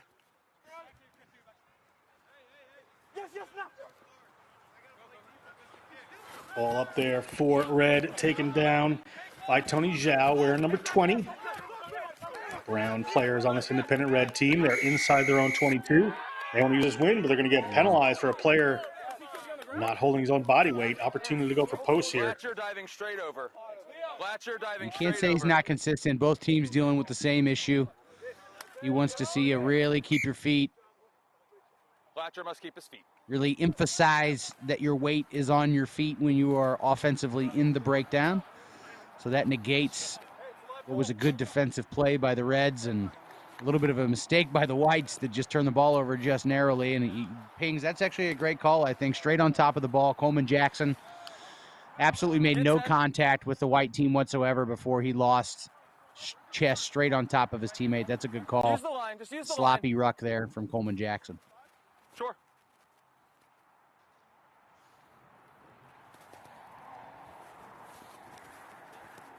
Shot at goal here for Independent White. The Belgian fly half Leo Kleberg steps up. And no good with the wind. That just slides across. Independent Red is going to try to use the wind headed back there, but they've given an attacking opportunity here to Patrick McMahon. Patrick McMahon steps somebody. Patrick McMahon gets around Keegan Bliss. Patrick McMahon nearly returns it with purchase, but can't keep the ball in. It goes in a touch. Man doesn't seem too thrilled. We got time off for injury. Yes, bring him on. He thought for sure he was able to squeeze that off before he found himself in touch. Look at that. Might be Malcolm Robinson.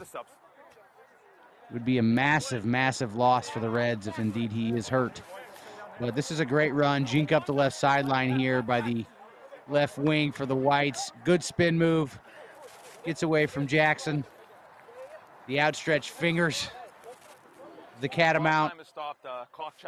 Couldn't tell if he got that pass off. It's kind of obfuscated by Malcolm Robinson's body. But close call nonetheless. I wish we had a stadium like this every game, you know.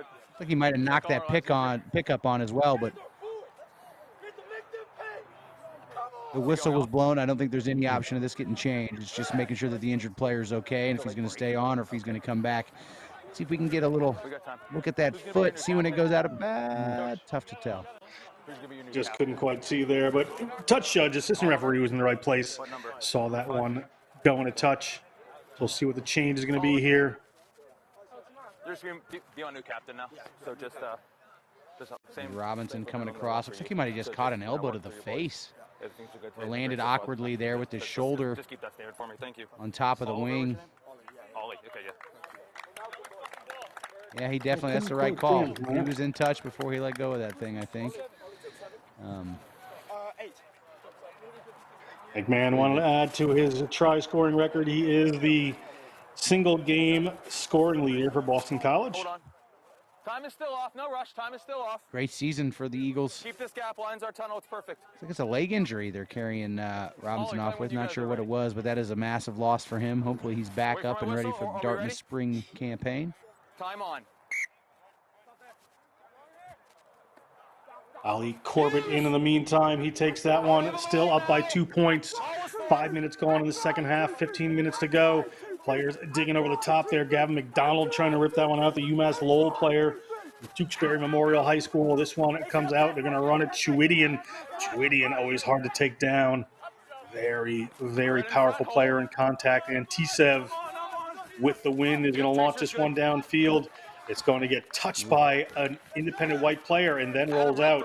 We'll see if it was in touch initially here. Was it touched by White? What a stroke of fortune for Red. No touch, White throw. No touch, White throw. Because it wasn't touched by White. No touch, White throw. Looked like it was, from where I'm sitting, it looked like it was touched, but the assistant referee in a better spot here. Let's have a look at that again. Certainly looked like it. Did the ball change its path based on anything there? That was straight outside arm to him. Referee looked like he was about 20 meters away from that one. Yeah. Boys, scrum chosen, throw not straight. Scrum chosen. Red scrum. Going to be an Independent Red scrum one way or the other. You see Jack Swords getting in there. Throw is not straight. The wind. A little tough here.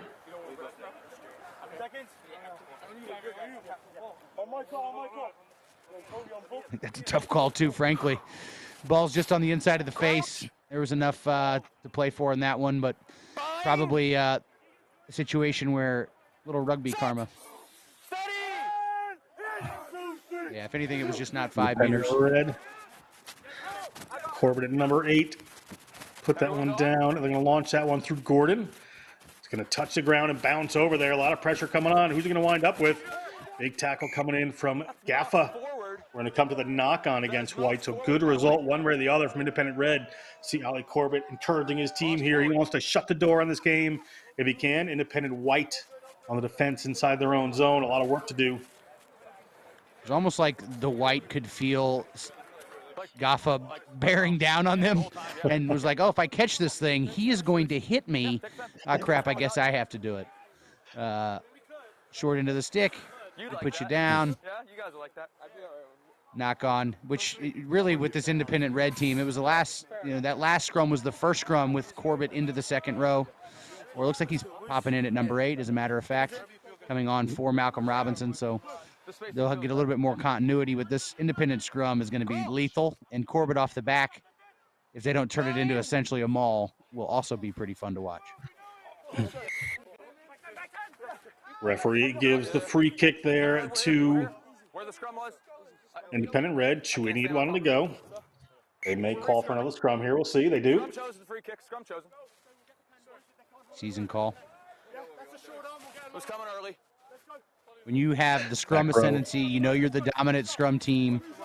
It's a pretty smart play to just get these scrum resets over and over again. And with each one of them, just say an early push there. With each one of these scrum resets, you're getting closer and closer to A, a penalty try, and B, a yellow card, both of which are game changers. And a back row of Jackson, Corbett, and Chewidian certainly doesn't hurt as the drive comes on here. Corbett's going to have to pick it up and go left. Gets it to Ed Duque. Ball in here to Gordon. Gordon shows and heads towards the line pretty early. Players have to come in and fill up over that.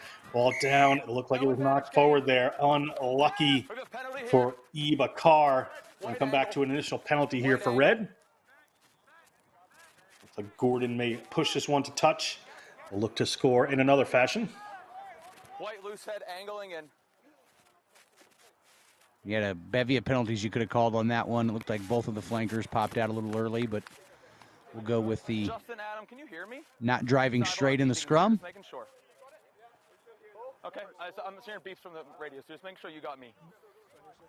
Yeah, there's our tunnel.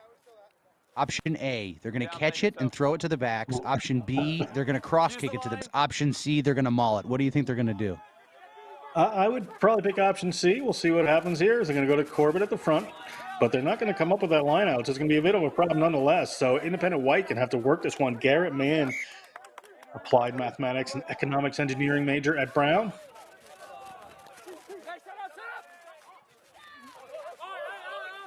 No, we're here. We're set. We're all here. D nonetheless, but you can definitely spot the CEO of National Collegiate Rugby over there, Jeremy Treese, rocking the cotton with the collar. He appreciates the New England fashion. It's coming back.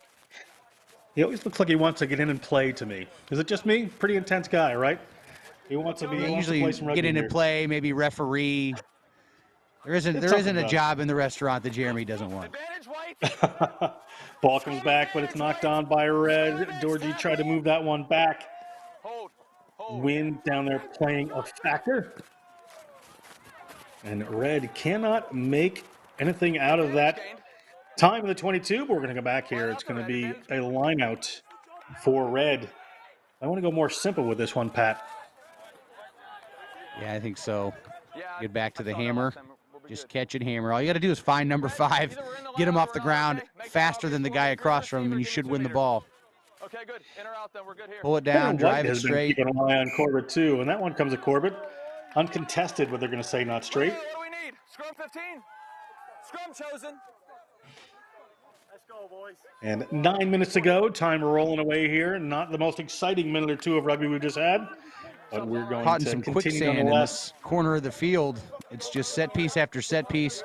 Easy call there on the not straight. Hopefully we can break this stalemate and get out of this patch of grass. It's like, the one part of your practice pitch that's muddier than the rest because you just can't seem to get off of it. Well, that's going to happen to this part of the field. It'll be the stadium if they can't get out of there soon. And winner of this will play the winner of Pacific Coast versus Great Lakes coming up next on this stadium field. All down, they're into the middle of the field. Independent white, they're going to try to run this one. Interesting opportunity for them. See if we can get the corner here. Nice step, and he's across. Good work there by Rashawn Frazier, it looks like.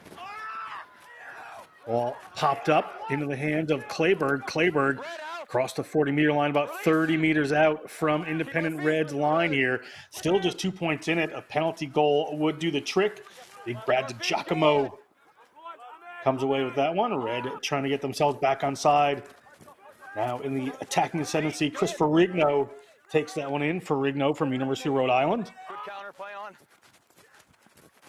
Across they move, looking for the runners, just left behind by Clayberg. Unfortunate knock on by the young man. We're going to scrum here for Red. Things look good for a second for White, but still just not much in it. Here's our mark. Yeah, just a big moment. Couldn't quite meet it in this one. Whites were really charging, breaking the gain line, getting Ollie Corbett to counter ruck and fight him off. You can tell that there's a sense of urgency starting to build for the Reds, putting them under pressure, but unfortunately the skills didn't quite stand up for Leo Clayberg. Still a good turn of events. Bind. Set. We're unstable. We're unstable. The referee sees it unstable. It's going to bring that one back up. I'm going to move sides just to double check. That just didn't look good. You did a good job. Make sure it's steady for that ball's in. Thank you. Too far apart. Love the storyline in this game. Okay. Essentially what the independent Whites are trying to do is prove all of the coaches wrong. Right? So like, these are the coaching staff that got all the players together and then divvied them up in first, second, and third team. And this independent White is hoping to prove them wrong and say, hey, maybe we should have been in that first team. It's like Mighty Ducks. Good point there. 3. Stay tight. Stay together. Drive, White!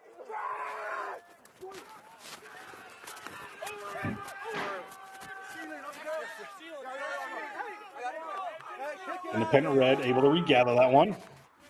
Red in front, stop. Ball back from a car. A long kick in there. Ball back in the hands of Independent White. Independent White, a little chip forward there. Comes down to Corbett. Corbett try to step. Patrick McMahon. Independent Red. I'm going to think of a little territory game here as Dendap Dorji takes that one in.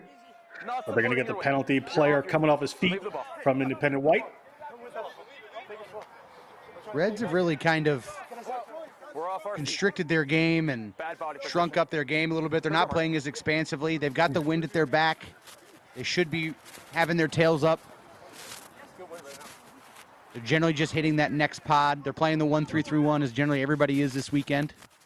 The way that usually works is it's a one-way pattern. That means if you start on the left side of the field, you're going to run it until you get to the right. Okay. From the side, I'll look for it. Sub, yeah, sub. I'm not sure what the penalty was on this one. Thanks for coming to me nicely. Appreciate that. Thank you. Looks like it was not sporting fair a play low for body him. weight there. Sub is off. Okay, good.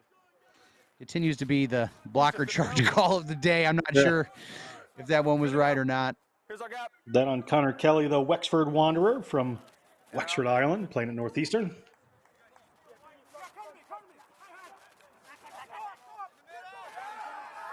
Ball taken away by Independent White. Good work by Diarang there. Little pop pass up in the hands of Christopher Rigno. Been carrying it this half. Goes back to Gavin McDonald. They're going wide here. Really trying to get that ball into the hands of this man right here with Sean Fraser.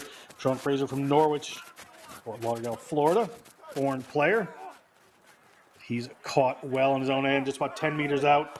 Players flying in from Independent Red. Clayberg looked to move that one out, but a player came in on the angle from Red. Jackson going to be penalized. White, the beneficiary here. Still just 2 points in this. Under 4 minutes on our clock. Referee may have a little extra time. We got 2 balls. Leave one.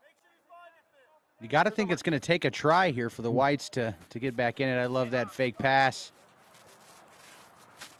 Just causing a lot of havoc there for the Whites.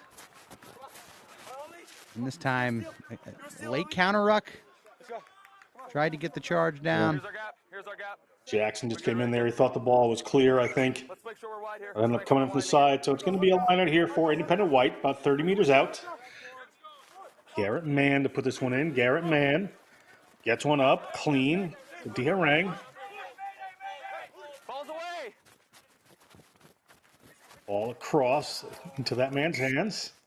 Knocked forward, so it's going to come back to Independent Red. A little mistake there. Independent White knows time is running short here, 3 minutes, really trying to push it to get down the other end.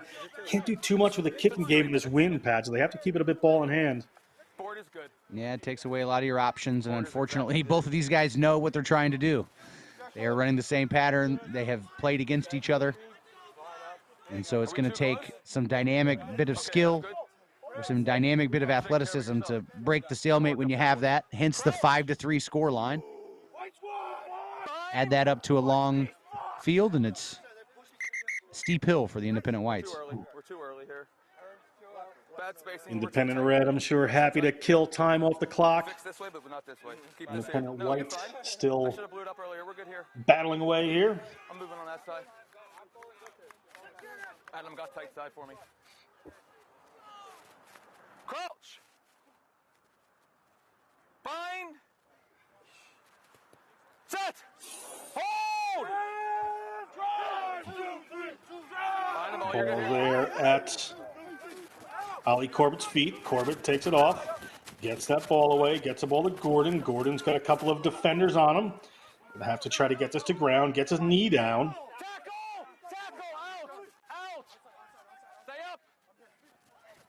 Players moving away. Corbett coming back the other direction here. Corbett lets a little pass in there. Nice work there. Gets it into the hands of Chuidian. Chuidian gets the ball away to Akar. And Ibakar should touch us down as quickly as he possibly can. Ibakar touches it down. And up go the Independence Red. It looked like they're headed towards a second final in a row. Hey, he's playing MLR rules. We're on an MLR field. He sees those lines back on the post. He thinks that if he scores in the middle, we don't need a conversion. So he's going for it. We saw that trying to score, team. get we a 7-point games. try. I can't quite remember. Yeah, great opportunity there from Ollie Corbett. Instead of going that one-way pattern, he breaks the plan, breaks the prescription, goes back the other direction, bounces it to the left, catches the independent whites on their heels, and that's enough to open up the space for eBay Carr. 15 seconds on the kick. Is that good? Yep. All right. He's able to end the game, so we'll see what he does. Ibakar hasn't played a ton this weekend. The Medway, Massachusetts born. D1A All-American in 2021.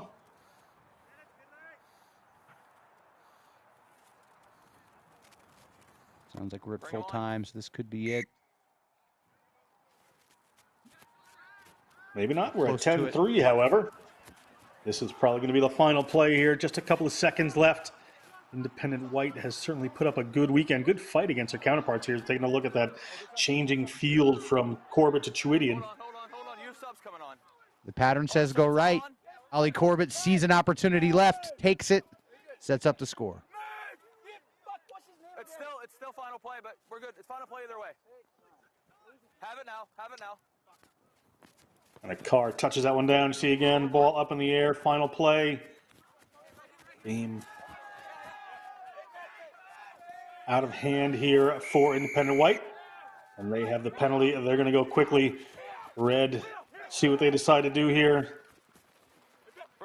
They're into the championship game one way or the other. This is final play, so we'll see what happens. Going to keep going here. Our Independent Red, that one was spilled forward either way. The referee's going to take a look at that, and the referee's going to whistle us for the end of the game as Independent Red will go into the championship game here at the National Collegiate Rugby All-Star Shield. Coming up later today, 4 o'clock Central Time, 5 o'clock Eastern. We're going to come back with the other semifinal who will play this team. It's going to be Pacific Coast Grizzlies versus the Great Lakes Thunderbirds. Hang out with us. We'll be back in just a minute.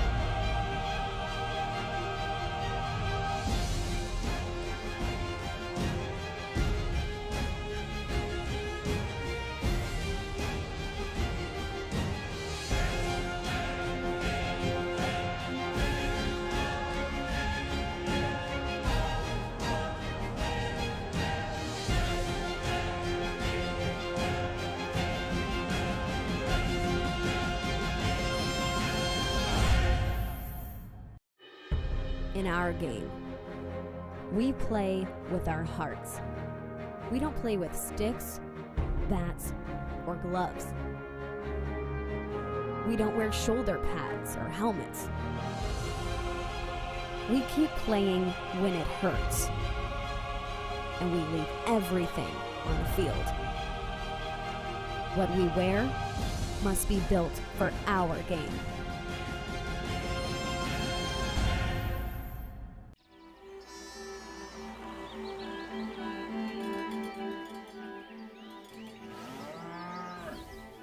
Since 1979, we've been searching for perfection. We've been thinking, sketching, and designing.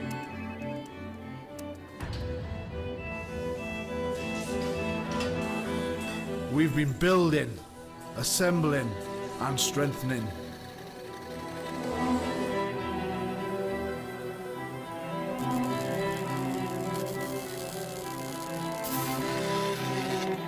We've been cutting, shaping, and painting.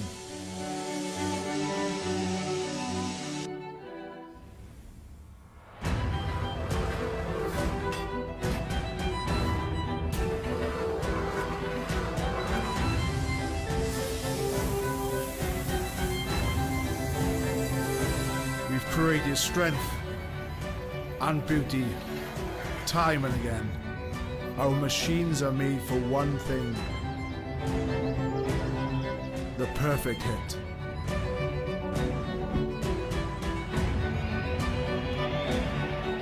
We are the crouch. We are the bind. We are the set. We are the squeeze.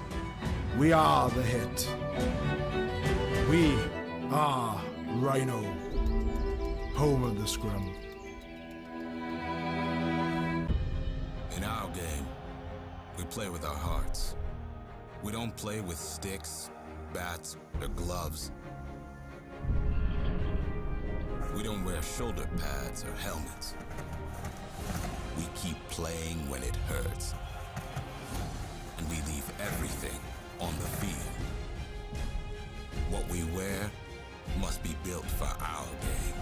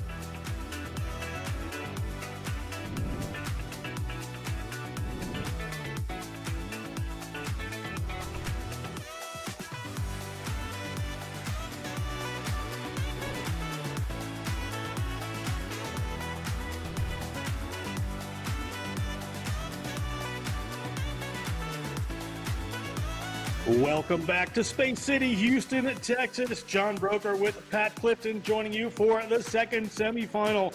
The Great Lakes Thunderbirds will take on the Grizzlies of the Pacific Coast. Winner plays Independent Red in the finals. Pacific Coast played them last year in the finals. Great Lakes would love to be there. Pat Clifton, great game we have coming up. The North Coast, Pacific Coast against the Great Lakes. Two great teams here. Great Lakes in an absolute battle in their quarterfinal against the Tri-State Foundry. 0-0 at halftime. Then a yellow card to one of Tri-State's best players. They go on a 10-0 run and are able to cap it off and survive and advance. Pacific Coast had a little bit of an easier time, winning 29-12 over the Mid-Atlantic Sharks in their quarterfinal. We'll see how the wear and tear factors into this semi. The winner gets a chance to try to knock off the Independence Red. And if it is the Pacific Coast Grizzlies who find themselves in the final, it'll be a fourth straight final. Last year they lost to Independence, and the 2 years prior they won back-to-back. Pacific Coast in the white receives that one, taken down quickly. Pacific Coast on the move here. Brady Pope comes in and takes that one.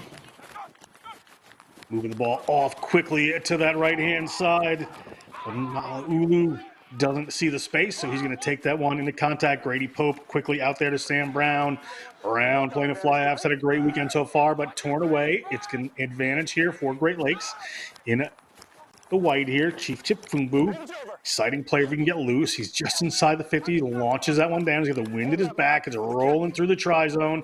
It goes all the way through. If Von Wick lets it go, they're going to bring it back for a scrum. Where was kicked from? Milan Von Wick. Intelligent play from the back. Yeah, absolutely. Chip Fumbu. He had a lot of space there. The wind is very tricky with the boot, even when it's at your back. I don't think he intentionally kicked it under the post. Usually he kicked to the corners. That one just got away from him. The results a great territory gain for the Pacific Coast Grizzlies. Pacific Coast, coached by Jeremy Ognall from Claremont Colleges, Scott Bracken also from Claremont Colleges, David Bucky from Cal Maritime, and Leif Williams from Montana State. Good coaching staff there.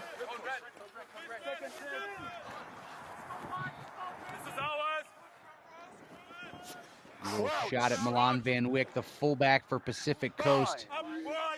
Get used to hearing his name come out of our mouth if you haven't been hearing it all weekend. Electric talent. Yeah, Von Wick, very good player. Off the back comes Cormier. Cormier, well handled by the Great Lakes, and a turnover comes in quickly. That's Aaron Juma. Been effective all weekend, the first year business major from Harare, Zimbabwe. Played for Zimbabwe. The Sables now playing at Wheeling University and now playing for the Great Lakes this weekend as we take a look. There he is, the hometown guy, a Houston native playing in front of his friends and family this weekend. Unfortunately, did not fight the ball back. This is just, I think, his first year of rugby. Corinthian Cormier, relatively new player. Chip Fumbu tries to put the ball in the center.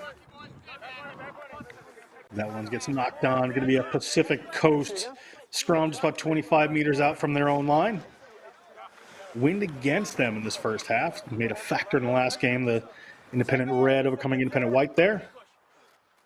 Absolutely, just carrying you a little bit forward. Knocked on, too. I might have been a forward pass to begin with, but either way, a turnover here to the Grizzlies. Set. Big pressure coming in from Great Lakes, but Grady Pope able to get away with that one. Grady Pope, the sophomore from Sam Houston State, but a penalty comes in there from Great Lakes, and they're going to go quick here. No stopping. That's Hudson Montgomery. He loves to play. We talk about him quite a bit. Exciting front row forward from Thomas Moore. Gotten better over the years of the school. Really got himself into great shape by his own volition. And that made a huge difference. Little step back in coming from Great Lakes. Ball coming back. Karamazzondo takes it off the left-hand side. They've got an entry penalty. Player coming in on the angle there from Pacific Coast. So Great Lakes be able to hold on to this one. You've done enough there. We're going to come back for that original penalty. Captain, you have a choice of Just two about penalties. 4 minutes gone. Opportunity here for Great Lakes. Never retreating. It's about Michael the same Malaya on in the this field, just ruck, on the other side. facing a lot of pressure, including from the massive wing. Malaulu withstood all the pressure, helped secure that penalty, secure that ball. Was under threat. Good carry here from Jensvold, the Louisville Cardinal. Parker Marquis right on top of it. Just step out of the center there, bud. Oh, yes. Thank you. Penalty had already been committed. Line out coming here for Great Lakes, but sails over the top. Karamazando has it. Safety of his hands. Player has to release him as he's in knees on the ground there, so they're going to take this one and move it. It's Ivan Delgado. Delgado from Western Michigan. Played him quite a bit this weekend. He's been very strong. Here comes Hudson Montgomery. Hudson Montgomery taken down by a couple of Grizzlies defenders. Gets it to Chipfumbu. Chipfumbu finds an inside line, and just a little throwaway pass is back to Von Wick. Von Wick moves that ball quickly. He is certainly there. Chase Bassan, strong running all weekend for the winger. Ball nearly ripped away by Great Lakes. Not releasing against the Thunderbirds. Chifumbu on top of the ball, but got called for just posturing as though he was playing the ball and not actually playing it.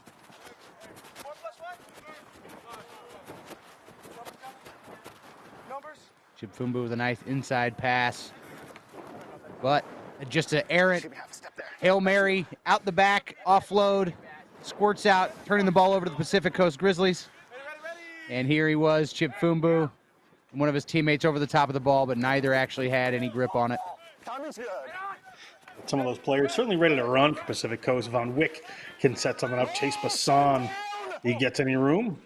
They're held up. Pacific Coast gets to the ground. And Lewis, Hope gets it to Brown. Brown looking for a runner and finds it in the big man, Whippy. Whippy certainly exciting here. Jason Whippy from Humboldt.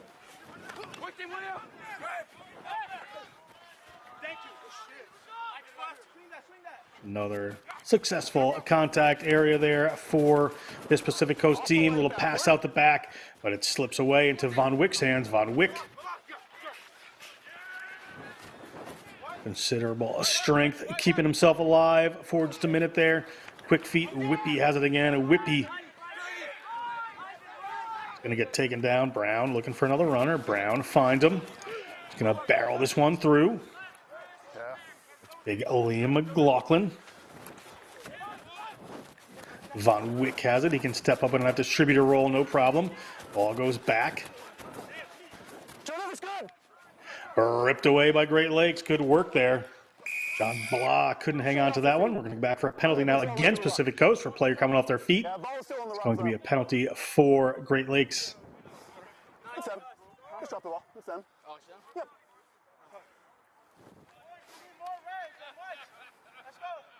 Big turnover there for the Thunderbirds. Pacific Coast was really humming. Looked like they were just one handle, one pass away from having about a 4-on-2 on the outside a minute ago. And this was it. They could have got that pass off. I think they had some purchase.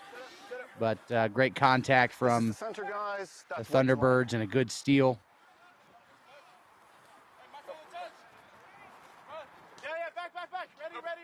But unfortunately, Pacific Coast a little too aggressive, off their feet in the ruck.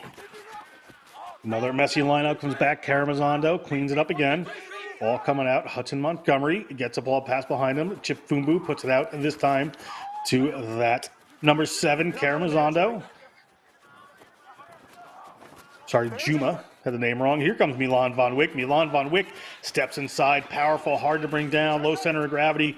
Gets that ball up to Bassan. Maybe just a touch late. Cormier, Corinthian Cormier, across the 40-meter line. Head of steam for this Pacific Coast Grizzlies team. They move out to that right-hand side. Logan McDaniel has to hang on to that one. The Humboldt junior, 6'3", 240, second row. Players coming in, but not releasing against Great Lakes. Not supporting his own weight was Ivan Delgado. Could also been Sam Brown on that one. Great job on a ruck. Guy offside position. Here it is. It's Juma. Loses the ball forward, trying to pull it out and get an offload. Brown picks it up.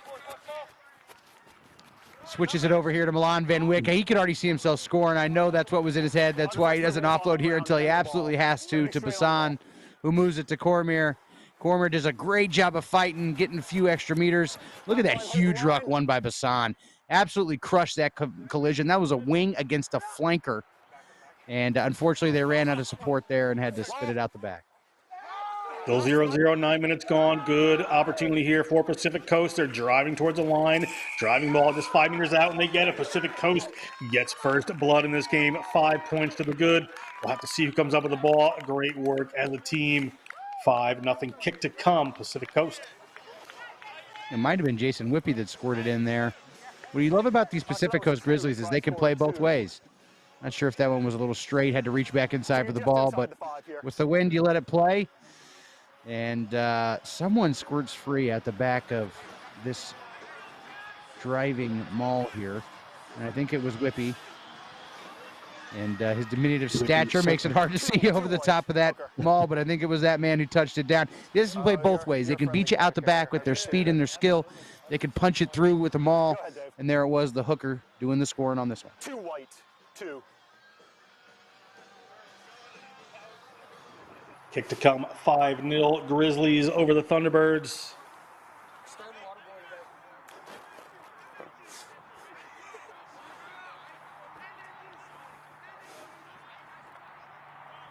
Marching towards a 4th straight Pacific Coast New England championship.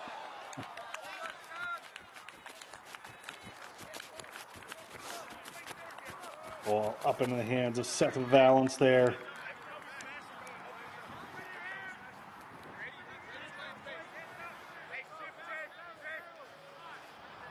Whippy. At some point, he squirts forward.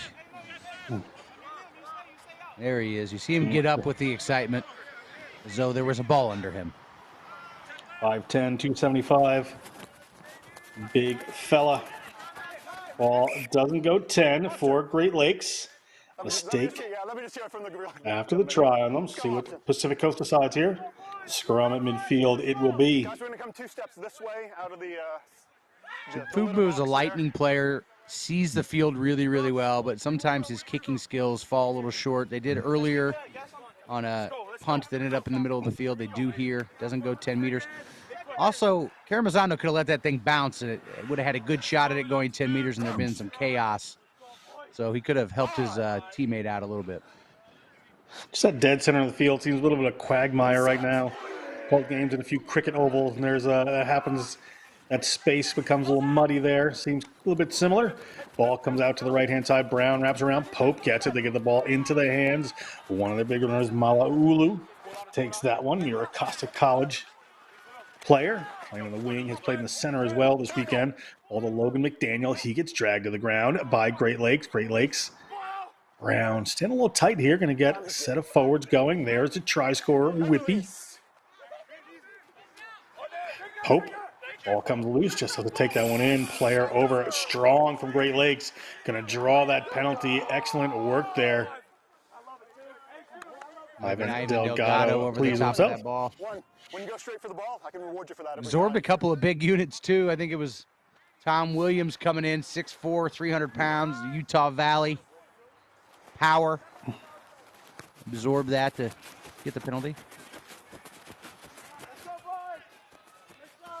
Here it is. The scrum half has to play the ball because it wasn't played back cleanly by Whippy. You got to fight that back. The scrum half has to take it in. And his support is just a hair late. And Delgado is just a little bit too strong, earning the penalty. A little messy, but comes down their way. Niemiller gets it out. Scrum half playing well. A little ball left there for Juma. Goes back, just dropped by Hudson Montgomery. Referee says play on. Niemiller finds Chipfumbu. Chipfumbu moves it across field. A little delayed pass here going out to the wing. Not going to work for Noah King too well. Noah King from Central Michigan University. Starting to be a physician's assistant. Ball back to the middle of the field. Chipfumbu steps himself, takes on the line, gets caught up, not finding the ground. He occasionally does. I think the USA Rugby Collegiate World is on to Chief Chipfumbu. You can't give him too much room. Big runner comes in there. Ball back, drag to the ground. Great Lakes get the ball ripped away, but the penalty comes in. Kyle Jackson. Excellent work there by Kyle Jackson, a senior from Sam Houston State. And they go quick through Von Wick.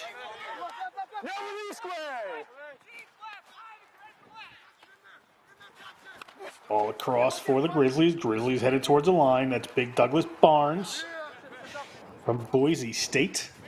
Rockland, California-born player. It's in the hands of Liam McLaughlin.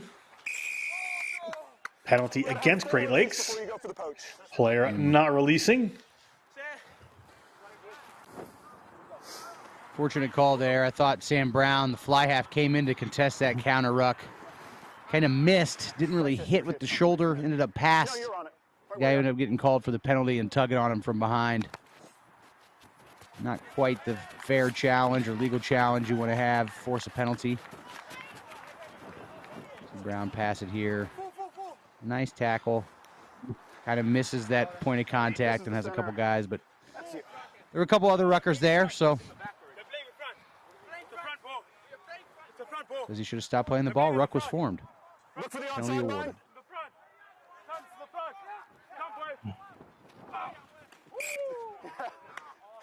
Well, we got the better of that one. Ball nearly sailed back. I mean, the touch flag is at a 90-degree angle. You can read the NCR logo very well. That's exactly what the souvenir yellow cards look like, by the way. We're sitting in the referee's pocket. But the wind is absolutely brutal. It's going to make the line out near impossible for everybody. Give me a step there, 10. There you go. Crouch. On my heel. On my goal. 5. Set. Big squeeze coming in from Pacific Coast here. Referee's going to whistle it up. Players just hit the ground and popped up. I think that's a statement of intent from this Pacific Coast scrum. Massive push from this group. Right now, we're not scrummaging at the same height. And the Great Lakes it's a heck of a scrummaging team, too. But the loose head was able to just get under the tight head, just under Hudson Montgomery. That's a lot of weight to lift. Not common to see Hudson Montgomery pop up in the air like that. Sounds like an NFL line of scrimmage down there.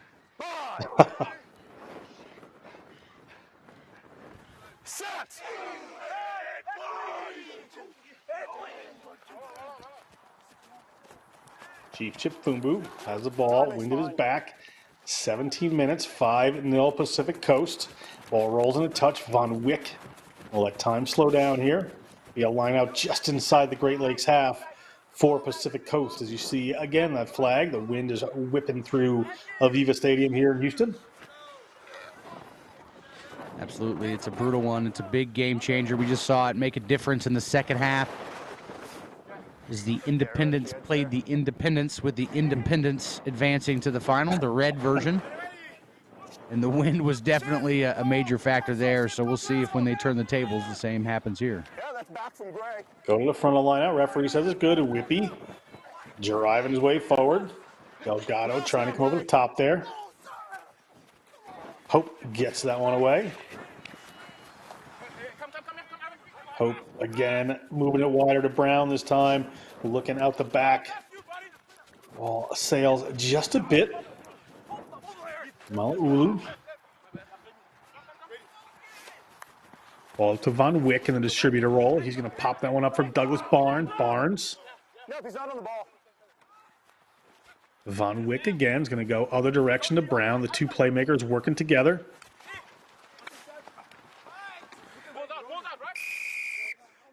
Penalty here for a Great Lakes player rolling over the top there. On the 40 there, guys. John Blah at outside center drew that penalty for them. Another good ruck by Sam Brown. He is quite the wily coyote in those breakdowns, able to dispose of much bigger bodies with that wind is just A boomerang, making every kick a boomerang exploration. Here's John Blah stepping one defender, getting inside another. Good carry from him. Look at Sam Brown, able to somehow essentially pancake his opposite from a horrible position. Yeah, it's your guy who's closing it at the front there. Ball up, taken down. Seth Valens trying to get hold of the ball. Is bouncing around in the wind. Under a minute on the game clock. Referee Chamberlain spots out. We're going to scrum here at Two Great Lakes. Nice dart from Whippy, though, in this wind. That was a heck of a throw. That was as good as you could hope for. You saw a previous line out go about a 45-degree angle. It's not quite, still not quite as bad as day one of last year. I keep thinking about that 60-mile-an-hour gust we had going. Anytime a ball went off somebody's hand or foot, you never knew exactly what was going to happen. Kicks going backwards. Not quite that bad, but the wind is definitely playing a factor here at Aviva Stadium today. Good work by Pacific Coast disrupting there. Referee says everything's cool. We're going to keep playing here. Ball to Sam Brown. Sam Brown is going to take this one on his own. Kyle Jackson coming in to clean that one up. But penalizes Brown. Great work by the Great Lakes, forcing that penalty. I believe that was Noah King. Just a little bit too late. We'll talk about it the next scrum. Yeah. Time is up on the clock. Chip Fumbu has the ball. We're in referee's time at the moment. See what they decide to do with this. Great Lakes down by 5 at the moment. Going to lose the wind in the second half. Chip Fumbu, all the sails by him. Big J.D. Farrell takes it in. Nee Miller launches one over the top. Rolling off the post, so Von Wick has to deal with it. Von Wick summing up his options. Von Wick is going to have a run here. Von Wick is going to switch it back in.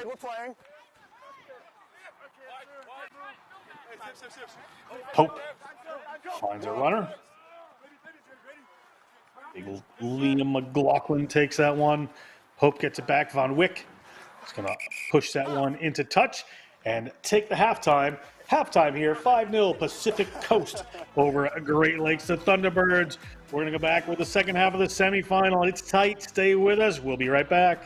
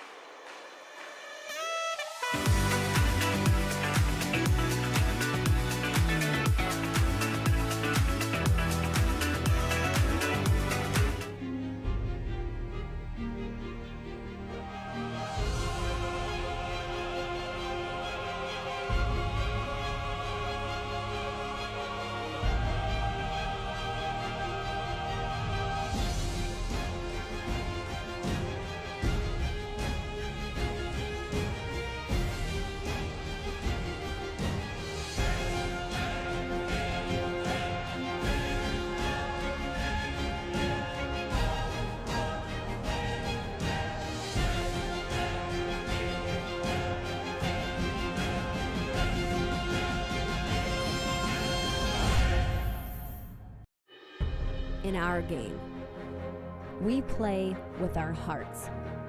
We don't play with sticks, bats, or gloves. We don't wear shoulder pads or helmets. We keep playing when it hurts, and we leave everything on the field.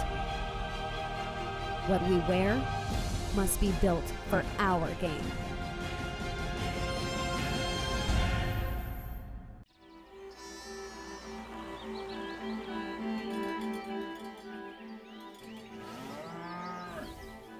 Since 1979, we've been searching for perfection. We've been thinking, sketching, and designing.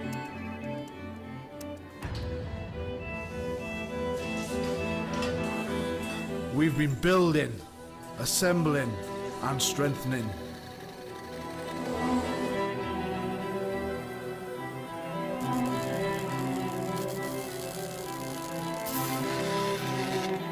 We've been cutting, shaping, and painting.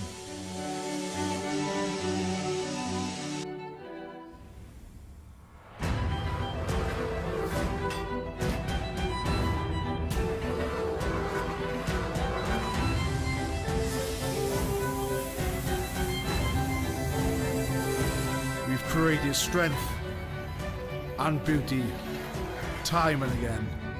Our machines are made for one thing: the perfect hit.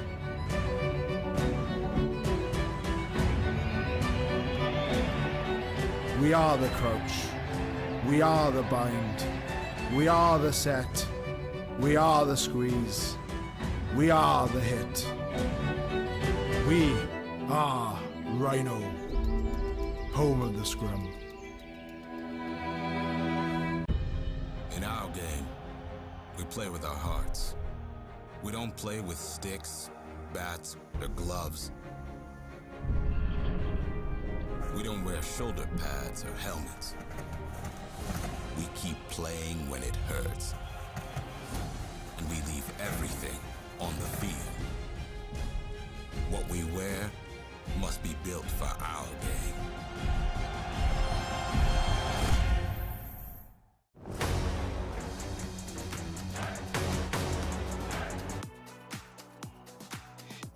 It's the second half. It's the semifinal. It's the Pacific Coast in white, kicking off with a wind at their backs. Two Great Lakes going to be wearing gray, running from right to left on your screen. John Brooker here with Pat Clifton. Second half, it is 5 points in it. Pat Clifton going to be a good one. Absolutely a great game. One-score game so far.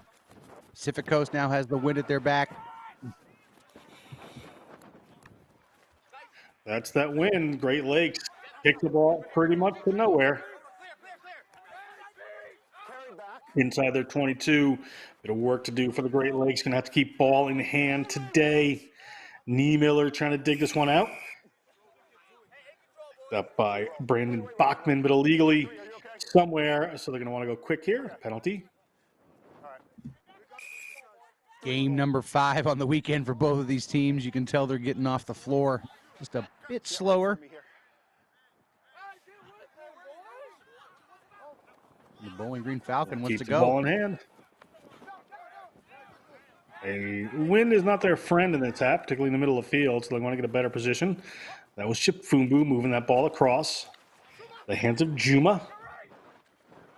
Delgado shakes off one. Delgado, the Chicago native, Western Michigan University player. A bump off from another Great Lakes runner there. Ball still alive. Niemiller looking for it. Niemiller dragged in. Referee says that's okay, though. J.D. Farrell comes in to clean that one up from Marion University, nursing major. Fishers, Indiana. Chip Fumbu tries to just chip one over the top there. It doesn't work in his favor, but the late hit does. So it's going to be a penalty here for Great Lakes. Chip Fumbu slow to get up. He is a very important player for this Great Lakes side. Probably the one who's going to be tasked with making this kick. So take your time. Make sure you find touch. I mean, they're both very marginal. Great Lakes has had to do a lot of work just to get to where they are. Yeah, just Whippy just forcing a little too much contact on that one. Maybe Chip Fumbu sold it a little bit, but Okay, let's hold that mark. Thank you. Keep retrieving 16. Good. Yeah, you're good now. Referee just checking the onsides there. It's going to be a line out here for Great Lakes, I believe, off the penalty. But Pacific Coast hand is out there. So Pacific Coast ball.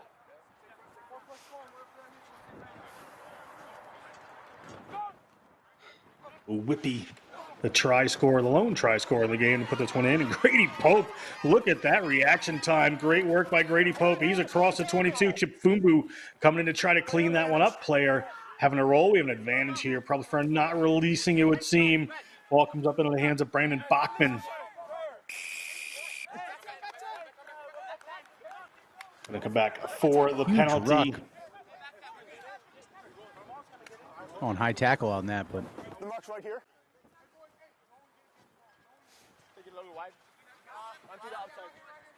Von Wick looks like he wants to run here. On Wick gets the ball up to Tom Williams. Tom Williams, certainly a lot to bring down. 6'4", 300-pound Utah Valley University player from Sandy, Utah. Whippy, thinking about his second try, not coming in his favor. However, another barreling run, and over the line they go. That's John Blah. Blah, tremendous player, tremendous run. Sonoma State University from Oakland, California. Puts down 5 for the Pacific Coast. Things looking good for the Grizzlies at the moment. That's what I love about this Pacific Coast team. They can play a bunch of different ways. If the wind comes and you got to just bludgeon the ball forward, they can do that. They got the guys for that. You need to play a wider game, a kicking game. They got the horses for that, too. And here's the replay. Just nobody expecting him to catch that ball so cleanly with a wide open lane between the groups of forwards there. And that was a massive, massive ruck there coming in from Preston James, a loose head prop from Sam Houston State that saved the possession. And here's John Blah. Simply too much for Chip Fumbu to handle. 5'10", 205. A lot of men to take down there. You've got 20 seconds. And kick to come here. Win at their backs. We'll see if that works in their favor. Just under 5 minutes gone in this second half. Battle for the finals. Great Lakes, more work to do as that one's good. 12-0. Grizzlies over the Thunderbirds. We need to start seeing some dynamic runners off of the ball if we possibly can. If you're the Great Lakes, right? The kicking game seems to be not off the table, but more of a lottery than usual. Great run there from John Blah, just bashing forward. Somehow, these Thunderbirds, though, got to find a way to get up the pitch. They've got to find a way to get some points on the board. This kickoff is a great opportunity. Great opportunity going begging. Unfortunately, an unlucky knock on there for the Great Lakes. Just a little frustration flowing in here. Grab your own teammate.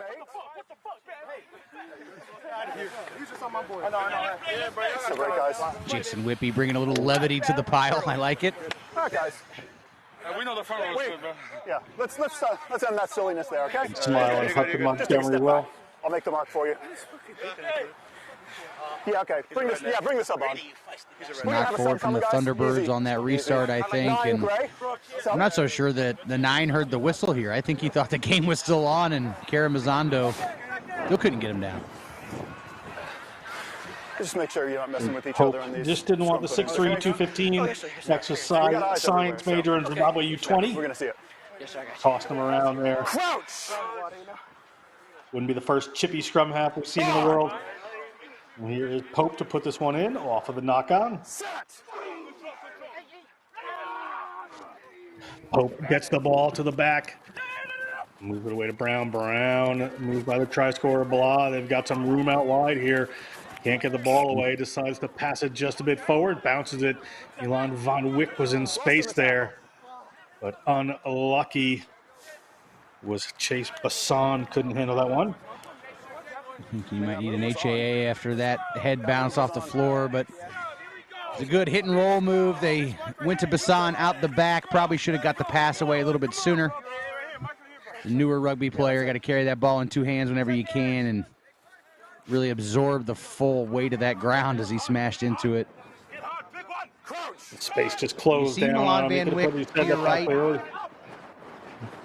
see Van Wyck and you have the space to give him the ball, usually the good option to do that early.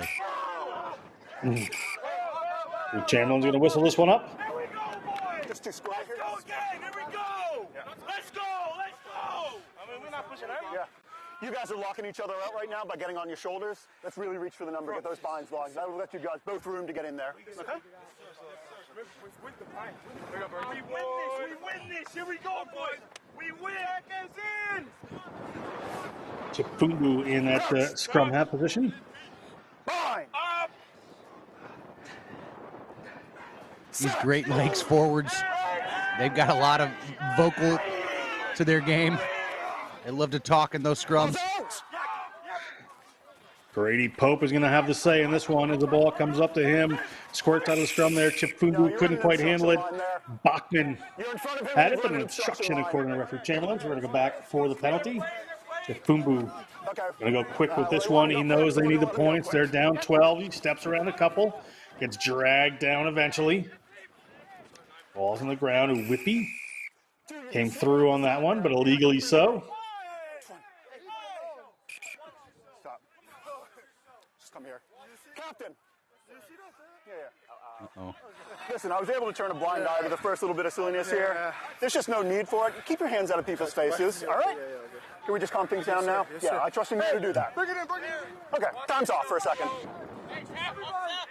0 gray. The Moroccan-born Frenchman, Noam Tourin, puts his hands in Whippy's face right in front of the referee. Not the smartest time to do that, so penalty ensues. Opportunity here for Great Lakes. Just 8 minutes gone, plenty of time.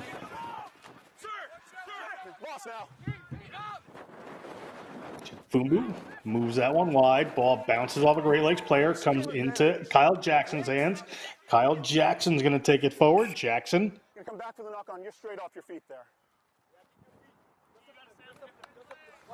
6'3", 225 center Jackson can find some room. We're going to go back to the initial infringement, so it's going to be a scrum here for Pacific Coast. Just no hands there from the reserve. Comes on. Got hands like feet. And unfortunately, John Blah dove right on top of that one. The referee was on top of it. They were playing a knock-on advantage that ended their advantage, which brought us back to the scrum. Blah just flopping on top of the ruck. Set. Don't use your hands. Good. Hope gets that one. Chip Fumbu has attention on him. They get it to Blah. Blah's going to turn and straighten up and get over the top of one. Hope digging it out here, looking off to his right-hand side to Von Wick. Von Wick is going to use that wind and keep the ball down the other end of the field. It rolls. Then picked up by Brian Arnold. Brian Arnold touches it down. Brian Arnold from IUP, an exercise science major in North Wales, Pennsylvania. Little chip forward on the goal line drop from Chip Fumbu. Chip Fumbu gets about 10 meters out. Big counter ruck coming in, having to move it away are the Great Lakes. Great Lakes stepping all over the place there.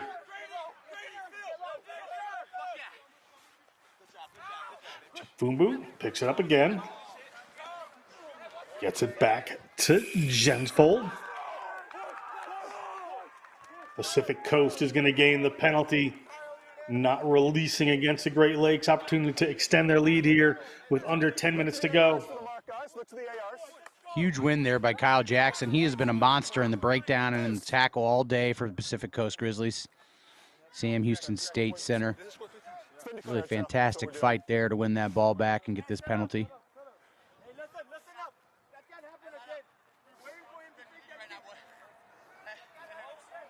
Good counter ruck to apply a little bit of pressure. There he is, just straight on top of the ball. Holds on. Penalty. And now they want calling for a shot at points. Not your message, his message. Von Wick was calling for the shot here. Get the wind of their back. It's going to be Brown that'll take this one. Just make sure we're behind him here, guys. It's a bunch of guys you don't have to kick it in this wind that we're calling for it. The left footer puts that one up, and it's no good, but it's eating some time off the clock. Still 12 points to nil. Pacific Coast over Great Lakes here. A lot of work to do in these final 8 or 9 minutes for the Thunderbirds. Got to find their way into the attacking end somehow. I think it may be just getting adventurous enough with the feet. Change direction, break that pattern more than you thought you would need to.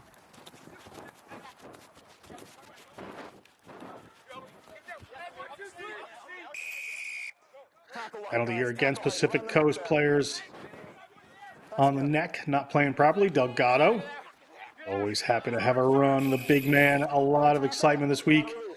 Players not releasing the tackle. Captain, you're the tackler. You just got to release there. Just go ahead and go back. Captain.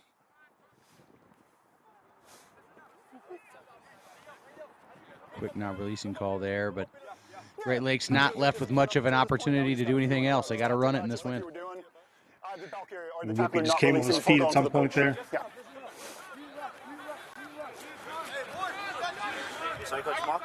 I'll just step out of your way, yeah. Release.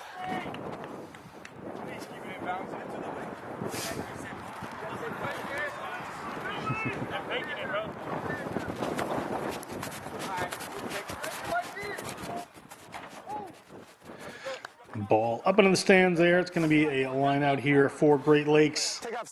Time winding down for them. Hey, it's a new hook, new hook, new hook. Can't throw, can't throw. Can't throw. They're going back, they're going back. Up.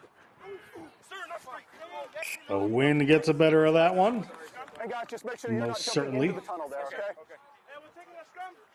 Hear the verbal jabs coming from the Pacific Coast saying, new hooker, can't throw, can't throw. It's almost like when you got somebody at the free throw line, you say, watch your feet, as though they're going to make a lane violation. And that was just, I don't know if that throw ever had any hope of being straight or if the wind even affected it, but it was certainly a good call here.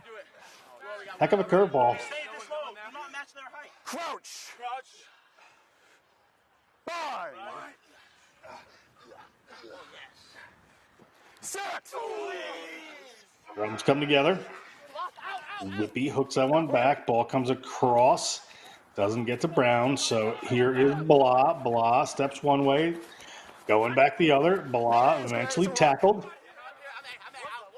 Hope going to come back in the other direction. Big Brandon Bachman takes that one in.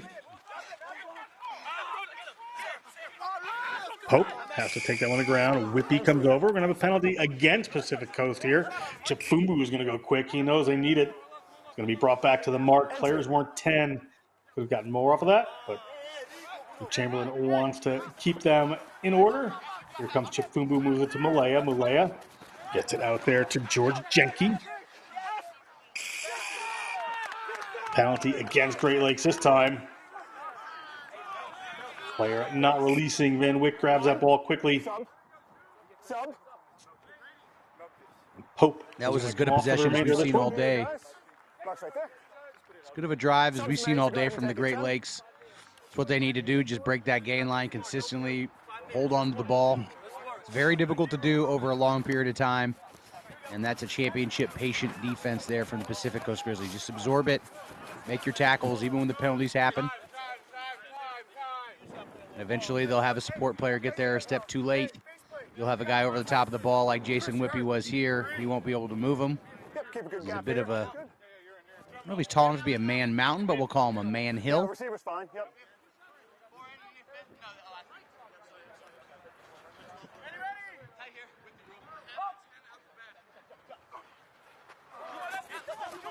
Ball sails over into the hands of Aaron Juma. This first-year player has been tremendous. Karamazando on his shoulder. It gets pretty well hit by Blah. Ball sails up in the air. It's just outside of the 22. But knocks forward either way. We're back here. First scrum to Great Lakes. Yeah, it was an adventurous kick, to say the least, from the Great Lakes. It got bailed out a little bit. I think he just panicked, didn't know what the best decision was. Chipped it through. He had numbers, had 4 guys to his right. Hassan was pretty well pinned to himself, and that was just a bad option, right? The Great Lakes, they do not have enough margin for error to make decisions like that, but they got bailed out here, and now they've got an attacking scrum. See if they can take advantage of the mulligan they were just awarded.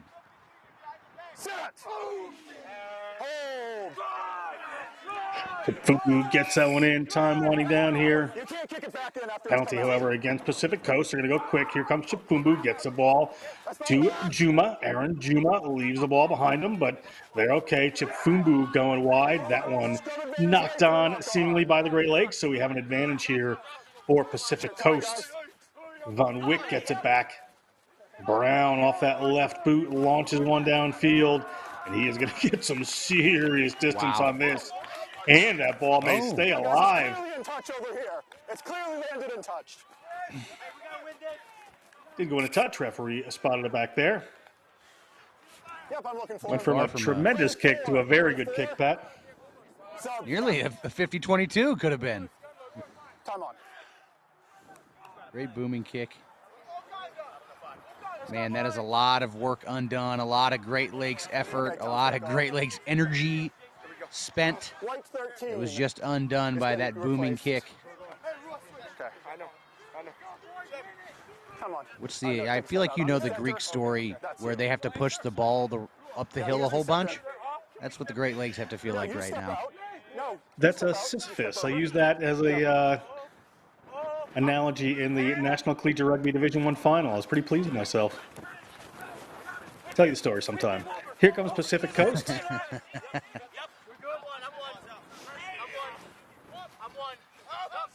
Ball out to Brown. Brown going around the back there. Ball just getting caught in that wind. They have to be careful. Amdalalose brings that one in. Von Wick puts that one out. We're at under 2 minutes on the game clock. Referee has a time. Cormier goes for a run. Cormier goes in but gets penalized. Great Lakes opportunity to push this one downfield. On the 5, on the 5. Chipfumbu going to go quick. Chipfumbu knows they need some points. They need some points soon. 12-0. They are down. Ball pops off the back of Karamazando. Great Lakes still trying to work the phases out here. There's off his feet. Puts one of the runners out. That's J.D. Farrell.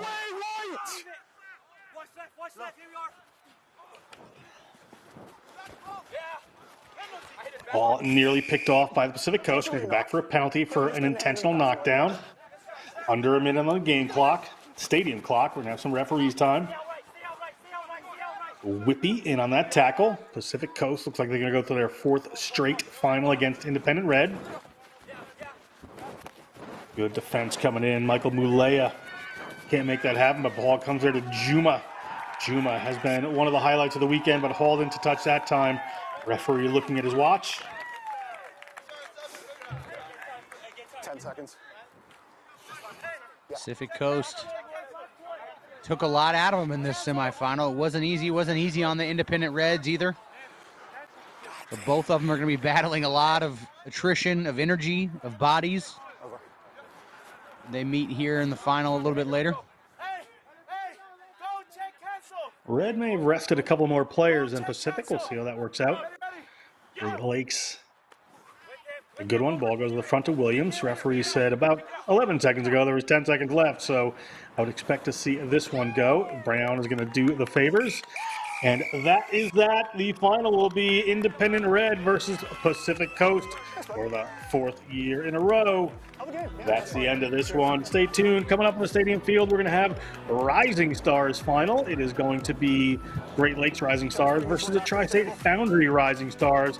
We'll be back with that one at 3 o'clock Central, 4 o'clock Eastern. Stay with us. It's a great day at rugby.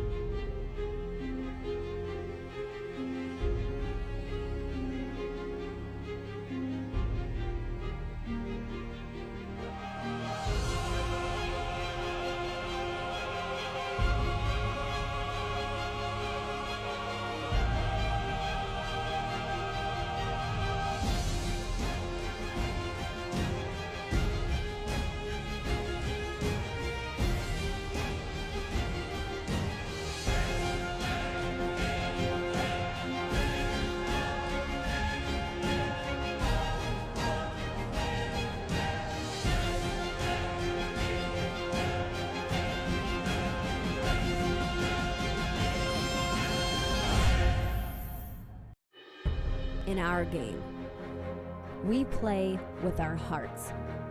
We don't play with sticks, bats, or gloves.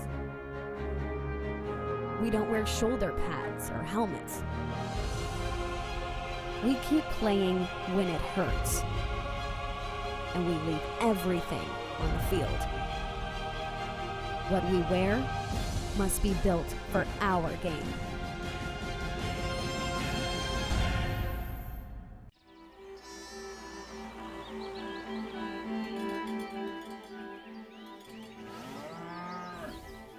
Since 1979, we've been searching for perfection.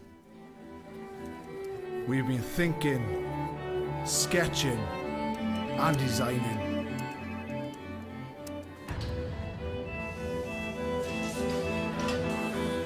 We've been building, assembling, and strengthening.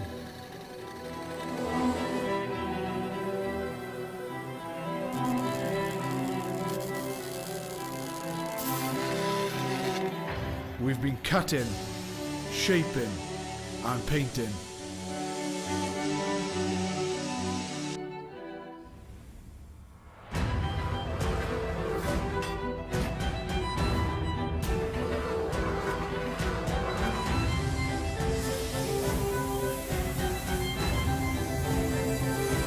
We've created strength and beauty time and again. Our machines are made for one thing: the perfect hit.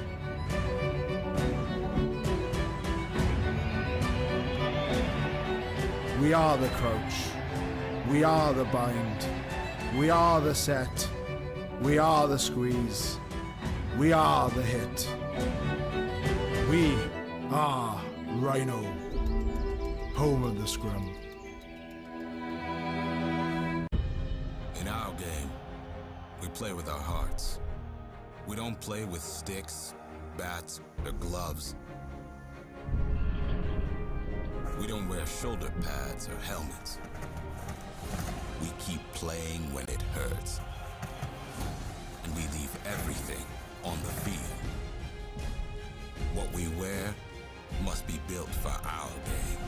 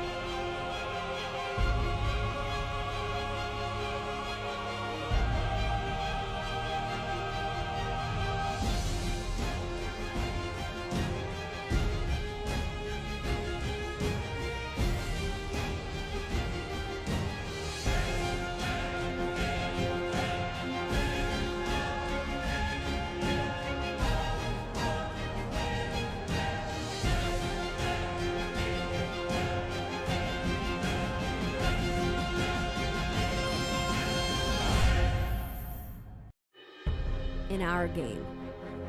We play with our hearts. We don't play with sticks, bats, or gloves. We don't wear shoulder pads or helmets. We keep playing when it hurts.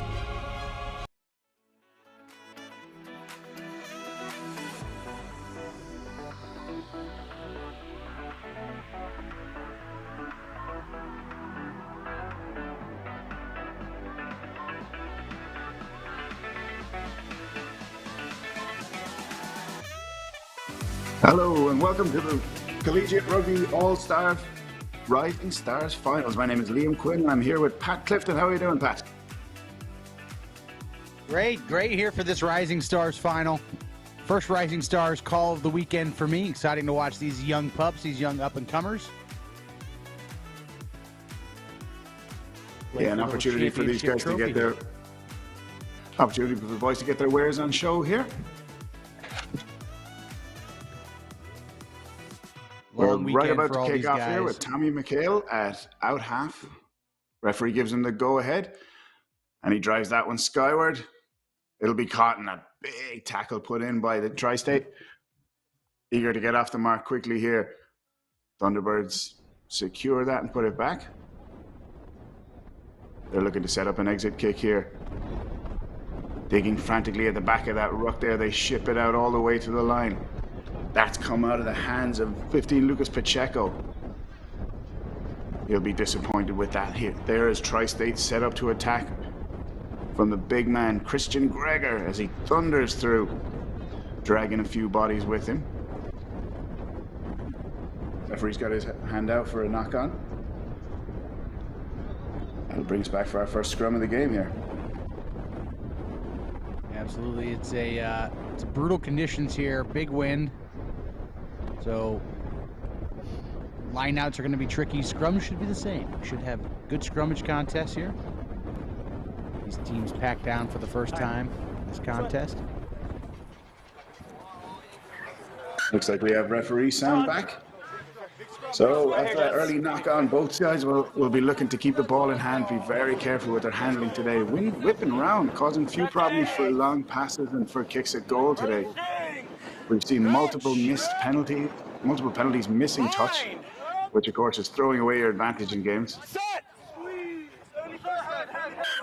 Number 9, Jeffrey Valentine sets to put up into the scrum. Great attacking position for Tri-State on the right. Playing left to right on your screens. Control your seconds, okay? Don't let them come early. Seconds! Referee letting them know early how he wants the scrums to be set up. Crouch! No early engage. Bind! Relax. Set!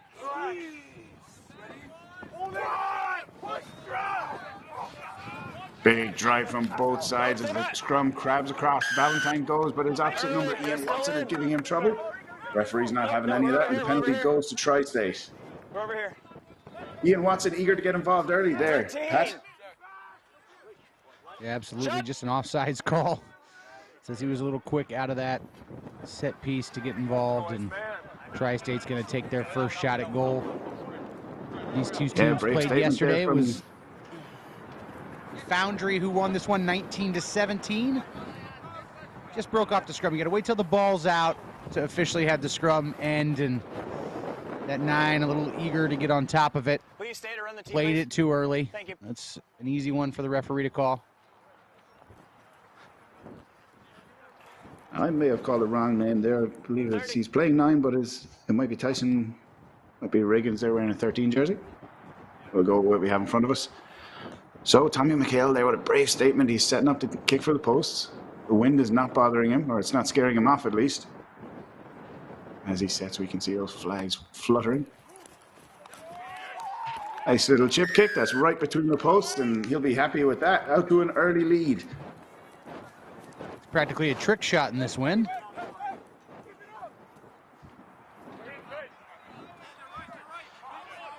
Yeah, they'll be looking to take their place kick in, kick them straight through the posts, not loft them too high. The wind could take those away from them. A replayer that highlights not as impressive until you spot the touch flags and you see how totally flat out they are in this brutal wind. Yeah, they'll want to hold on to their smaller players today in case they blow away in that wind, as that ball bobbles out over the touchline from the kickoff. So we get an early look at both our set pieces here, as we've seen our first scrum, and now we go to our first lineout. 10 meters into the tri-state half. They have a quick conversation there between the big forwards as they decide what play they're going to go with. Let's go, White.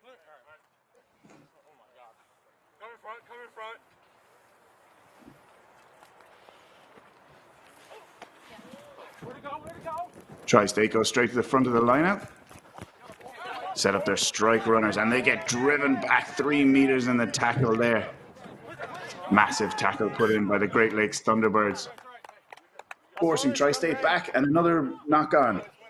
Great pressure there from the Thunderbirds, Pat. Absolutely, the Thunderbirds. Pressure into a turnover. Pressure into possession is what they just converted there. I was pretty happy with that. Tri-State having a little bit of a handling issue. You can tell they're donning those MLR shields on their shoulders. Tri-State sponsored by Rugby New York, which has picked up a new name this year. The Foundry is what they're calling this Tri-State group, but the Rugby New York Ironworkers is the new name of the mascot, the first time they've really had one. Some of the unofficial names with the Roosters and whatnot, but a great name as they pick that up, and they're sponsored by the Ironworkers. People that built And New a York. great break through the middle there. Ball left, bowling, just bouncing around. And New York, forgetting that we try to always catch the ball in the air. They've let that bouncing there and just given Thunderbirds a great chance to run through. First to react. Great play here against the wind. Blowing directly in their face. They put it up, weighted it just perfectly. Maybe got a little help from the wind on that bounce over the fullback's hands. And the Thunderbird was Johnny on the spot, right where he needed to be at just the right time. Easy try for him. I think that was Parker Wall there. He'll be delighted with his contribution so far. And this will just put into perspective the wind, the state of the wind we have today as the ball blew off the tee and didn't allow the conversion to be taken. So the kicker picked it up and just drop kicked it through the posts. It's number 17, Graham Collins. Of course, your two options in that scenario are to drop kick it as he did, or get one of your fellas out to hold it. So not only was that a smart play, but it was a skillful play there. This wind so far, somehow today, we are 2 for 2 on kicks. And kick from hand was awarded as well. That's tough to do in this wind. Touch and goal. Touch and goal. yeah, the odds on that wouldn't have been great before the game. But the kicker's doing well today so far. Scrum, perfect. Touch and goal. That kickoff has gone out in the full, so we'll go back for a scrum at halfway. Great Lakes Thunderbirds opting to go for territory and drag play back to the halfway line as that wind that we've been talking about gets involved again. Hey, I know the footing here is dodgy. Nice up and over. Together, okay? Great kick from 12 and a really fortuitous bounce. Prevents the Foundry fullback from being able to haul it in. The wind played a factor there and played a factor here. Would he have made it from tee? Probably, but he definitely slots it dropping it. Yes, then what a nightmare for that for the Tri-State fullback as he sees that ball bounce agonizingly up and over his head and backwards into the Thunderbirds' hands. Big break here from Lorenzo Lelli through the middle, breaks a couple of tackles and ships it off. Zach White recycles, that ball squirts out. The ref's going to let play go, Thunderbirds.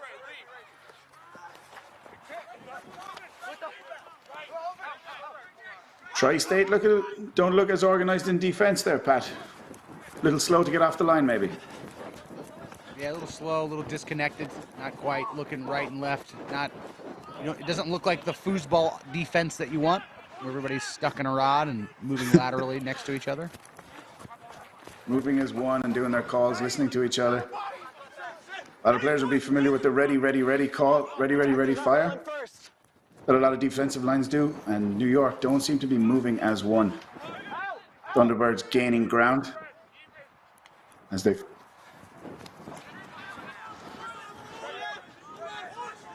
New York, a lot of hands on hips. struggling to get back into position. Hey, you gotta give. You can't hold on like that under pressure. Referee pinging the Thunderbirds for holding on the ground. There'll be a penalty for the Tri-State and a very welcome pressure release for them. They were starting to look very tired there, Pat. Absolutely. I mean, it's a long weekend. I think everybody's pretty tired. This is game number 6, I think, if I've got my numbers correctly. 2 days full of rugby and good patient defense from New York or from the Tri-States.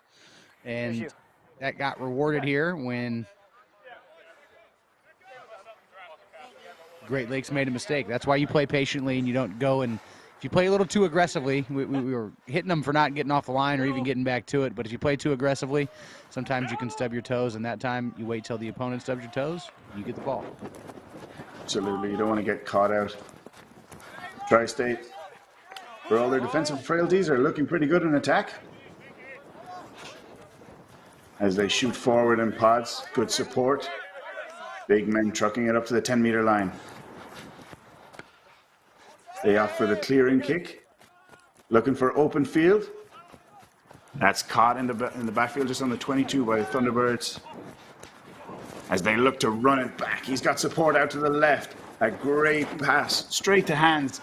He's got one man left to beat and he cuts to his right. That looks like Laula Bata. He's going to go over under the posts. Fantastic try against the run of play there by Thunderbirds. Yeah. That kind of pace and space is usually going to win. Didn't have to do a lot after he caught that thing other than what he does really well, which is run really fast. Good catch here. Yeah, they played the depth perfectly, the Thunderbirds.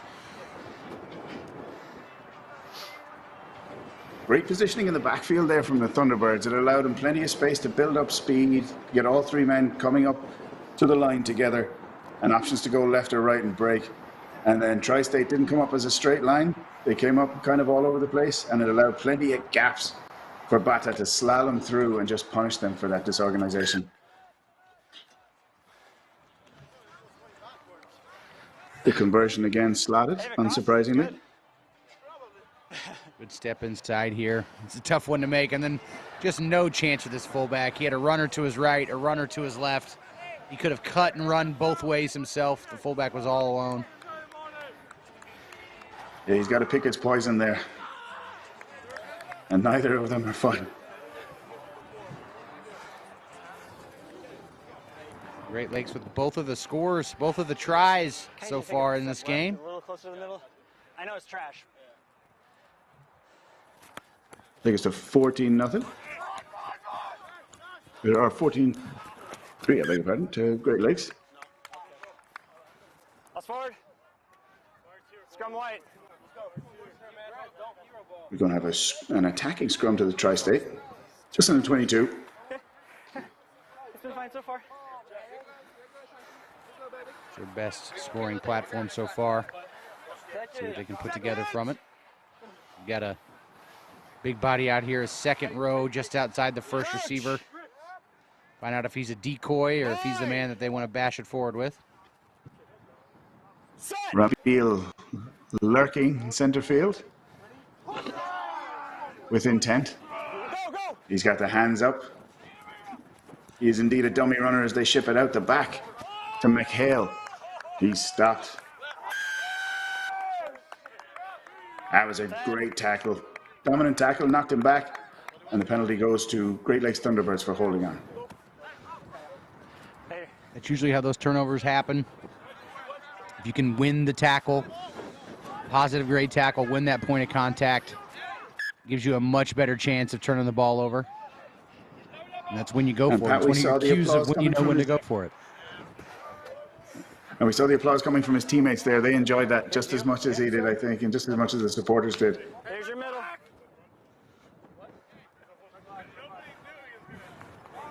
So Samray, the 2 on his back, sets to throw into the lineup. On their own 22. Goes to the front. The ball bobbles out the back. He does well to keep it out of touch.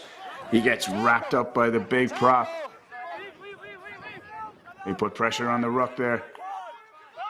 Thunderbirds doing everything they can to secure possession. I need a faster delivery for that one.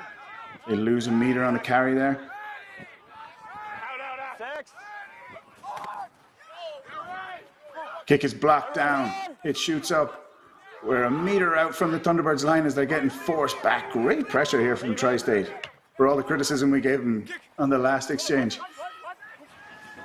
He turned, they're pinned inside their own in-goal area. He ships it out. He's got an overlap on the left. Clearing kick, the best option. The referee's going to blow his whistle and bring us back. Forward pass is the call. And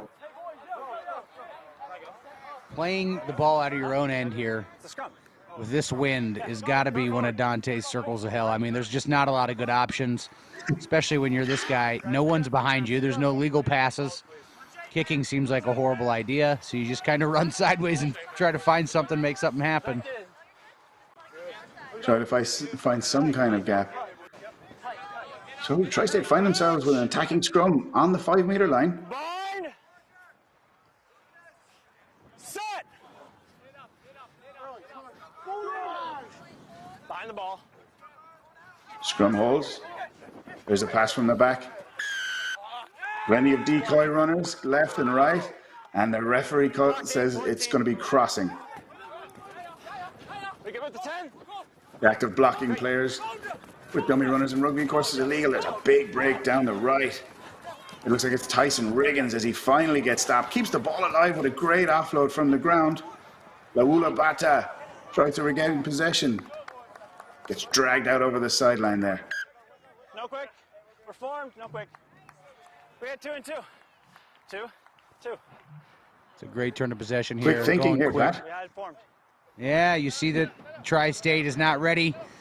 You can't kick it out. Let's run it out. You find some pace. That man saw a dude outside him but knew he was faster than him, so he burned him around the corner. And now all of a sudden the Great Lakes have moved the ball from their own try line to just across midfield. Give yourself space. Don't kill it right I know away. it seems like a loss that they no longer have possession, but it really is a fantastic turn of events. Especially in conditions like this where you're playing for territory as much as possession. Great to get those 50 meters. And then credit where credit was due, that was Tshepo Musalani, who made that huge 45-meter break from inside his own 22.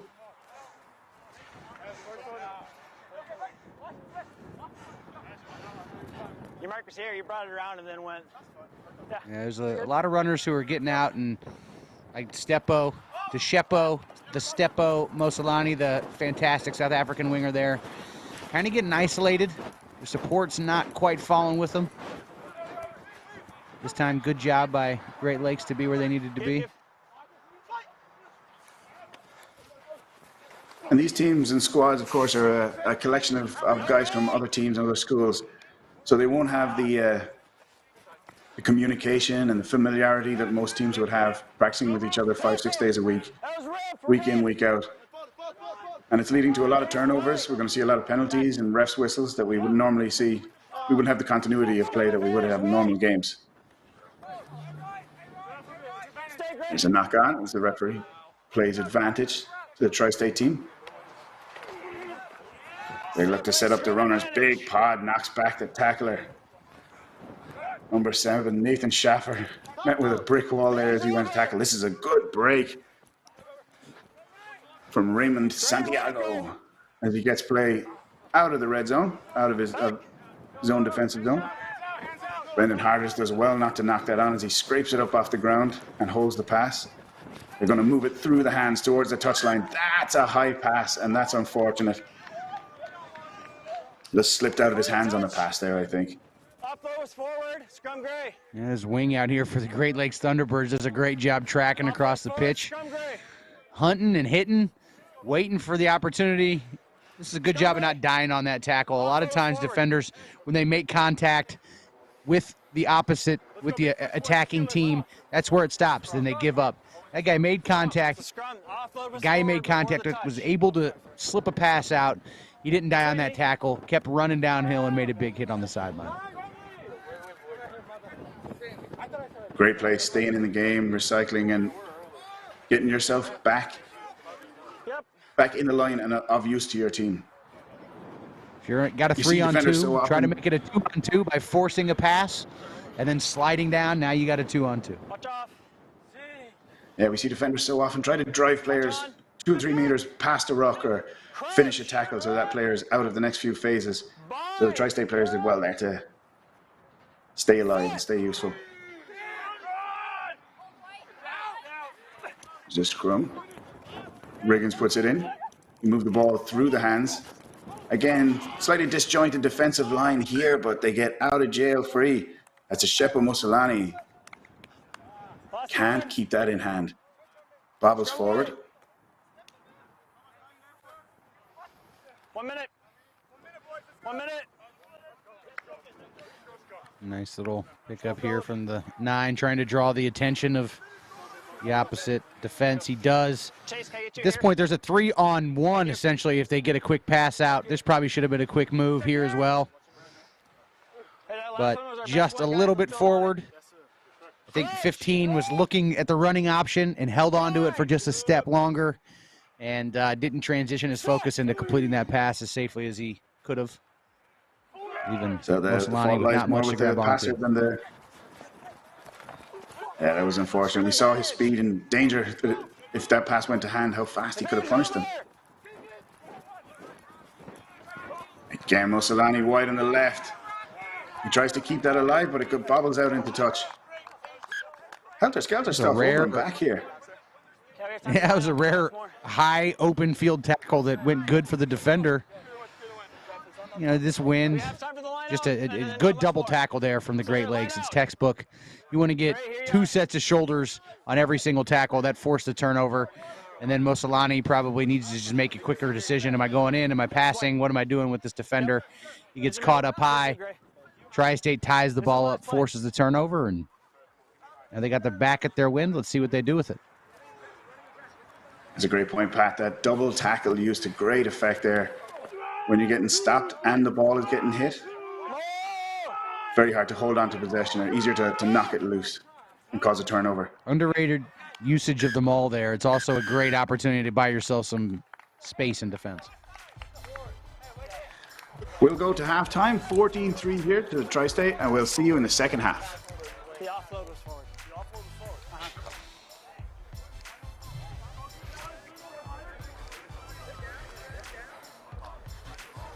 Keep asking me questions.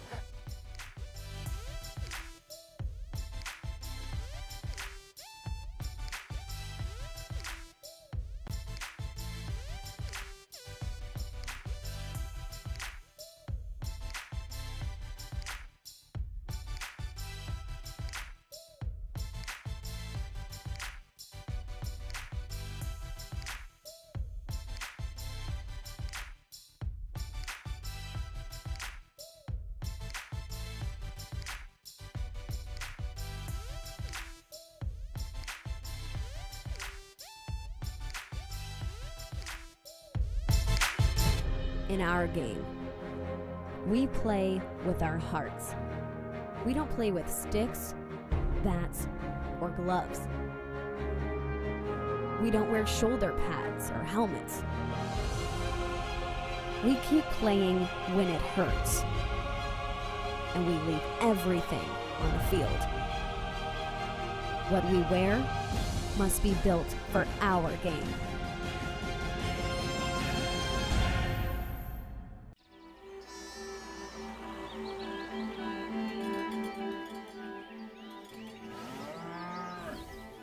Since 1979, we've been searching for perfection. We've been thinking, sketching, and designing.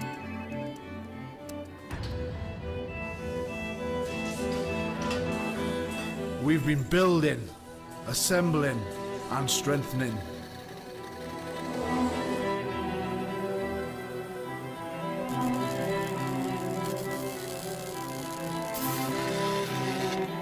We've been cutting, shaping, and painting.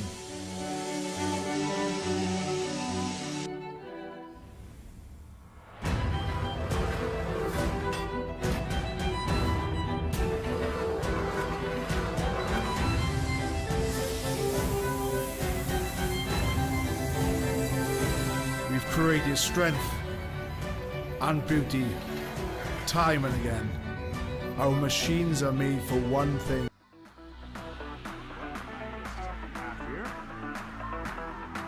Welcome back to the second half here in the Rising Stars finals. Score stands at 14-3 to the Great Lakes. I beg your pardon. To the Thunderbirds. Great Lakes Thunderbirds. Thank you. I'm Liam Quinn, and I'm here with Johnny Broker. Looking forward to the second half. Great Lakes, good runners in that first half. Going to be an exciting second one. Rising Stars here having to play for him. Sir Austin Ryan coaching this tri-state team. Had some good words for his players during the break. We'll see how it goes here, Liam. Tri-State Thunderbird. Tri-State playing into the wind in the second half. It would have been of huge benefit to them. Plenty of turnovers, plenty of balls coming out of hands.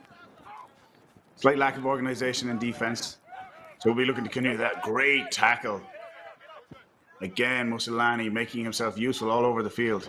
The big South African winger who made a huge break in the first half. No, Gray. Tri-State secure the ball and look to run it out of their own 22. There's a half break wide on the right. They'll set up their pods in the middle of the field again. Tommy McHale trying to direct traffic. There's a penalty as their reward. Good opportunity here for the Foundry. They got the wind in their face right now. It's a bit of a tough kick from this point, but McHale from Colgate, worked by the great Dave Chapman up there, plays that wind well.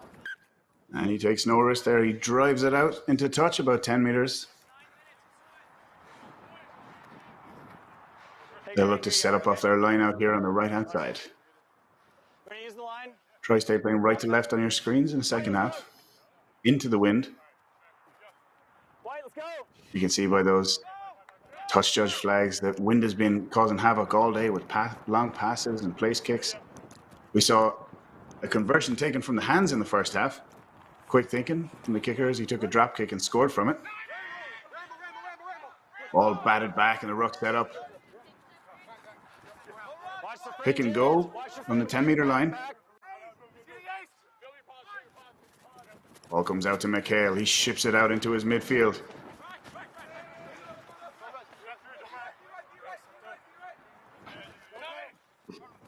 And we're looking quick service here. As Timothy Wayland Silver drives up on the right-hand side of the field. Valentine service back into the midfield as the pod set up. No progress being made so far, Johnny. They're as the switch pass is shipped out to an invisible player there. Good work by Santiago to clean that one up, but really, yeah, they're not going anywhere right now, Liam. Kicking in the wind to be pretty tough, but keeping ball in hand, not working for the Foundry this stage of the second half. So normally, if you're getting nowhere from carrying, you'd look to kick to open space, but that's not really an option, as you said, Johnny, with the wind. Now we're getting better results from the carries here as they make a few meters in midfield. Thunderbirds get their line set. They're going to look to slow down this ball here. It looks like a turnover. The referees. Ball bounced out there, but Tri-State did well to clean it up. McHale under big pressure from the Thunderbirds defensive line. It's like we have a player down. The penalty to Thunderbirds. Oh, an injured player. Takes the big man, Graham Collins, down on top of him. That's an accident. Yeah, it's a tough one right there. Got somebody falling over you. But penalty there against this Tri-State team. Player came in on an angle there. So not exactly the way they want to start this 14-3. As you see, comes in right there. See that first arriving player just came in completely on an angle. And that's Christian Greger from Marist College, or Red Fox from Greenlawn, New York. Comes in the angle on that one. Yeah, there was no effort made there to get behind the last leg and come in through the gate, as they call it. They're going to look to kick for post, for point here. He can be out here to grab that and get out of the way. They have the wind behind their backs. Kicker, the tall number 12, Rafael O'Gorman from Thomas More University.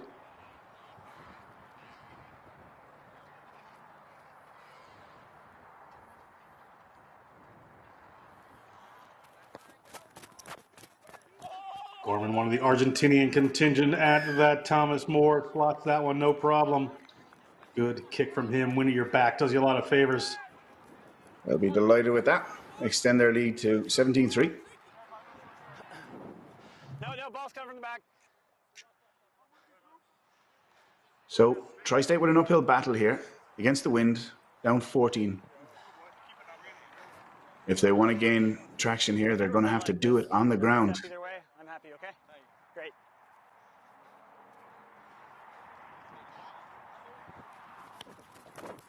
They'll be looking to get passes to go to hand. Very low risk maneuvers. Well, Carl Verstegi tries to clear that up on the ground. Referee comes in and intervenes. That was a messy kickoff there, John. Hanging up and swirling in the breeze here. You can see it just going on. And that's Thomas Falcon, the Marist College Red Fox from Old Greenwich, Connecticut. Played at Greenwich High School. Just hit him a bit before he came to the ground. Potential penalty, potential card, frankly, there. Now we're talking to our referee. Right? Yeah. Takes him out the ball. Takes him out the ball? Okay. Yeah, perfect. 7, Captain. You all right, bro? My bad. Hey, so, came through, take it out in the air. It's dangerous. No surprise there. Before we just saw, we take a look at him. Thank you, Chase. It in the air. Very clear. That wasn't even borderline. He hit him while he was at the top of it. Jump. Time on. Of course, the aggrieved player complains, and he was dead right. So they'll lose their player to the sin bin for 10 minutes.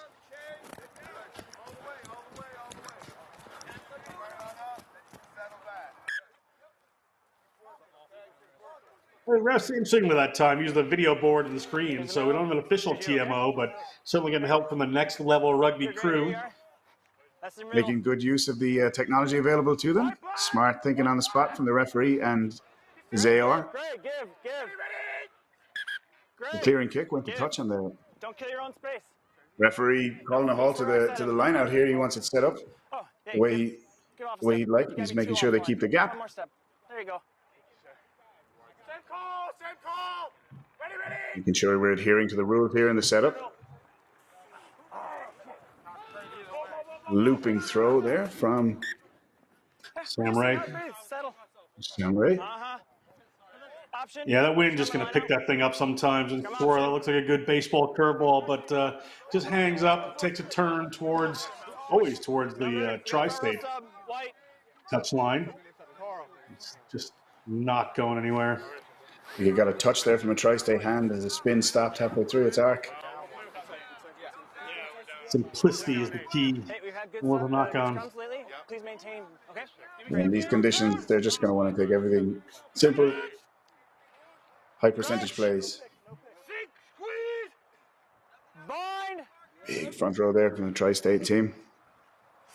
Number 3, David Salvadori from University of Albany. And Christian Greger on the left. Another pass goes a begging there in the middle of the field. Brown not finding it there. Tri-State set up in the middle of the field. Referee's going to call a halt. Before you can go in. It was a quicker release, so he'll award Tri-State. He'll reward them. As Timothy Whalen Scholar goes forward, he looks to offload. The tacklers release him, so he takes another couple of steps, breaking over the 10-meter line. He's got some support, but he's going to lose that. Tri-State players going off their feet. The referee's been quick and clear on this all weekend. Players coming off their feet, not supporting their weight at the ruck has been an issue, and it's going to draw a penalty every time. Certainly did right there. And if you're going to jackal, the hands have got to go in and not touch the ground. You can't put your hands ahead of the ball and scrape them backwards. As we're seeing refs clearing up that part of the breakdown for us. Wind to the back there for Great Lakes. Make some good distance on that one. Taking a look, that's Waylon Silver. Just a lot of fun to watch. To Fairfield, Fordham University player. Yeah, right over the top. First play through the breakdown goes straight off and off his feet and onto his hands and knees. Referee very quick there to penalise that, John. Watch middle, front. Watch the hold. Ready.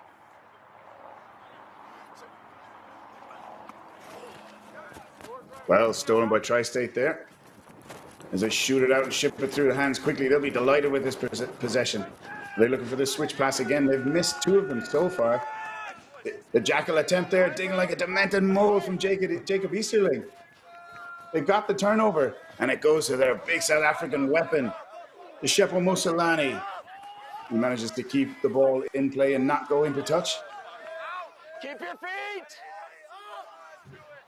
Tyson Riggins shooting it out. That ball's gone backwards. The referee's not got his, he's not going to let him away with that. He's going to call that a knock on. It was exciting there for a second as we saw Mosolani streaking up the sideline. Yeah, it looked like it was going to be a good move there for Great Lakes, but eventually fall down. Good tackling there from Tyler Bacon on the Tri-State team.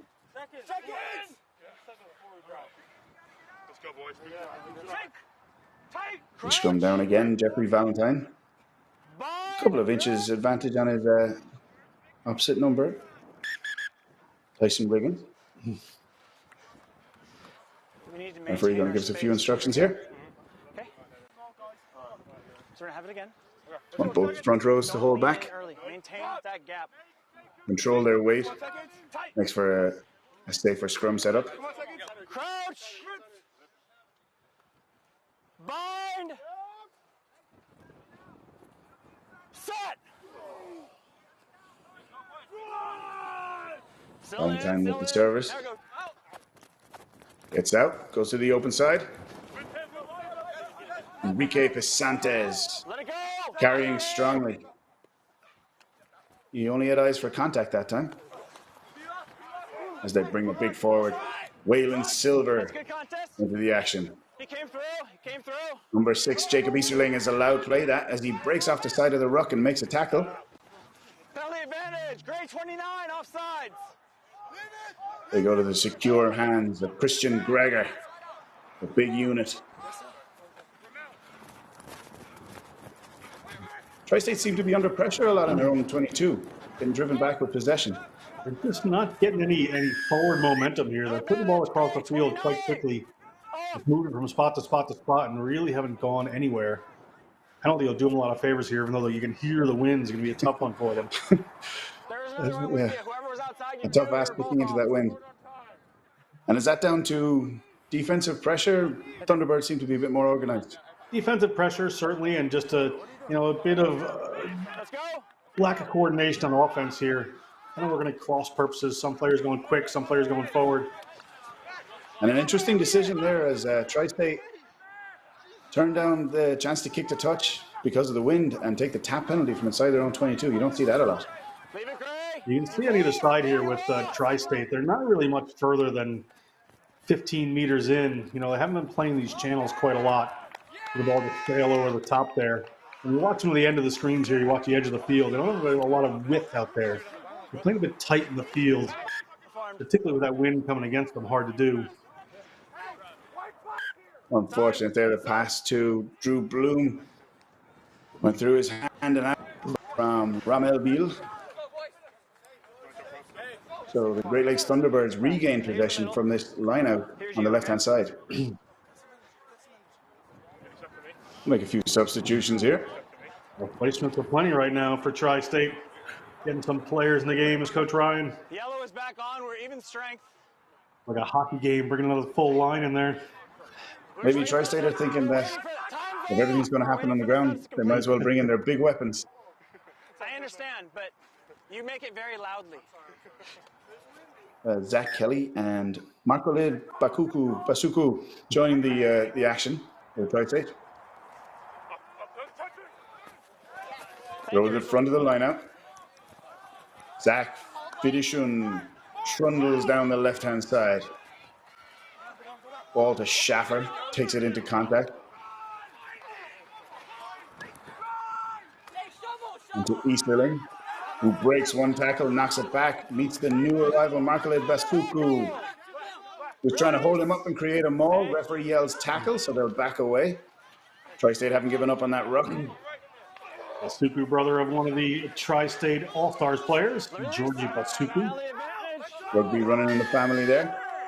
Referee clearly said release.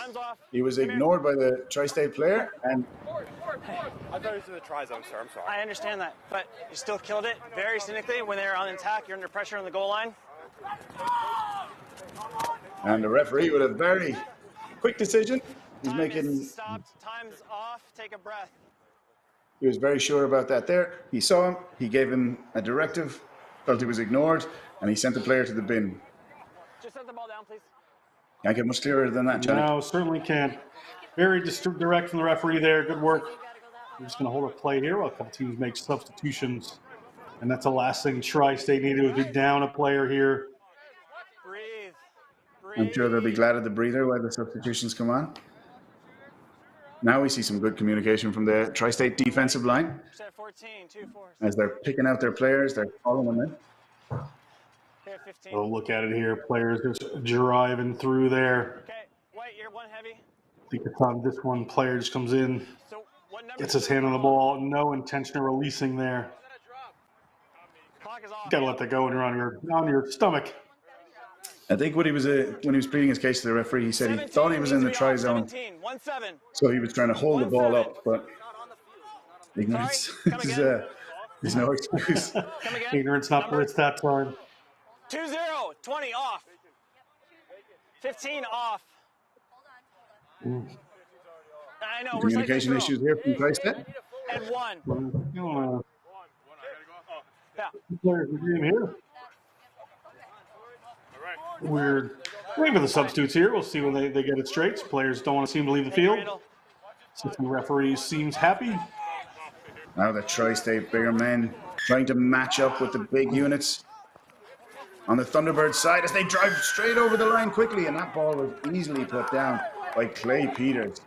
He shunted off his opposite number with his shoulder and dropped it down with his left hand for another 5 points for the Great Lakes Thunderbirds. Credit to Tri-State for making the finals. Just a little too much here from these Thunderbirds. 2-9. And that's just no problem right over. 29 scored the try. Thomas Falcon, was not enough to stop the progress there of Clay Peters. Thomas Falcon, the man who got the yellow card in the first half. 5 elapsed. We're saying about 6-7 minutes to go. As our Argentine kicker sets up to add a few more points. The Thunderbirds total.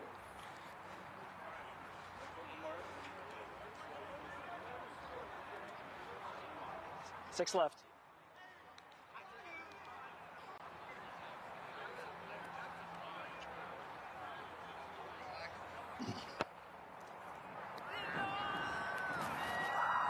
And that's another beautiful kick. Another look here, just straight in, no problem. 5.5. 12 Clay was the Peters kicker. 1, 2, from 12. Marion University, excuse me.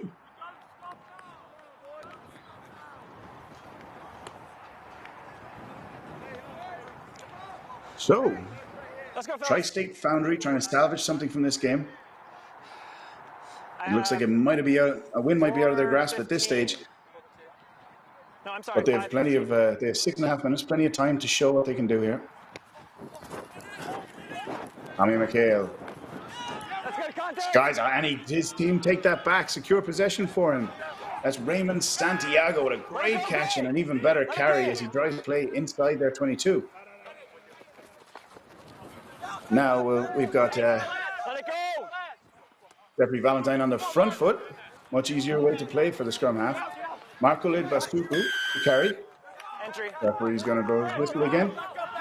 Side entry from the Great Lakes Thunderbirds. Great place for a penalty. He's not going to let Raymond Santiago take it quickly this time. Thought he was going to let him go there. Bring it back, make Valentine set this one up. They certainly need the points. Couple minutes to go. Tri-State still turning down the kick into touch. Win not to be trusted today, so they're taking the tap penalties on the ground. Much safer option. That Kelly. Strong carried. Tommy McHale, skip pass to Francis McLaughlin as he carries 3 men back a meter or 2. There's 18 Mohamed Diop. McHale, a first receiver almost every phase of this play so far. Directing traffic and trying to set someone through a gap. And Zach Kelly is called upon again. He's trying to get to the ground. Jeffrey Valentine enjoying this front foot ball a lot more than defending or than trying to get out of his own 22. Raymond Santiago again puts in a carry. Tommy McHale dishing off there to his midfielder. Valentine digging again. And the referee's going to reward him. No, I need my Again, not letting the quick tap go. I think we might see a card here. Too many infringements coming in. All right, big trend right now. Your arriving player's coming in before your tackler is rolling away. It's causing badness, all right? Yes, that's what that one was for here. Yes, we're right under the sticks. You're under big pressure. No more. I understand. So, Great Lakes Thunderbirds. Captain Sam Ray gets called in and escapes with a warning, John. Just a warning there as this game's winding down. There's a great carry. If he'd gone left rather than right there, he might be over the try line already. But they're held up just inside. 22, John Finnan takes it himself. He's trying to get to ground. He recycles. Back Kelly with the carry. He gets pushed back a meter. There's the big number 8. Tommy McHale ships it out through the hands. Great handling from some big forward. And Raymond Santiago goes over in the corner. Santiago deserves that one. Santiago has been tremendous. Rensselaer Polytechnic Institute, civil engineering major from Freehold, New Jersey, has just willed himself over the line time and time again. Or willed himself forward, I should say. This time willed himself over the line. No. Okay. So Great Lakes didn't infringe again, which surely would have got them a yellow card. But they have conceded the 5 points. Just a sophomore, 6'4", 220, 6'5", 245, Santiago. Sorry? Oh, time of the match. No wonder he carried his tackler over the line with him. We're looking at 2 minutes or thereabouts left in the game. Great. Scores at 24-8 to the Great Lakes Thunderbirds.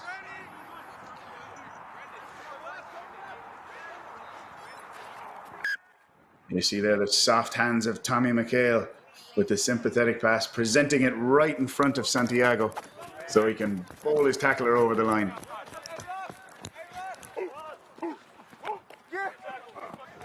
Speaking of Santiago, big strong carry there as he catches it and gains about 6 or 7 meters. Hope to see him back in the next couple of years. Santiago's certainly making himself known right now for the Rising Stars. Could be an all-star for Tri-State in the coming years.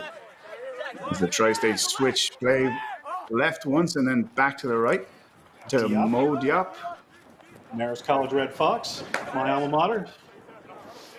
Johnny wasting no time getting that mention in there. I've done it all weekend, might as well keep it going. Grace, stay. To John Finnan standing at the back of a ruck. Ball comes out. Uncharacteristically goes through the hands. The ref is not going to call knock on. He's going to say that went backwards. Big hit on the ruck there. Thunderbirds going for a second bite. Well, the ball shoots out. Francis McLaughlin. 25. You might see another card here. Arm up over the top. 25. You can see him go over the pocket right away. That's a line break. Yeah, low. And again, the referee very sure of his decisions. He's not humming and hawing. You see the arm just come right up over the neck there. Just trying to get him down on the tackles. Tough when that momentum's going. Our yellow's off. That's right there. Arm. He's trying to get the arm around. Just comes up and over. Those arms got to be chest height or lower than chest height. He jumped on his back there. I think he made it very easy for the ref. Because it was a line break, it led to a yellow. 6, Carl Verastegui, showing great upper body strength there as he tosses his tackler.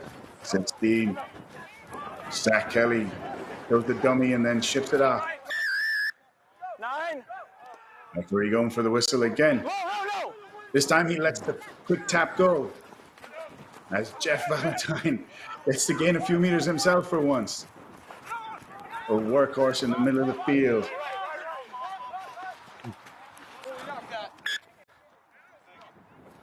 Lost forward there. Oh, yeah.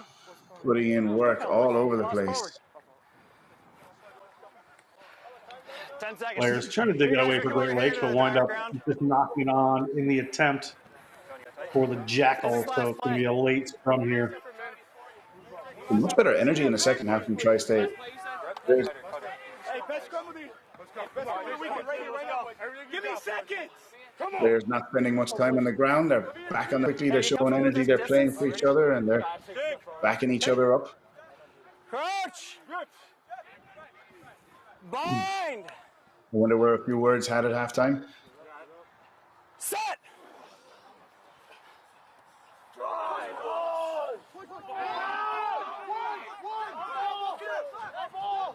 Penalty advantage, Gray. And Watson at the back of his scrum as they win that against the head. Advantage over.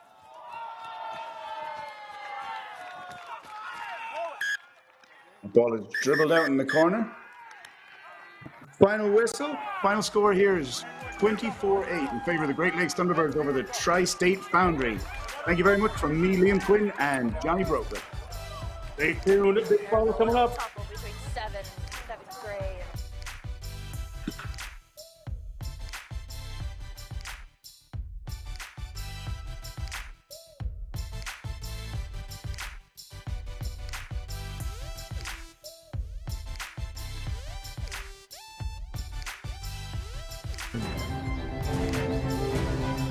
The perfect hit.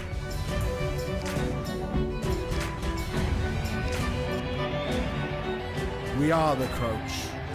We are the bind. We are the set. We are the squeeze. We are the hit. We are Rhino. Home of the scrum. In our game, we play with our hearts. We don't play with sticks, bats, or gloves.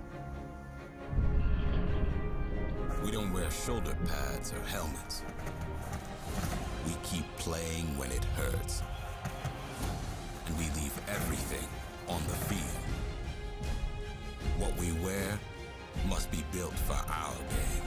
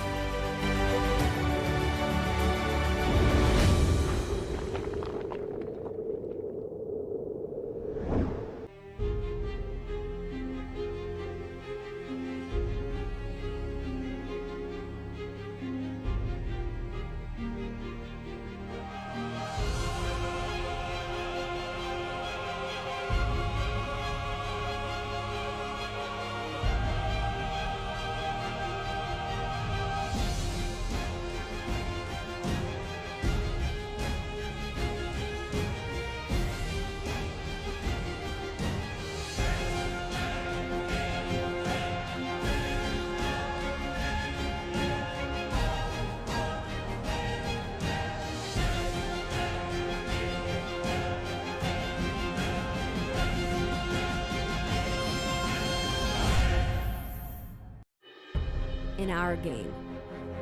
We play with our hearts. We don't play with sticks, bats, or gloves. We don't wear shoulder pads or helmets. We keep playing when it hurts. And we leave everything on the field. What we wear must be built for our game.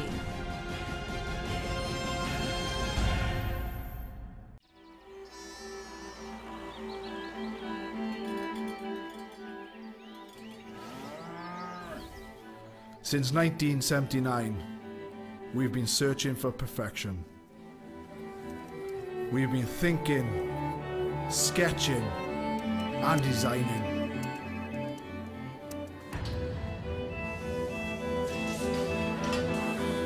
We've been building, assembling, and strengthening.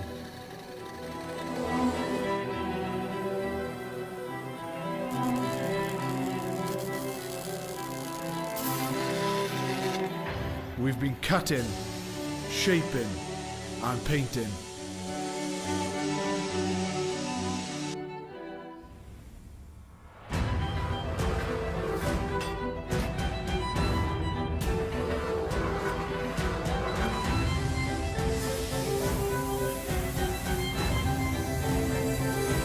We've created strength and beauty time and again. Our machines are made for one thing: the perfect hit.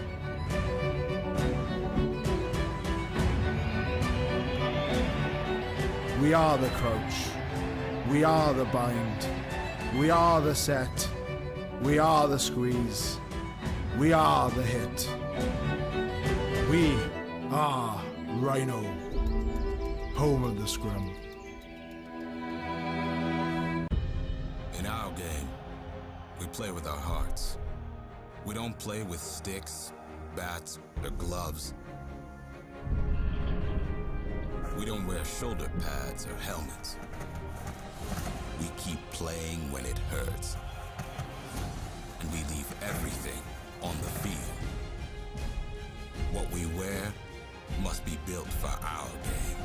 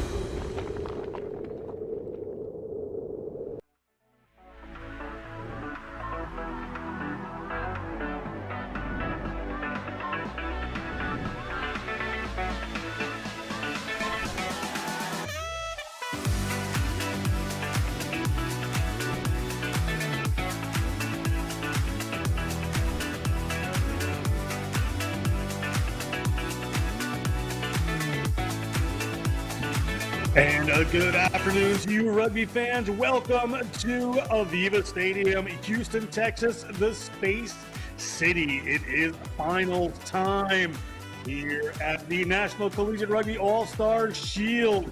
It is going to be the Pacific Coast Grizzlies, you see there in white, taking on the Northeast Independent Red. We'll be wearing their red, as you see right there. Getting some final words from Ed Turby, the coach.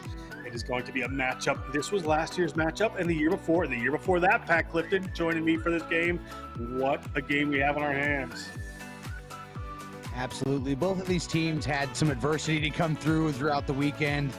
The New England Independents being nipped at the end of pool play, looking great, looking like the class that everybody expected to be coming into it, but nipped at the end of pool play.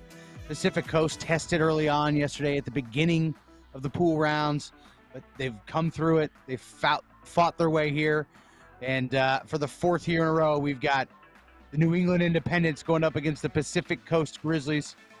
It's going to be a fantastic matchup. Both of these teams frothing to play here on a big stage. See our referee there, Matt Lake, going to take hold of this one. He is sure to call a good game. As you see some of the players working their way by there for this Pacific Coast team. Very strong, looking to come out right away in this matchup. It's going to be a great one. Yeah, I expect we've seen a lot of different combinations from both of these sides. Both of them had a little bit of fortune to rest, I think, in the semifinal rounds. Do you have me now? Be interesting to see what the final 15 is here now. This is the sixth game of the weekend. All right, got check. We got Rachel. Pardon me if you heard me say that already today. If you hear me say it again, this is the sixth game of the weekend for each of these teams. I think it's going to be a serious factor, not only with attrition, but they've also had the time to play with each other and figure out who should go where and what combinations work. So it'll be interesting to see what the coaching staffs have gone with. White, ready? Yeah, there are certainly some goods and bads to that, as we have seen all weekend. Wind playing a factor at the Independents back right now. We will see how that affects things as we go forward. Kickoff there to Pacific Coast. Milan Von Wick wasting no time. A little chip ahead. He's over to play. Ali Corbett gets a hold of that one. Just comes right to him. Shows a whippy the ball. Goes on through. Mar Elgin Dari comes over and cleans that one out. We've got Henrique Gabriel, Portugal U18 player at Brown University. Play prop and flanker. A little chip over into the space there. Rolls straight in. We're going to come back here. It is going to be the line out for Pacific Coast. White numbers. Three. Yeah, early mistake there from the Independents. Rare one. Red. Three in. Interesting choice, I think, to try and find some sod in the corner. And Three in.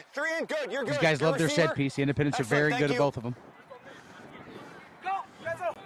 On T7 there, just wanted to play the ball down the other end. That one whips with the wind, not straight. Henry Gabriel almost got a hold of it, but it'll be an option here. They're going to take the scrum right away for Independent Red. They'll be looking to set some dominance in this area. The team's been matching them a bit in this tournament, Pat.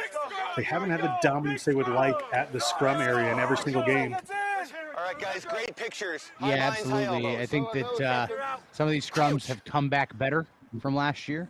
Great Lakes is one of those ones that comes to mind. Pacific Coast is a good scrum here. Independence, I think the pack has caught up with them a little bit. It's a great shove, though, as we're talking about position. Big one coming on here. Penalty arm has eventually, and there it is. Matt Lake sees it. It's a play to them, and T7 is going to put that one into the middle. There's Junior Gaffa. He hasn't gotten much room to run so far today, so far this weekend. Gaffa takes that one. Brown University football and rugby player. Gordon sees a little space there. Gordon, the French foreign fly half for Northeastern. The Voath gets it to Henry Gabriel, gets his way in between a couple of players. Good phases here, and T7, the other playmaker for this team, going to come back for the penalty off that Corbett knock-on. Another opportunity here for the Independent Red. See what they call, Pat. I think they just said that the Pacific Coast Grizzlies popped up in that scrum. The Independents, as I was talking up the rest of the field and talking them down in their dominance, they just absolutely put the Grizzlies on skates. And the Grizzlies popped up a little bit early. There it is. You see him come up. Logan McDaniel, I think that is. It's rare that it's a lock that comes up early, but it was, and that's a penalty. The Independents are going to get Would've that thought about coveted another line out scrum that they there. wanted. Try to Jeremy Treese back there with another costume Red change. numbers. I'm going to set you at the edge of this white. What's your numbers? 5. Love to see that I'm going CEO of back, the Rachel. organization running ball boy. Yeah, certainly all hands on deck. We'll thank a lot of people at the end of this one. The win gets that one. Going to come back to Pacific Coast. They're at their own 5-meter line. And need to do some work here. Players try to hold him up. Henry Gabriel doing a good job of it so far. See if this player can get his knee to the ground. It's a maul according to the ref, so if nothing happens, this is going to be a red. It's not coming out immediately. The referee's going to give the scrum here to Independent Red. All credit to Henry Gabriel, economics major at Brown. Well, one. You can tell this one means a lot. This has become a rivalry. You know, it's kind of unique in college rugby here. Really became a maul. Malcolm Robinson, glad to see he's back on the pitch. Got hurt in the last game in the semifinal. Helping hold this thing up, and all the Independents get in there. Bring the ball into a maul. It's your responsibility to take it back out. They don't, so the Independents have a great attacking platform here. Their favorite. Voath to the back. Estevez had the ball at his feet. Scrum half for Pacific Coast, taking umbrage to something going on over there. Ball's been down, but spilled by Estevez with a good tackle. Pacific Coast scrum. And have to put together a good offensive scrum here are the Grizzlies. Whoever's over here as a flanker, don't grab you got, look at Naranjo on the back, the scrum half here being held in by the blindside flanker, and he's trying to chop him free, chop it free. Also notice you've got the hooker here for the Independents popping up early. I think they're fortunate not to get a penalty against him and just lose it based on the knock-on, but a whole lot to look at, a lot of action there. As you can tell, the drama is here.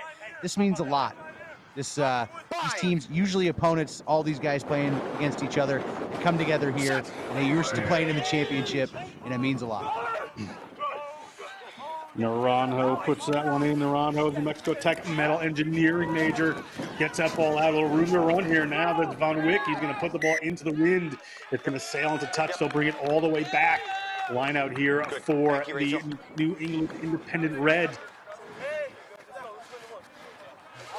That's another mistake there by the Pacific Coast Grizzlies. You do not want to give the Independent set piece in your own end. Reminder that the Grizzlies are the ones fighting uphill against this wind in this half. You can see it whipping on that touch flag pretty violently. Don't pull. It's still up. It's still up. It's still up. That one comes to Independent Red. El Hasso has a ball in hand. Back to going to contact. The player comes around. Digging in there from this Pacific Coast team. Corbett thought it would have been quick, but they're going to bring this one back. The mark was over here. The mark was over here. He was not on the mark. Yeah, I think Ollie Corbett was trying to be a little cheeky here. And then you see him backing off, claiming that it never touched his foot, never touched his foot. Did he try to get away with a quick tap? Did he not? Okay. Look at him. All right. There's the tap. He knocked it on. When he runs on the field, his foot there. Time off. Time off. He toes it right. Let's see if he sets it down. I don't know. Toe. Does his foot touch it? Then he goes to try to pick it with his When hand. he comes onto the field past that 15, he's on. You have to go for points. Okay. So if your coach is running him on, that's their call. Okay. Time on. Shot called. Thank you. You're suggesting it was a fake quick tap, John? Your coach is sending you on? He told me to run on. All right, that's fine. So I won't blame you. Yeah. And hopefully they won't either. Would be a wily veteran move from a guy like Corbett to, yeah.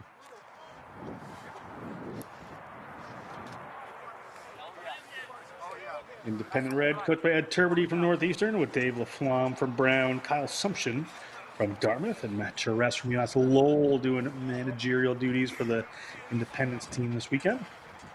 Reed Santos from Babson has the wind. Does he have the direction? That one slides across, and it's good. 3 points to nil. Independent Red take the lead. It's just about 7 minutes in to this 12, first half. 12. Thank you. A great strike there from the Independents. Yeah, throw that one off. Taking He's got advantage of that penalty. Thanks, Seven. Someday we'll find out if Ollie Corbett's foot ever touched that ball, but for now it's 3 points to the Reds. Get away with it there. Sam Brown steps up to kick this one. Sam Brown, Claremont College's econ major from Vancouver, British Columbia. Ball up in the air, tapped back by Pacific Coast. They're on the move now. McLaughlin puts that ball to the ever-exciting Whippy. That's with big runners in there. Connor Kelly heads through. Counter ruck coming in. Big pickup there. Estevez gets it started. Corbett, his Brown teammate, keeps it going. It's going to be a kick downfield using that wind wisely. Spotting the space back there is the scrum half, Bobby Voath. It's in the try zone. Who's going to get there first? It's going to be Pacific Coast. Chase Bassan. We have a goal line dropout. Just make sure they're all behind you first. There's a lot to look at that in the scrum again. Sorry, in that ruck just before that nice boot there. Elijah Naranjo was rushing in, trying to get to the ball, tripped over an independent red at the breakdown. Usually that garners a penalty for the attack. Thank you.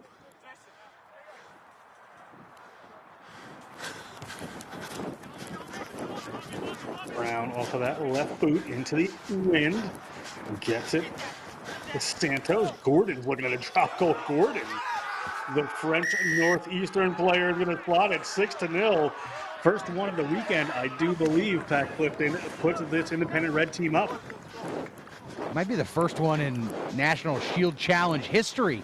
I love it. You got the wind at your back, so you don't have to worry about the distance. Just take your time, measure the sticks, and then put the ball exactly halfway between them. Great job there. I love seeing it. Independence up 6-0 off of a couple of different boots. That's fantastic. Champagne rugby here in Houston.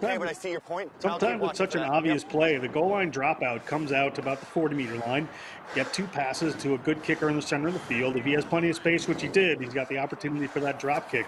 Very smart strategy there from the independent red. Back off white, play on. Play on. Back red. Still in, still in.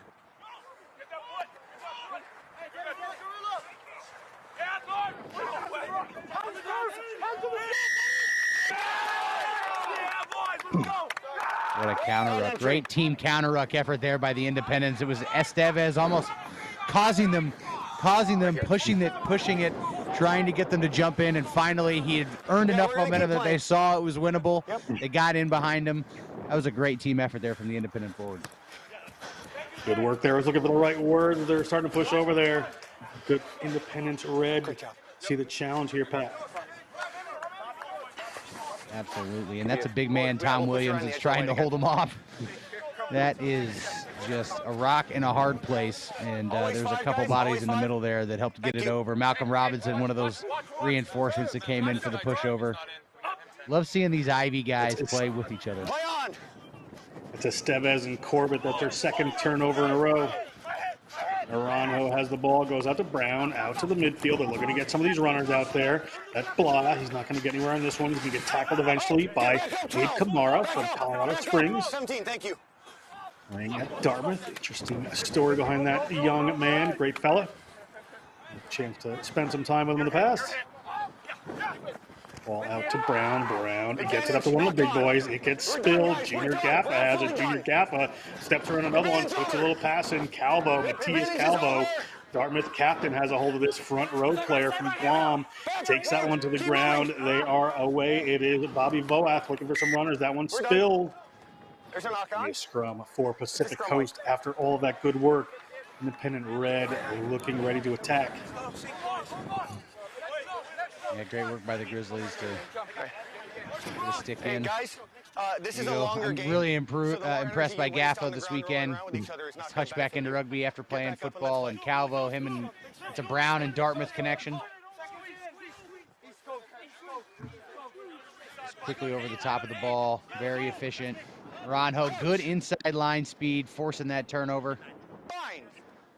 Ball just drifted in front of Algin Dari there in the wind. Tough for these long passes. Naranjo is going to put this one in. Naranjo. Great player. Moves that one out to Brown. They're in a little tight here. Just going to bash it in. Gaffa looking for the turnover, but not happening. Going to come back for the whistle. Seemed to be a knock on there by Pacific Coast. Independent Red. Opportunity to put this one into one of their challenge areas of the scrum. If I'm looking up at the from a ruck and I see that it's Gaffa is the guy who's got the responsibility to smash me if I choose to run, and Elijah Naranjo is a running scrum half, I might knock the ball in a little bit too. Smart and play by Gaffa there as well. Knew when the ball popped out, knew when he could go. And a couple of penalties on that. Player just going a bit early on it. Still in, out. Ball's out to Voath. Launches that one out. It goes forward, comes the Pacific Coast. Their advantage. Bassan steps off a couple. Bassan, if he gets some room, he can make it happen. Naranjo to Van Wyck, his New Mexico Tech partner.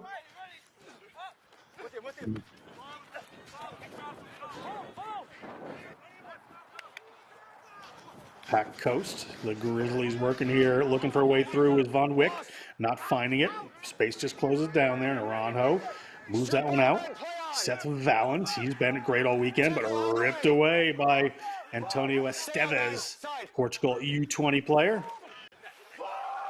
Keegan Bliss from Rutland, Vermont, the UVM center, gets one out. Now Gordon moves it out wide. Here comes Gaffa. Gaffa puts in a deft little pass to Kamara. Kamara has some runners in front of him. Kamara stops everybody with a little footwork there. And that's going to come back to Kamara. Scooped up there by the scrum half, Voath. Lucky to hang on to that one. Here comes Henry Gabriel. He's isolated. Going to need some friends to come to the party. They have in the phase of Kamara. Voath puts that one out. Ball hits the ground, but winds up with Corbett, losing a little ground in that windy passes. Are the Independent Red, but still holding on to the ball. Ball out now. Number 4, Charlie Beanie. Gaffa now.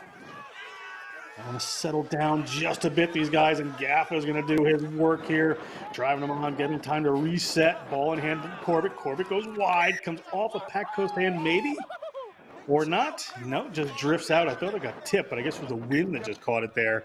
So it's going to be a line out here for Pacific Coast, deep in their own end. 5.5 minutes to go in the first. Yeah, we're going to play the line out. Yeah, Corbett makes a no-look pass here. Got to make sure he connects with who he wants to make that pass to. And even if it could have just been the wind that took it, but either way, it was an errant pass by quite some margin. Bailing out the Pacific Coast Grizzlies. This is still a tough ask for Whippy. Got to throw a dart to get it through this wind, which we've seen he can do. But even then, they got to get a clean catch. They got to haul it down. They got to have a clean pass back, make sure the wind doesn't carry it over the first receiver's head, get a kick in, and then somehow measure what angle you need to kick it through this gale force to get it into touch and relieve some pressure. They're coming in late, but they're disrupting the 9 because they're coming in straight and they're coming in up. So yeah, no worries about that. Yeah, you're looking at after you pass. Yeah. I'll keep an eye. Counter rock and then they'll get the momentum into me. Yes, and then they'll keep going. All right. So then I'll have my ARs watching. They heard you say that, all right? All worries. Yep. So Rachel, you got that too? All right. And you heard it? Thank you. The official time is 15:20, so we're pretty much dead on. Good work here from Matt Lake so far in this game, Pat. He's been an outstanding ref all weekend. His communication is on point. That's what I really appreciate. Clear communication, takes the time to gather his thoughts before he gets them out. Sometimes the referee trying to process the information quickly forces him into a tough decision, but he does a really good job. If they lose the feet before contact, that's the problem. All right, you have your mark, you have your mark. We have our sub. Sub is on. All right, time on. Ball up, taken down by Corbett, stolen away from Pacific Coast. It's in the hands of Calvo. Calvo has that little arcing run, just finds his way between a couple players. Well done there. Ball comes out there to Antisev, to Santos, to Gaffa. Gordon has a hold of it. He slips off of a tackler there, gets picked up and dumped for his troubles. Ball coming out into the hands of Esteves. Esteves driving towards the line. 5 points before the end of the half. Would do a world of good with this win for this independent team. Player over there for Pacific Coast in the way.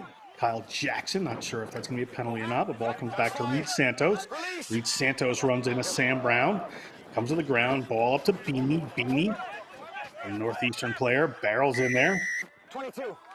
Now we have a Pacific player not rolling away. We're going to go quickly here with Voath. Voath finds Calvo. Calvo finds a line, and Matthias Calvo, Dartmouth captain, touches down in the NCR All-Star Shield Final. And Independence, with the wind at their back, looking good in this half. Absolutely. Calvo is just one of those tough players to match up for with anybody to account for. Very low center of gravity, explosive athleticism, always sniffing around the ball. Good sense of occasion. Good run here from Bibini. I think he got hurt on this play. His face got smashed into the ground in a not so graceful way, but Calvo off the ground, up to his feet. He wants the ball, he does, and he finds some space right next to that goalpost pad.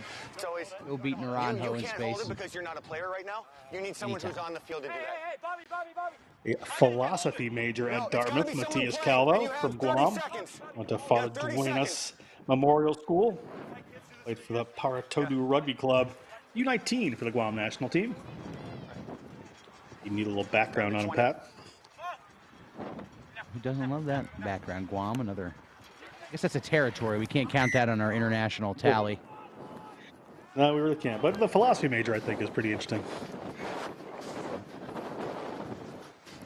Great run by Calvo, the Dartmouth captain. Really like that player. Been impressed by him. He's just a fire plug all weekend. Oh, yeah. We're tuned into that. Thank you, though. Yeah, whenever you're ready. Conversion was good. We're at 13-0. A couple of minutes to go in the first half. Pacific Coast to kick this one off. Sam Brown. Kickoffs have been stellar. Have been hanging them high in the wind there. This one is going to come down to red, not contested as the other ones were. Henry Gabriel is going to take that. Ball's been taken back in. Gordon has to step. Gordon's in a bit of trouble here. He's got Kyle Jackson on him. Red is going to have to come in and clean this one up. One of the few mistakes they've made in this half.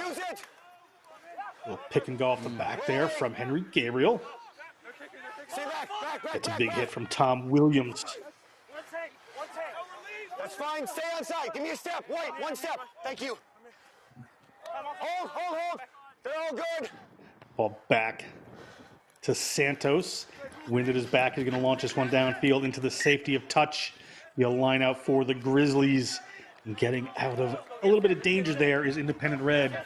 So just over a minute on the game clock in this first half. Red, you're here. There's Tom Williams absolutely pile driving one of the Independent ball carriers into the ground. Disincentivizing them, saying, I think that's enough. We don't need to have any more phases. We'll just punt it. Okay, here we go. Whippy to put this one in late in the half. Well taken by Pacific Coast. Naranjo moves it out, but it slips off of Brown. Sorry, it slips off of Aiden Lewis. Naranjo has to bring that one back. Brown stepping into the distributor role here. Nice break there from Kyle Jackson. Kyle Jackson, 6'3", 225 from Sam Houston State, Austin, Texas born. Estevez trying to come over that one. Good run in there from this Pacific Coast team. They're right at halfway. Time winding down in the half. Would love to get some points on the board before the wind comes at their back. Rondo again. Von Wick. Player gets ball and tackler at the same time. They come back to a knock-on. So it'll be a scrum here for Independent Red. Lake right on the spot for that Gabriel one. was so quick on that launch. This game. He could have got the interception, Gabriel, getting off the line. He had his head pivoted to the left. He might have been able to just snatch that, but instead just gets a heavy, powerful tackle, positive grade tackle, taking away 5 meters, and then eventually the ball. Gentlemen, we have 4.5 left in this half. Just a first-year player playing flanker right here. We're number one. First-year player at Brown. 3 more years. Dave LaFlamme will have his services. Stay up. That's still in. Ball coming. Voath gets that one away. And T7, that first receiver spot. Santos gets it out to Gaffa. Gaffa puts a pass away for Big Gordon. Gets it to Abe Kamara. Abe Kamara just hands off the first one. And eventually get taken to the ground there. Von Wick gets his hands in there. But gets penalized coming off his feet. 4 minutes. Thank you. 4. It's 20-25. 4 minutes left in the half, according to Number referee 12, Lake. support your weight. 25-minute halves here in the final. Yep, you're on it.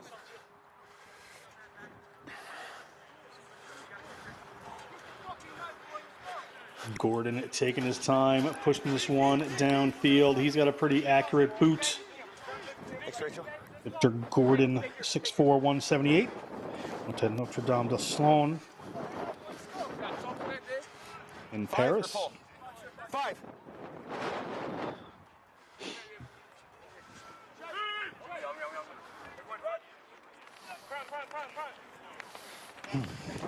Going to the front to Beanie. Nice and simple. Maul here for Independent Red. Ball's in El Hasso's hands. El Hasso driving forward. Joe El Hasso from Reading, England. Went to Wellington College. Ball eventually goes to the ground. Ball's available. Referee says, let's play. Voath looking for a runner. He's got Antisev. And Tsev's got runners outside of him. Goes in behind. Let's see what Santos decides to do. Santos finds some space. It gets taken down eventually. Kamara comes in to clean that up. Voath gets it to Antisev. And Tsev looking for it. And Tsev towards the line. 5 more points for Independent Red, Pacific Coast. A lot of work to do in the second half. That takes us Number 15. up to 18 for Independent Red.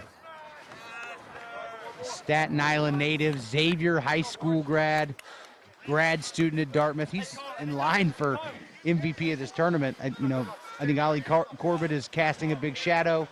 Some other guys are having a great day, but Antisev has been outstanding. I mean, one of the most outstanding backs for the Independents the entire weekend with his boot, with his feet. Just fantastic line there. Wonderful player there he is for Kyle Sumption and the Dartmouth Big Green. Both teams have that double playmaker there. They have Antisev working with Gordon, and Antisev finds a hole here. And it's Von Wick and Brown on the other team. Very similar opportunity to keep the ball moving wide. And Antisev just getting better at this one here.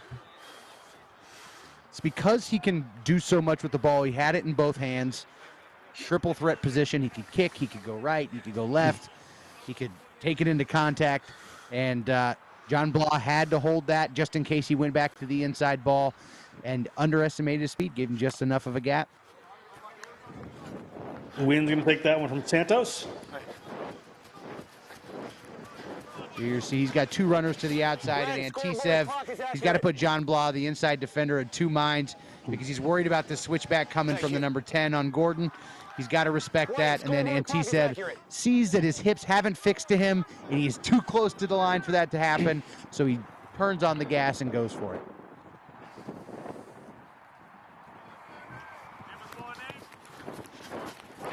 Hanging one high again is Brown. It's not Son. It comes back to Pacific Coast. They're at the 40-meter line of Independent Red. Time winding down in this first half. Aranjo moves it to Brown. Brown gets it to Blah. Blah has some defenders coming at him. Couldn't quite take him down by the shoe was Junior Gaffa. Whippy. Tackled there by Voath initially. Using some of the big boys. Hunter Kelly driven back there by the hard-working Malcolm Robinson. Keegan Bliss comes down with an interception here. Tremendous play from Bliss. Outside center.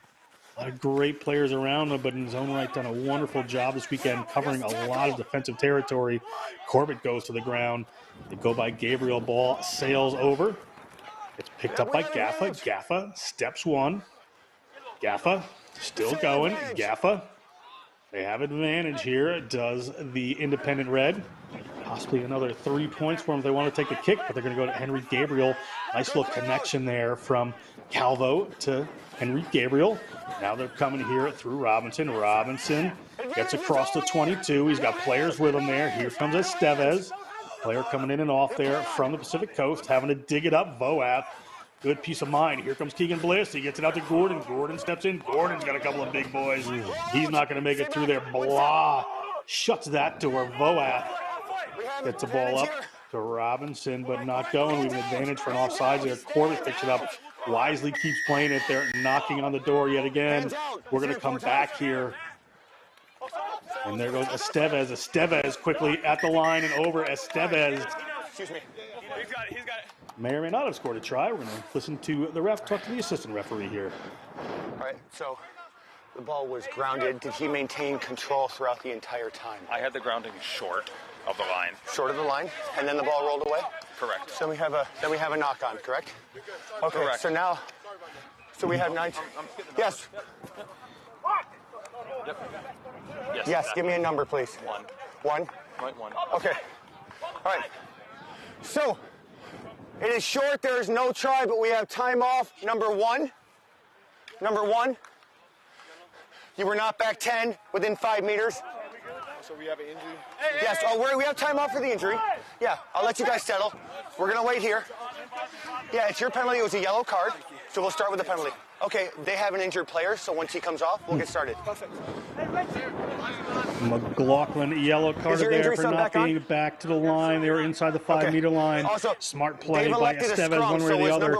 Still on a penalty near the end so of the half. So we need to get a prop on and have somebody else come off. Well, we have an injury for 10. I got you. I understand that. We're going to take care of the injury, but while we're doing that, we can get another prop on and somebody else off as a sub. We're listening into Randall, what they're saying here. Hey, injury shot, we need a prop. All right. I have it as 26-22. All right. Yep. So. All right. So we still have the injury that we're working on. We have this. Randall, can you tell me who's coming off for the prop sub?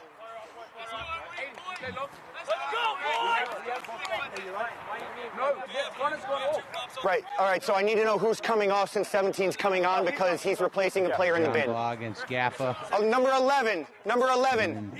Okay. Then we're all set. All right. We've elected a scrum. Is your injury player back on now? Gaffa just rolls into him unintentionally. We're good. All right. Hurts his knee there. There was the penalty here. Unfortunately for Brown, played it so well this weekend. Scrum called. Hey, boys, we're not ready. Still red. Crouch. What's that? Fine. Yeah. Yeah. Go left. Watch left, safety. Watch left. Come here. Go left. Up. Bobby. See, we got overload here. Our referee just wants to make sure everything's cool here. I just want to make sure we're safe. Your shoulder didn't look awesome. Legendary and Calvo, the props here. All right, here we go. Joe Alhasso at hooker, big engine room, Beanie and Corbett. Crouch. Independent Red looking to end off this half with a flourish. Set. Big drive here. Pacific Coast trying to hold. Big drive. Here comes Estevez. He loves this. Estevez over the line. Estevez at the line. Doesn't quite get there. They're going to have to keep playing. And right over they go. That looks like Corbett. Sorry, it was Beanie, pardon me. Second row partner. I saw the red scrum cap fly by. It's a black scrum cap. Yeah, I'll take care of that. Charlie Beanie. We'll have you focus on you. The engineering major take it I over. appreciate that. Absolutely way to stick with on the it. try. Huge win for the Independent Reds coming up right on halftime. A dominant scrum here. That's probably the half. Just pushing and driving. No reason to pull this thing out until you cross the line.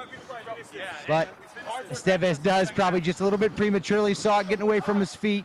Goes to the line. That was, didn't tell who it was, but secured that ball in that ruck. I think it was the scrum half, Voath. If it wasn't for him coming in and sawing off some of those defensive arms in half, they would have had a turnover there. And then Beanie with the quick pick was able to find just the right patch of grass to put it down on. And the Independents take a commanding lead going into the shed. 23 here would be a point per minute if they can get this one in. Santos, Babson college student, slots that one. And it is 25, and that is halftime here at the National Collegiate Rugby All-Star Shield Championship. Independent Red in the lead. Pacific Coast looking for a big comeback. They'll have the wind at their back. Stick with us. That's coming up in just a couple of minutes.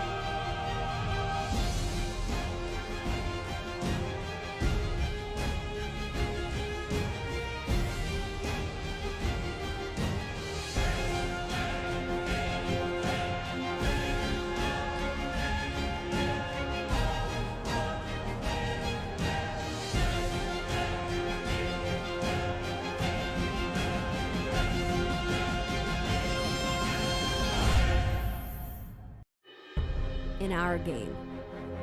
We play with our hearts. We don't play with sticks, bats, or gloves. We don't wear shoulder pads or helmets. We keep playing when it hurts. And we leave everything on the field. What we wear must be built for our game.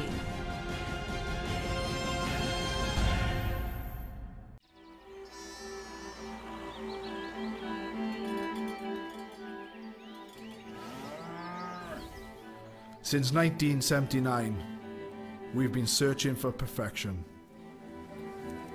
We've been thinking, sketching, and designing.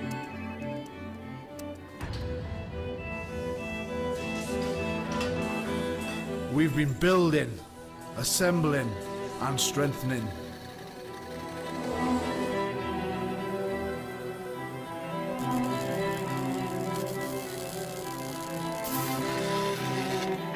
We've been cutting, shaping, and painting.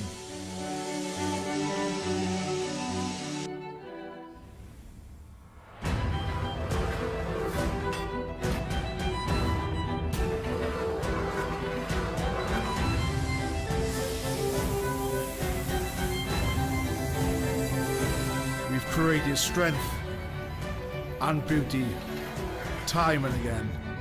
Our machines are made for one thing.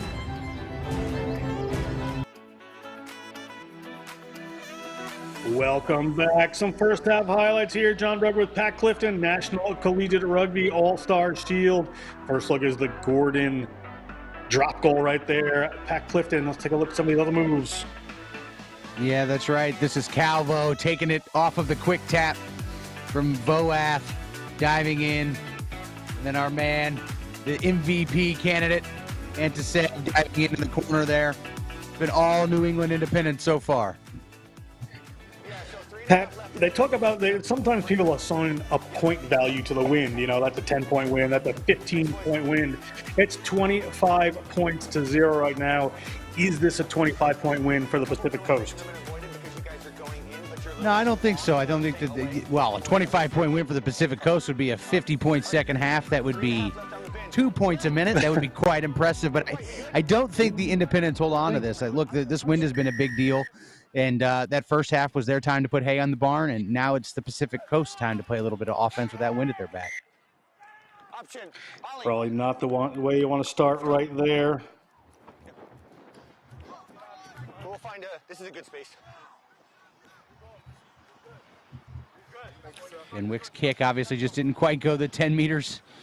And it's definitely not the way you want to start, A, because it's a turnover, and B, because it's an independent scrum, and it's been pretty dominant. Great pictures in the first half. Their scrum can be a penalty machine if they like it to, so see what happens here. They would have to kick with the wind if they got that penalty.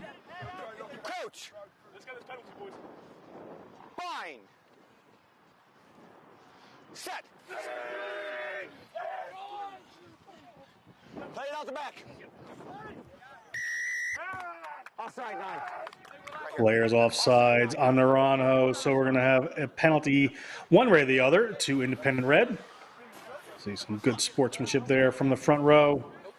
Gonna help their opponents up. Tom Williams, great weekend. 6'4", 300-pounder. Playing a lot of rugby here. Gordon with the wind in his face. The benefit of going downhill in that first half was that the other team's under a lot of urgency, a sense of urgency here, and Naranjo maybe just a little bit over-aggressive to get involved there and gets called for an offside. And that scrum goes down now. It's not an automatic dead ball anymore. It used to be, and now they'll play it. It's there.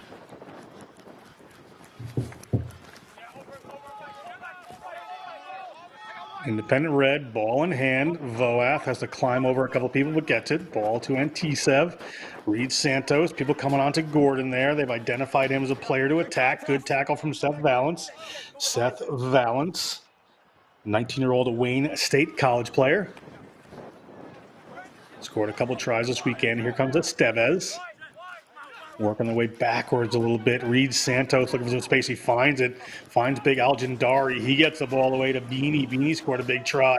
Beanie ball in hand. They're looking like they want to play all over the place for this team, but Keegan Bliss has to bring that one down. Keegan Bliss. Ball comes back to Aljandari. Voath, quick ball coming here, but penalty against player coming in from the side. Good turn here for Pacific Coast. They didn't get to play much offense in that first half. Constantly under pressure, constantly trying to under assault from the New England Independents. This is a welcome breather. Milan Van Wyck can finally kick the ball and expect it to go somewhere. He's got the wind at his back this time. Okay. Sub. Who's coming out? What are the numbers? Yeah, Calvo just did not come through the gate. You got to come through the gate, which is the width of the body of your teammate, the guy who took the ball into contact and got tackled. And he just came from too much of an angle. It's 5 in. Yeah, come on in. 21 good. Okay. Let's play. See the CEO still playing ball by back there. Jeremy Treese. Ball comes down to Independent Red. Steves has it. Voath. The ball there to Corbett. Corbett steps back in. Eventually taking the ground.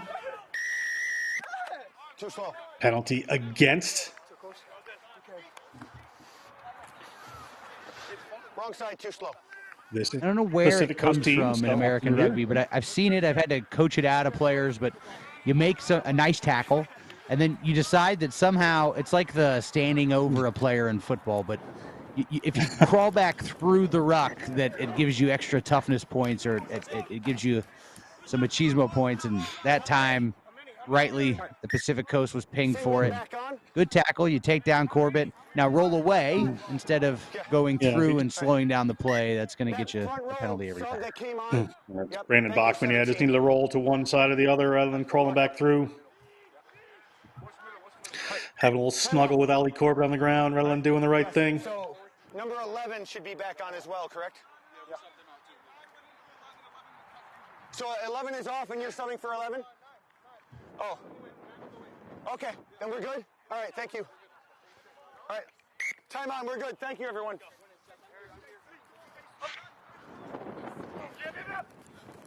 Corbett comes down. Voath gets it out into the hands of Malcolm Robinson. Hard-working Independent Red player for the weekend. He's seen a lot of action. Shooting defense coming up on Gordon. They're trying to shut down that outdoor channel. Ball just rolls towards touch. Coming back around there is Emdala Lose. Emdala Lose gets taken to ground by Kamara. Emdala Lose, an exciting player. Tackle.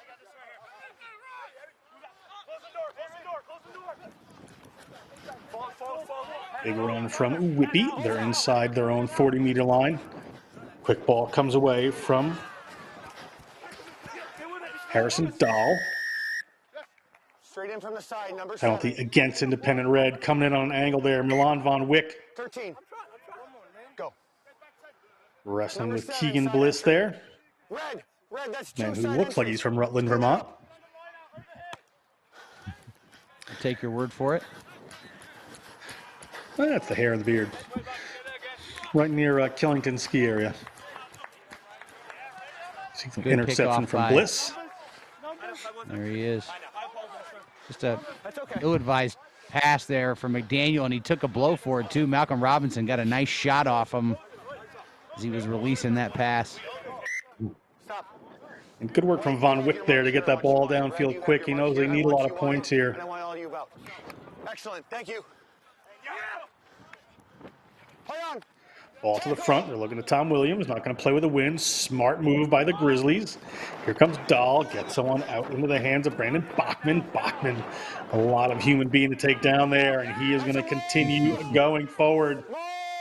Bachman held up at the moment. He's going to have to get himself to the ground, and does. Referee Lake, however, called it a maul, so we're going to have a scrum here for Independent Red, and playing a lot of defense in the second half with his win. It's going to be important. Moves like that, huge help. I assume the guttural grunt we heard in the middle of that melee was Bachman's. Doesn't if he could go through something or around something, I feel like through is his choice 10 out of 10 times.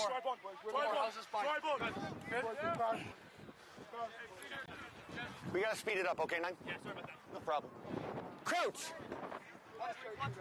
Fine! Voath to put this one in. Voath, good weekend. The Boston College psychology major, first year from Cleveland.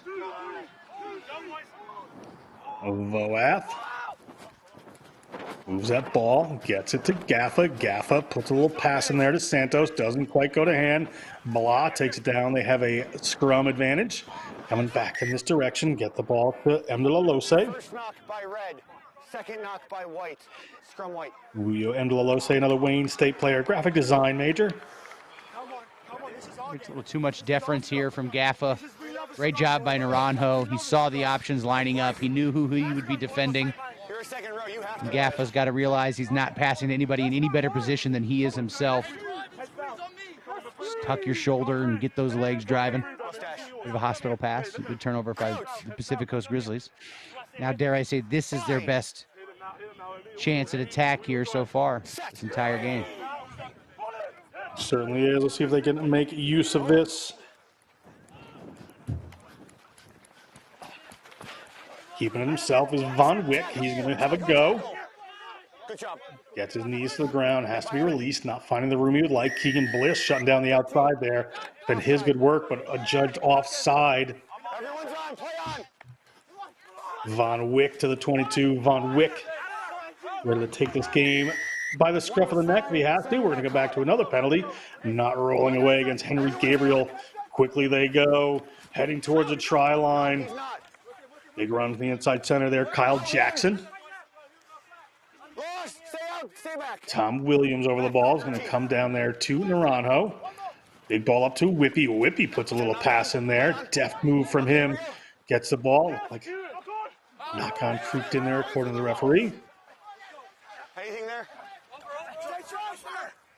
Referee looking at this one, and try awarded to the Pacific Coast.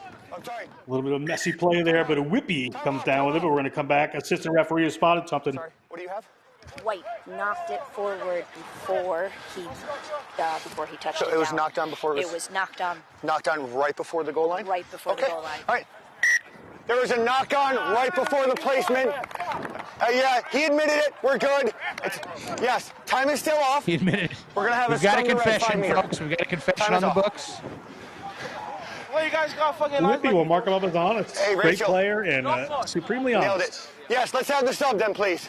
I feel like every time I'm looking at the screen and I can't find the ball, Jason Whippy's got it near the try line. Well, yeah, time is off. Yeah, we have time. Take your time, get water, do what you got to do. Whippy, a senior, 5'10", 275, business major. NCR All-American. Thank you. And a national champion. 13. Any men's team be happy to have Mr. Whippy. Yep, just in one more step because you're so noticeable with the mullet. Yep. Yeah. I'm going to roll faster next time. Yeah, I don't think you did anything malicious. I think you just got stuck. Make sure you follow the New England Free Jacks. Their content man's right on top of it for a lot of the great content to come out of this weekend. They sponsor this independent team. So we've got 2 Major League Rugby teams sponsoring some of the teams here, and we're playing at a Major League Rugby stadium. A number of players were picked out of this competition last year in the Major League Rugby collegiate draft. A lot of symbiosis and synergy between these 2 organizations, Major League Rugby and National Collegiate Rugby. New England Free Jacks sponsoring the Northeast Independents, I've been informed. Big moves coming in. A little gamesmanship coming down here from Chewidian. Got the advantage here. Estevez has ball in hand. They have a scrum advantage. We're going to come back for that. Another strong scrum from the Independent. Bread and butter of their game, still holding true to the end. Do you think Ollie just ever wakes up scrumming in his sleep? Just legs driving as though he's got a leg press, and he's just I mean, every time I watch this guy, I'm impressed more and more. Every scrum he's a part of, he is dominant and fantastic. Scrummage around the Brown campus there in beautiful Providence. Nice run coming in from Kyle Jackson. Kyle Jackson has acquitted himself well this weekend, really showing his strength in running there. Tremendous for the Sam Houston State University player. Pacific Coast under a bit of pressure here, but hanging on to the ball. Dahl moves it, gets it to Van Wyck. Van Wyck can just pop that one up into the hands of Douglas Barnes. Douglas Barnes from Boise State, criminal justice major. Ball comes out, Van Wyck looking for some space, gets around to the outside there. They've got a runner.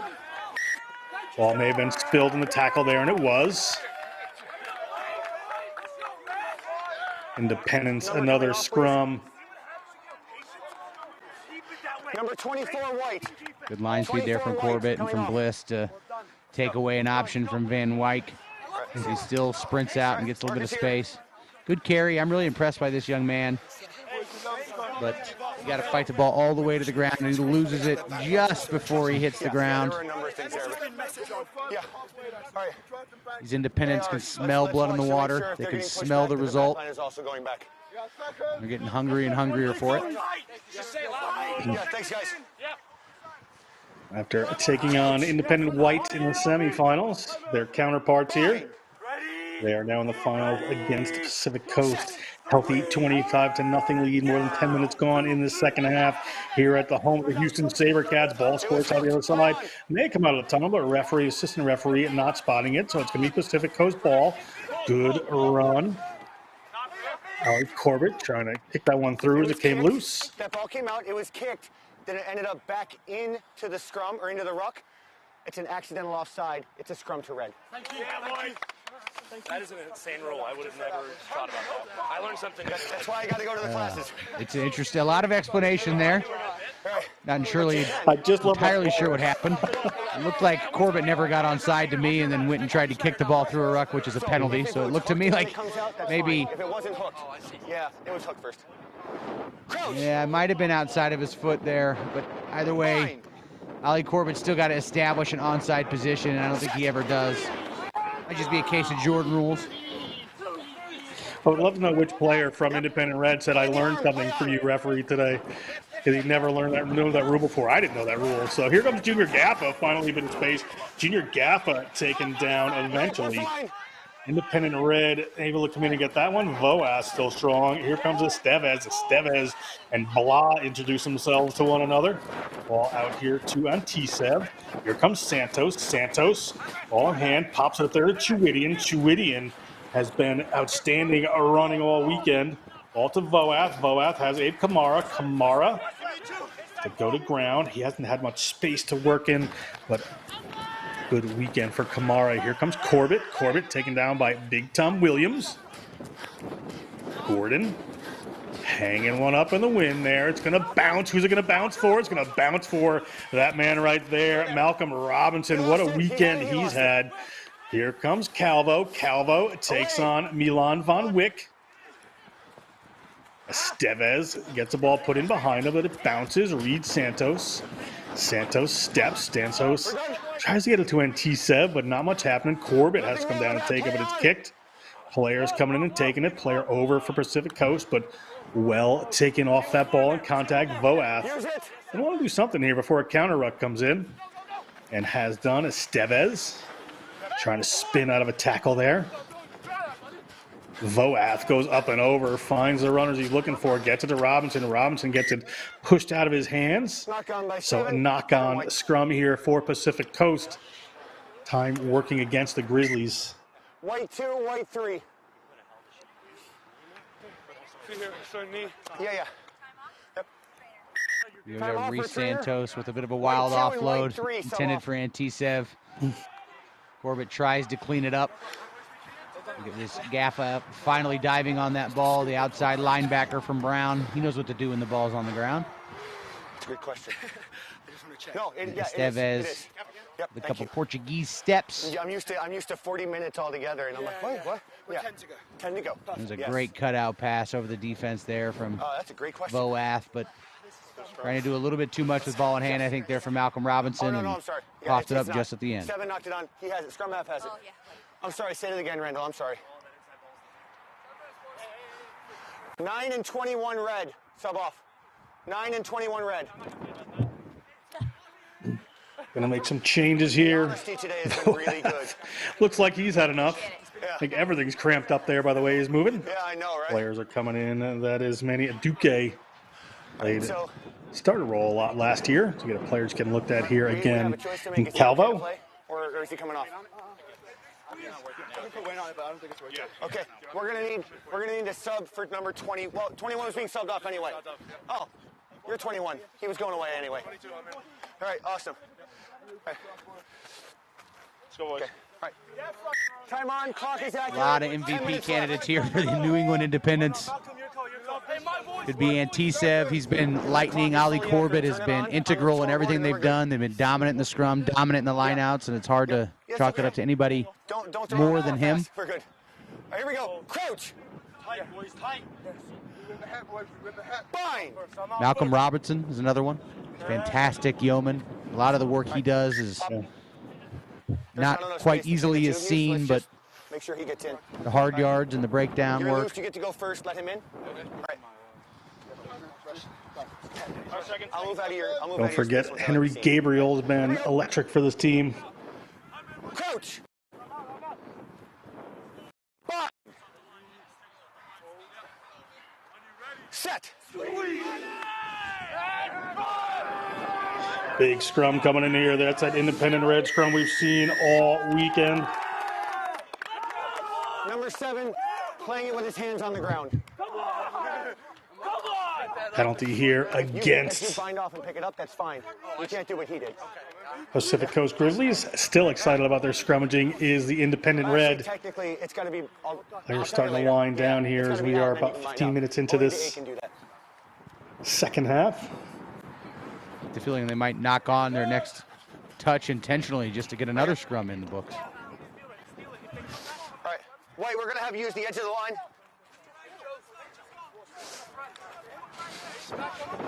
Yep, right on the edge. Thanks, guys. I'll take back, Rachel. Line out here inside the 22, but you can see the assistant referee's flag. Going to have to be on the money here with the throw.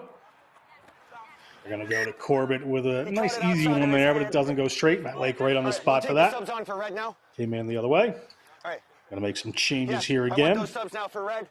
You have an option. Scrum or line out. Line out, same mark. Still got quite a few minutes left here to play. Yep. Pacific Coast. You're right on the edge again. You're right here. Is this an all-star tournament after all? Still got some footage to record. Might as well have some cool stuff happen in it. All right. Dendup Dorji comes into the game. Jack Swords wearing number 22 comes into the game. Tony Zhao wearing number 20 comes into the game. Reset. Take your time.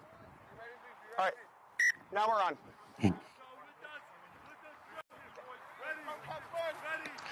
Looking to go to the front of the line out. Ball comes down to Valance. Valance, it's ball out in scrum. They move it back. Across their 22 they go. Into their back, but they need a lot of points here.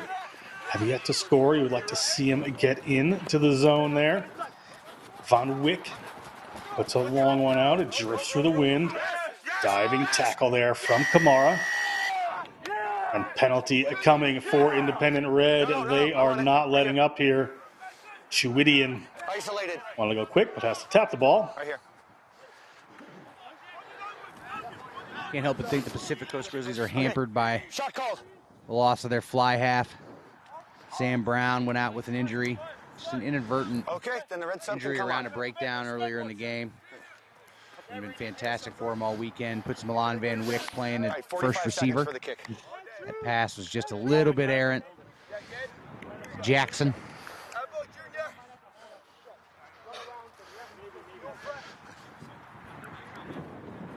Over here, out of his line. Yeah, what's up? Tackle assist. Would you just watch tackle assist? I will. Yeah, I thought that your eye was completely isolated, but I will watch for that moving away. Yep. Alon Von Wick. Chat with Matt Lake there. Santos lines this one up into the wind. And hits another three. 28-0. Independent Red looking strong here at Aviva Stadium. Gorgeous night for rugby. Nice breeze blowing from left to right. Brandel, the scoreboard clock is accurate, just so you know. Van Wyck Referee says scoreboard clock is accurate. And Wick sets it up. Coming down is Tony Zhao. Takes that ball in, the Brown University player. Ball comes out to Antisev. Antisev still keen to run. Ball to Corbett. Speaking of still keen. Trying to get that ball loose. Going to come back for not rolling quick enough against the Pacific Coast. Another penalty here for Independent Red. Perfectly happy to slow this down, I'm sure. Yeah, I think they'll be happy to take the air out of the ball the rest of the way. It's almost an awkward amount of time to be up this many points against your rival in a championship game. Only wondering what good can come from it. Hopefully just some free-flowing, fun rugby. A couple of subs coming in, looking for their chance to leave an impact, positive impact, hopefully, on this game. Pacific Coast not rolling away from the tackle there quickly enough. Ball up, comes down quickly, gets taken by Duque into the middle of the field. Get the ball to Coleman Jackson. Coleman Jackson in the game, doing some great work there. Coleman Jackson from Brookline, Mass. Played for Mystic River High School. Tom Clark, TC, helping run this event. Big Mystic River coach, former player. Ball comes down for Pacific Coast. They're inside their 22. Von Wick has to step into the scrum half roll. Gets that ball out. Little tip pass they were looking for, but don't go. Tackle made by Chuidian.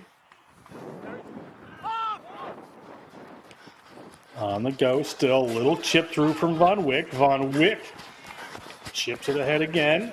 Gets the ball back into the hands of Jackson Everts. Everts hands that ball on to Santos. Santos, a little bit of hopscotch, has some players in front of him. Ball out to Dendup Dorji. Dorji gets to Estevez. Estevez up high. Takes a high tackle, takes a hit in the head there. You can see him holding it. We'll get the penalty for that. Coming a little high. Number 8. Number 8. Number 8. If I hear you again, I'm going to find a way. Yeah, I don't like that at all from Estevez. Thank you. Do you have a head injury, or are you milking it? We need an action right now. We have no room for flopping in this sport or embellishing an injury. I think that was a pretty clean tackle. John Block came in with a strong arm, but it was right over the top of the ball. Maybe over the shoulder.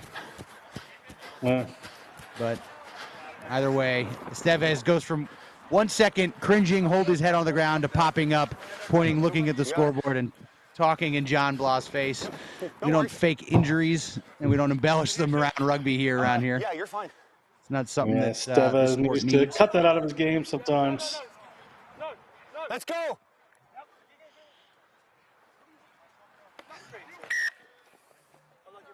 Option. Alvin down, but not straight. Option here to Pacific Coast. See what they decide to do. Okay, line out. I remember growing up with the 90s NBA, the Bill Lambier NBA, the Kurt Rambis NBA. You come across the middle, you might get an elbow. Now you watch the NBA, it's almost like they practice the flopping. We can't have that happen in Major League Rugby. You had more than enough time. Thank you. Or NCR All-Star Shield Rugby. Thank you. Roll. I know you're caught. You're still... Pacific Coast on the move, off the penalty here. Things getting a little late for them at the moment. Good job, 6. Dahl moves it up to Von Wick. Von Wick chips one ahead.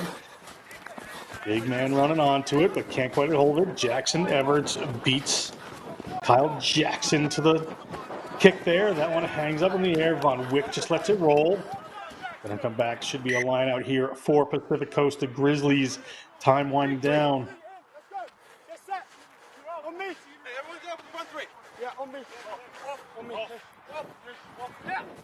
Here we go again. John Blah coming in with the forceful arm, catching Estevez on the head, it looks like.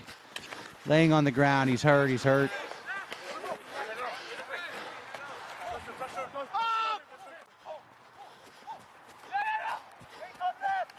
Ball here to Pacific Coast. Good job.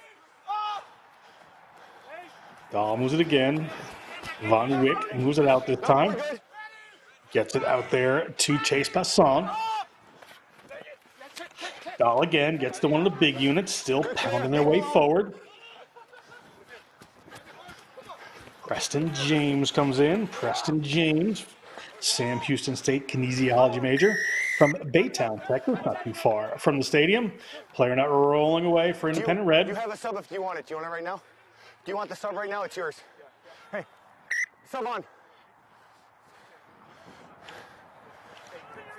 We have time off. We have time And off. Wick, last time he touched the ball, he tried a little up and under. He's still trying to make something happen. We have time off. One more time, Estevez holding it. All right, there's going to be 10 seconds left in the game when I turn And the he's clock up on. smiling 10 seconds left in the game when I instantly. turn it on. We good? And that's not a cheeky, friendly smile like I got you. That's a stop crying, point at the scoreboard smile. Says 10 seconds.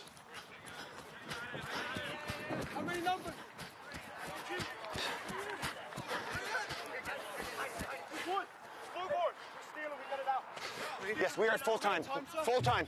Right there. Full time here. This will be the last action of the game. Up. Scrum half. Yeah, you're here. Scrum half up. All here, 2 Pacific Coast, down 28-0. Would like to get some points on the board here.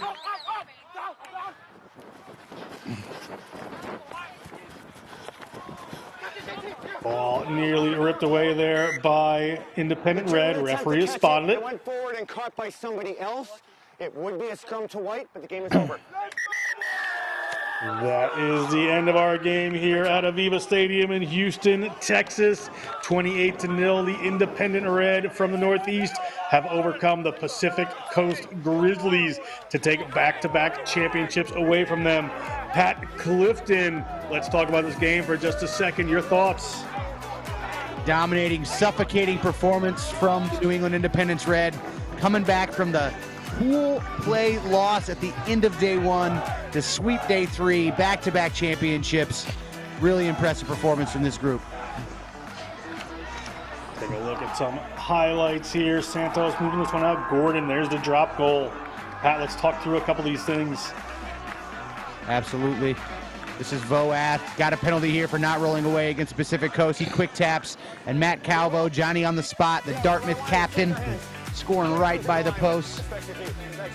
This time it's Antisev. He's one of those guys you got to be talking about for MVP, using the inside dummy line to find a little bit of space. Touchdown in the corner. Antisev was fantastic all weekend. And the double tackle from Vlad and Mualalau. This scrum, that's how you got to finish it, right? The Independence, unstoppable all weekend. Estevez, the second time in the game, he dotted down short of the try line, and Corbett came in and cleaned it up for the score. All right, that's it for us. Just a few thank yous for National Collegiate Rugby. Steve, the Creator Cohen, Jeremy Treese, the CEO, Wade Smith, Thomas T.C. Clark helping out with this event. Brad Cheese Dufek on the ground doing great work for us, getting a lot of player information. Referees, David Haynes, referee manager for NCR, all our referees and assistant referees. Aviva Stadium, the Houston SaberCats, all of our teams, players, coaches, administrators, all of our fans, thanks for tuning in all weekend for Next Level Rugby. Mike Baker, Nick and Tyler on the ground. Our camera crew, Ryan, the man with the rugby plan, Ginty taking control, Tim Wilkes, Liam Quinn, and for Pat Clifton, I'm John Broker. This has been a wonderful weekend of rugby. Next weekend is Women's All-Star Sevens for NCR. Make sure and join us then. And we'll see you at the next rugby game.